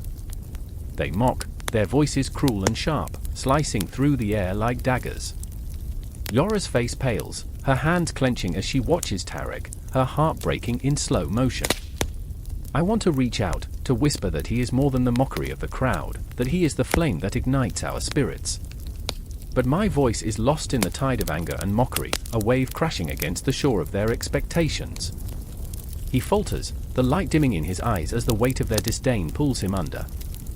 I can almost hear the snap of his resolve breaking, a sound that echoes in the hollow spaces of my heart. And just like that, the festival, once alive with possibility, transforms into a graveyard of dreams, each laugh a tombstone marking the final resting place of aspirations. Yora steps forward, her voice rising like the dawn breaking through the darkness. You are not alone, she cries, her words cutting through the thick haze of despair. We will tell our stories together. She beckons to Tarek, and for a moment, I see the flicker of hope reignite in his eyes, a tiny spark struggling against the overwhelming tide of doubt. Together, I echo, though it's barely a whisper. The crowd stirs, uncertain, caught in the crossfire of belief and disbelief. Shadows dance around us, teasing, whispering secrets of the past that threaten to swallow us whole. As the fire crackles and the drums pulse in the background, I realize that this night, this festival, is not just a celebration. It's a battleground, the very essence of our existence hanging in the balance. I remember the stories of our ancestors, the ones who fought against the tide of forgetfulness, who whispered their names into the cosmos hoping to be remembered. In that moment, I know we stand at the edge of something monumental, a tipping point where our cultural heritage could either be reclaimed or lost forever. The music swells, a haunting melody that carries our fears and our hopes into the night sky, and I feel the weight of it all pressing down, heavy and relentless. I look at Tarek, the firelight dancing in his eyes, and at Yora, her spirit shining defiantly. I feel their pain, their dreams, their desperate need for validation. And I know, somehow, we will find a way to weave our stories into the fabric of this night, to reclaim our voices from the shadows. The world spins on, and as dawn approaches, I hold my breath, knowing that the confrontation has only just begun. The festival is a testament to our existence, a living tapestry of our fears and joys, and we are bound to each other in this dance of life and death. And so, we move forward into the unknown, hearts pounding, our stories hanging in the balance, like stars waiting to be born. The wind howled, a banshee cry that pierced the night, swirling through the empty streets of Meroë. I could feel its cold fingers gripping my spine, a reminder that the past is never truly gone, just waiting to rise again. Shadows dance beneath the crumbling stone walls, whispering secrets of kings and queens long buried, their graves heavy with the weight of forgotten empires. It was here that I stood, in the heart of the Kushite legacy, the air thick with the scent of earth and the echoes of history pressing down like a shroud. A figure emerged from the darkness, Napatan, a woman carved from the very essence of the Nile. Her eyes, fierce yet haunted, glimmered with an intensity that could ignite 1,000 suns or plunge the world into darkness. She was more than a queen, she was a storm contained, a vessel of dreams and nightmares. The very ground trembled beneath her feet, quivering as if it understood the burden she carried. "They will never understand us," she whispered, her voice laced with both anger and a deep, abiding sorrow. "They see our gold, our pyramids, our beauty, but they do not see the blood that has soaked this land." Across the square stood Meroë, a soldier hardened by war, his heart a battleground of loyalty and doubt. He gripped his spear, knuckles white, sweat glistening on his brow. The conflict raged within him, a love for his kingdom wrestling against the bitter taste of betrayal. He had seen too much, lost too many friends to the endless waves of conquest. "We cannot fight forever, Nefertari," he yelled, desperation coloring his tone. "Every battle we win pushes us closer to the edge. Do you not feel it? The weight of their eyes upon us, hungry for our destruction." A flash of lightning illuminated the sky, a momentary glimpse of the cosmos spiraling above, and in that fleeting light, I could see the flicker of fear in Nefertari's eyes. Fear not just for her people, but for the legacy that loomed over them like a specter. The Kushite civilization was a beacon of strength, a fire that once lit the way for kingdoms across Africa. Now, it felt like a fragile flame, flickering in the wind. "Meroë," she whispered, stepping closer, her voice barely above a breath. "The past is a ghost, but it is also our weapon. We must wield it, not let it consume us." I remember my own heartbeat racing, the pulse of history vibrating in my chest. There was a time when the Kushites ruled with an iron fist, when their rich culture flowed like the Nile, bringing life to the parched earth. Gold, ivory, and ebony danced through markets, stories and songs swirling in the air like incense. But now, the whispers of those days faded into the howling darkness, the glory buried beneath the weight of new kingdoms. The legacy of Kush was a double-edged sword. It could either inspire greatness or invoke jealousy and rage. A chilling silence descended, broken only by the distant crack of thunder. The cosmos seemed to hold its breath, the stars mere pinpricks of light in a sea of darkness.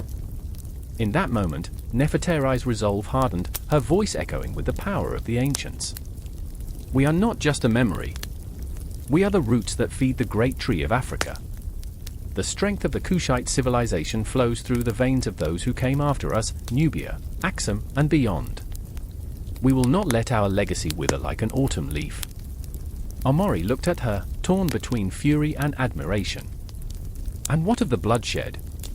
What of the kingdoms that will rise only to fall beneath our shadow? You speak of greatness, but at what cost?" His voice cracked, tension hanging between them like a taut bowstring, ready to snap. Every heartbeat echoed the weight of their choices, the precarious balance of love, loyalty, and ambition. I remember the weight of their stares, the hopes and fears swirling like a storm cloud above. Nefertari's hand reached out, brushing against Meroë's arm, a solitary spark igniting between them, a promise and a peril intertwined. "Together," she whispered fiercely, "we can shape our destiny. We can remind them of who we are. The influence of Kush will ripple through the ages like the Nile itself. It will not drown in silence." As thunder rumbled, an unseen tension crackled in the air. The ghosts of the Kushite kings and queens hovered at the edges of their vision, urging them onward. They were not alone, the weight of history bore down upon them, a chorus of voices urging them to rise. Nefertari's breath mingled with the wind, and suddenly, the world felt alive with possibility, danger lurking just beyond reach. The sky split open, torrents of rain pouring down like tears from the heavens. It soaked the earth, turning the dust of centuries into mud, the past flooding the present. They stood there, drenched, their fates intertwined, standing against the storm. Time was an illusion, slipping through their fingers like sand, and every heartbeat echoed with a truth that would shape the future. And in that moment, in the heart of Meroë, beneath the shadows of ancient pyramids, a decision loomed, a choice that would reverberate through the ages. Would they embrace the legacy of their ancestors and forge a new path, or would they be swallowed by the very shadows they sought to escape? The weight of history pressed down like a leaden sky, the answer shimmering just out of reach. I felt it then, a pulse of anticipation, a shiver of something monumental hanging in the air. The influence of Kush was not a tale told in the past, it was alive, breathing, waiting to explode into the world once more. And as the storm raged on, I realized I was not merely a witness to their struggle, I was woven into the tapestry of their fate, a thread connecting the past to a future that was still unwritten. The clash of legacies was a heartbeat away, and with it came the promise of change, a promise that could not be ignored. The sun hung low, blood-red, casting a haunting glow over the crumbling remains of an ancient city, the echoes of its past reverberating like distant drums in the twilight. Shadows danced, twisting and turning, as if the phantoms of forgotten kings roamed the land. I remember the whispers, I say, the weight of those words almost crushing. The Black Pharaohs. My God, they haunt me. In a forgotten corner of this world, three souls collide, each entangled in a web of history, myth, and the relentless pursuit of truth. They stand on the precipice of revelation, hearts pounding, fear gnawing at their insides. There's Archaeological, whose eyes burn with an inner fire, a passion so intense it scorches the air around him. He grips a faded scroll tightly, its edges frayed, each word a pulse, a heartbeat of history. They ruled with strength, and still, they are shadows in the sand, he mutters, his voice trembling with conviction. Beside him stands Layla, a scholar clad in her own armor of skepticism. Her heart is a fortress, strong yet marred by doubt. What if we're wrong, she whispers, her brow furrowed, each syllable like a dagger aimed at Archaeological's dreams. What if the stories are just that, stories? Her breath hangs heavy, filled with the scent of ink and parchment. The air between them crackles with tension, two forces battling against the tide of history, like storm clouds gathering before the tempest. And then there's Amir, a ghost of a man, lost in the labyrinth of his own thoughts. He stands apart, the weight of ancestry pressing down on his shoulders. I can feel them, he murmurs, eyes glazed, as if peering into the veil of time. The spirits of those who came before us. He shudders, remembering their lives, their struggles. But who were they truly?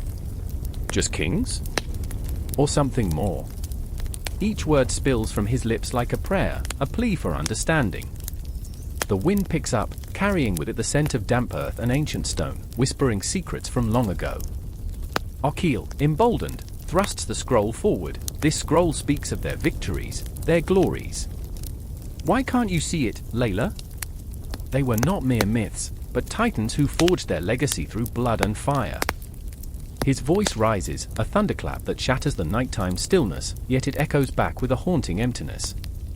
Layla shakes her head, her skepticism tightening around her like chains.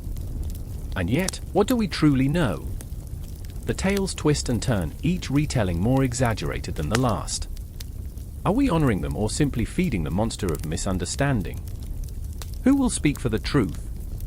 Her heart races, she fears that in their quest for grandeur, they risk losing the very essence of who these kings were.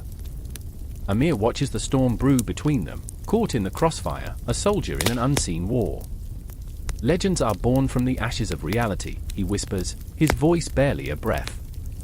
But they can also drown the truth, entomb it in layers of dust. He looks up, eyes shimmering with unshed tears. What if their legacy is not just in their triumphs, but in their very humanity? The air thickens, the weight of their discourse palpable. I can feel the pulse of history thrumming beneath the soil, it's alive, electric, as if the ground underfoot remembers the footsteps of those who walked before. I remember the stories, the hushed tones of elders recounting the reign of these enigmatic rulers, how they were both revered and reviled, a paradox wrapped in the robes of power. But the shadows grow longer, creeping closer, as the reality of their situation sets in.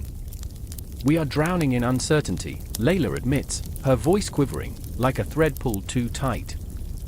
These myths, they consume us.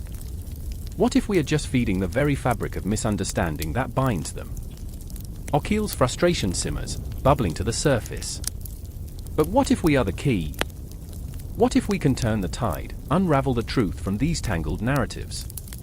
We owe it to them. There's a desperation in his voice, a fire that ignites, blazing against the dark. It's a call to arms, a rallying cry that stirs something deep within, but it's also a plea, a question of their worthiness. In this moment, the air is electric, and the weight of their words hangs heavy like a storm cloud ready to burst. I feel it in my bones, the tension, the fear of the unknown, the heartbreak of history forgotten. The Black Pharaohs loom large, both a source of pride and a mirror reflecting the flaws of humanity. Each heartbeat echoes with the urgency of their mission, their quest to reclaim the narrative, to resurrect the spirits of those who once ruled with unyielding strength. And then, a silence falls, a pregnant pause that stretches like a taut string, vibrating with unspoken truths. Okil, Layla, Amir, all caught in a web of their own making, teetering on the brink of revelation and ruin. The city around them holds its breath, waiting for a spark, a sign, a moment that could change everything. Time slows. Memories swirl, like dust motes in the fading light, each one a fragment of a story yearning to be told. I remember, I whisper, the way they showed us the beauty of power, and the danger that lurks within it. The shadows deepen, the sun sinking behind the horizon, but their discussion rages on, a tempest of ideas, emotions clashing like swords in battle. The truths they seek seem just beyond their reach, shimmering like mirages on the horizon. They are entangled, each a reflection of the other's fears and hopes, a perfect storm brewing amidst the ruins of a glorious past. I remember the ghostly echoes, the whispers of those lost to time, and in that moment, between the heartbeat of history and the pulse of myth, I understand. This is not just a debate, it is a reckoning, a deep dive into the soul of humanity itself. As the darkness envelops them, they are left to grapple with the ghosts of their past, their answers just out of reach, suspended in the air like unspoken words, waiting to be released. The sun hung low in the sky, casting long shadows across the dusty ground of Napatan, the ancient capital of Kush. A child's laughter pierced the silence, a fragile sound that echoed against the monumental stones of a crumbling temple. It was a fleeting joy, swallowed by the thick tension saturating the air, an impending storm, not of rain, but of conflict and history. I could almost taste the grit, the sharp kiss of sweat mixed with fear. In that moment, I felt the weight of time pressing down, the history of a civilization that thrummed with life beneath the surface. Amora, her heart racing, clutched a piece of clay in her small hands, fingers stained with earth as she molded the likeness of a regal lion. Each press of her thumb, a plea for strength, for her father, a soldier, who marched toward a destiny steeped in blood and glory. She had watched him leave, a warrior silhouette outlined against the last rays of sunlight. "Are you coming back?" she had whispered, but the words dissolved into the air, unanswered. Her father, Amun, was caught in the tide of a conflict that churned with the fury of 1,000 storms. He was torn between honor and the gnawing sense of dread that clawed at his insides. The Kushites were not merely fighting for land, they were wrestling with fate, their identity forged in the fires of war. With every clash of swords that echoed in the distance, Amora felt the world around her shudder, the very ground trembling beneath the weight of her lineage. Then there was Meroë, a scholar, eyes wide with the weight of knowledge he carried like a heavy cloak. He stood apart from the battlefield, his heart caught in a tempest of thought. What does it mean to be Kushite? He wondered, pondering the brilliance of the past and the chaos of the present. He was a man haunted by dreams of pharaohs and pyramids, of the Great Nile, a river that flowed like a lifeline through the heart of Africa and into history itself. But history was not a mere collection of dates and events, it was flesh and blood, dreams and nightmares, the very essence of humanity. As the sun slunk away, surrendering the sky to inky darkness, Meroë felt the weight of his ancestors pressing upon him like a shroud. The shadows whispered tales of glory and despair. He remembered the inscriptions on the walls of the temples, the stories of kings who had risen and fallen, their legacies shaped by the eternal forces of nature and man. I remember, he would murmur to himself, each word a talisman against the encroaching silence. I remember the triumphs and the tragedies. The distant sound of clashing metal jolted Amora from her reverie. She stood, the clay lion slipping from her fingers, shattering on the ground like her fragile hope. Her heart raced, thundering in her chest like the drums of war. "Father," she cried, a raw desperation clawing at her throat. The world blurred around her, the sunset's hues bleeding into the chaos of her fear.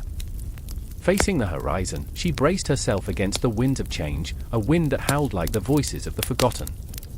In the heart of battle, Amun gripped his spear, the weight of his ancestors in his hands. The ground was soaked with the sweat and blood of his brothers in arms. Each enemy he faced was a reflection of his own soul, a twisted mirror of honor and shame. As he fought, his thoughts flickered to Amora. I must return, he thought. I must tell her the stories of our people. But the clash of swords drowned his thoughts, and with every strike, he felt the pulse of a history that had been built upon the backs of warriors. Meroë, too, was pulled into the fray, not with a sword but with words, a desperate attempt to inscribe the truth of their struggles. He rushed to the battlefield, where the air crackled with tension, where the sky seemed to bleed into the earth. This is not just conflict, he shouted over the din, this is our legacy. The world must know who we are. But in the chaos, his voice was lost. The shadows swallowed him, and he became just another figure in the unfolding tapestry of Kushite history. And then it happened. A moment, stillness. Time seemed to stretch like a taut string, vibrating with impending doom. Amun locked eyes with Meroë across the battlefield, two souls entwined by the threads of destiny. In that heartbeat, they each felt the weight of the past, the unbroken chain of generations that had carved the identity of Kush. Amun's heart raced as he charged toward Meroë, a protective instinct ignited within him, but the world spun violently around them. With a resounding clash, they were forced apart, the fabric of their connection frayed by the chaos. Meroë stumbled, caught in a fleeting memory of Amora's laughter, her innocent dreams clashing with the reality of war. Amun fought, his spear darting through the air, each thrust a silent promise to return home. I will not fail, he whispered to the winds, but the winds carried his words away, lost in the tumult of conflict. As night fell, the stars emerged, indifferent witnesses to the struggles of mortals below. Amora, alone in the silence, felt the shadows wrap around her like a shroud. Every heartbeat echoed with the fear of the unknown, the dread of loss. Where are you, Father? She called into the darkness, as if the universe might answer her. The stars blinked back, distant and cold, yet somehow she felt the pulse of history thrumming in the night, a reminder that they were all connected, woven into the very tapestry of time. And so the night wore on, filled with anguish, hope, and the inescapable march of destiny. The contributions of Kush to world history were not mere footnotes, they were the foundation upon which future civilizations would stand. The struggle, the glory, the heartbreak of these characters, all entwined, spiraled deeper and deeper, an endless loop of pain and resilience. As Amun fought, as Meroë dreamed, as Amora listened to the whispers of the night, they became more than mere figures in time, they were the heartbeat of Kush. Their stories were not over, they were written in blood and mold from clay, waiting to echo through the ages, waiting to be felt, waiting to be known. The weight of their history hung in the air, a reminder that every moment, every breath, was a thread in the ever-expanding narrative of existence. And so the tale continued, spiraling forward, a relentless tide, crashing against the shores of time. The wind howled like a banshee across the stony remnants of the ancient city, a cruel whisper from the past that clawed at the skin. I stood there, my heart racing, consumed by the shadows of the Kingdom of Kush, where history had not simply been written, it had been etched into the very bones of the earth. The air was thick with dust, and the scent of ancient blood lingered, a reminder of glories and tragedies woven into the tapestry of time. I could almost hear the echoes of warriors, their voices rising above the desolation, tinged with pride and despair. I remember the watchful eyes of Amani, fierce and unyielding, as she faced the horizon, a warrior queen in a kingdom that teetered on the edge of oblivion. Her hands, calloused yet delicate, gripped the hilt of her sword, the weight of her ancestors pressing down on her shoulders like a mountain. She had always fought for her people, for a future that seemed to slip like sand through her fingers. The tension in her jaw told stories of sleepless nights, haunted by the specters of dreams unfulfilled. Then there was Yarrick, her brother, standing just a few paces away, his heart wrapped in a shroud of bitterness. He was a man caught between loyalty and love, a divided soul. What if we fail? He murmured, the words barely escaping his lips, the weight of them hanging in the air like thick fog. What if the gods have abandoned us? I could see the flicker of doubt in his eyes, the fear that curled around his heart like a constrictor. He lived in a world where loyalty was a double-edged sword, and the blood of their forebears was a bond that bound him to a fate he could scarcely bear. I remember the stories, Amani replied, her voice a fierce whisper. The tales of our ancestors who faced greater evils than this. We cannot falter now. But I could see the cracks in her armor, the tremors in the strength she projected. Amani was a queen, yes, but she was human too, a soul afraid to let that fear show, afraid to break in front of her brother, in front of the kingdom that needed her to be their rock. The sun hovered low in the sky, casting long shadows that danced mockingly around us, a cruel reminder that time is relentless. The clock of history ticked ominously, each second a heartbeat that echoed through the ruins. "They will come for us," Yarrick said, a tremor in his voice. "They will come like wolves, ravenous and relentless." There was a truth in those words that sent a shiver down my spine, a premonition that clawed at the edges of my mind. Amani turned, her fierce gaze piercing through the veil of despair. "Then we will be the lions," she declared, her voice rising, a rallying cry that reverberated through the air. But even as she spoke, I could see the flicker of uncertainty in her eyes, the doubt battling against the fierce resolve.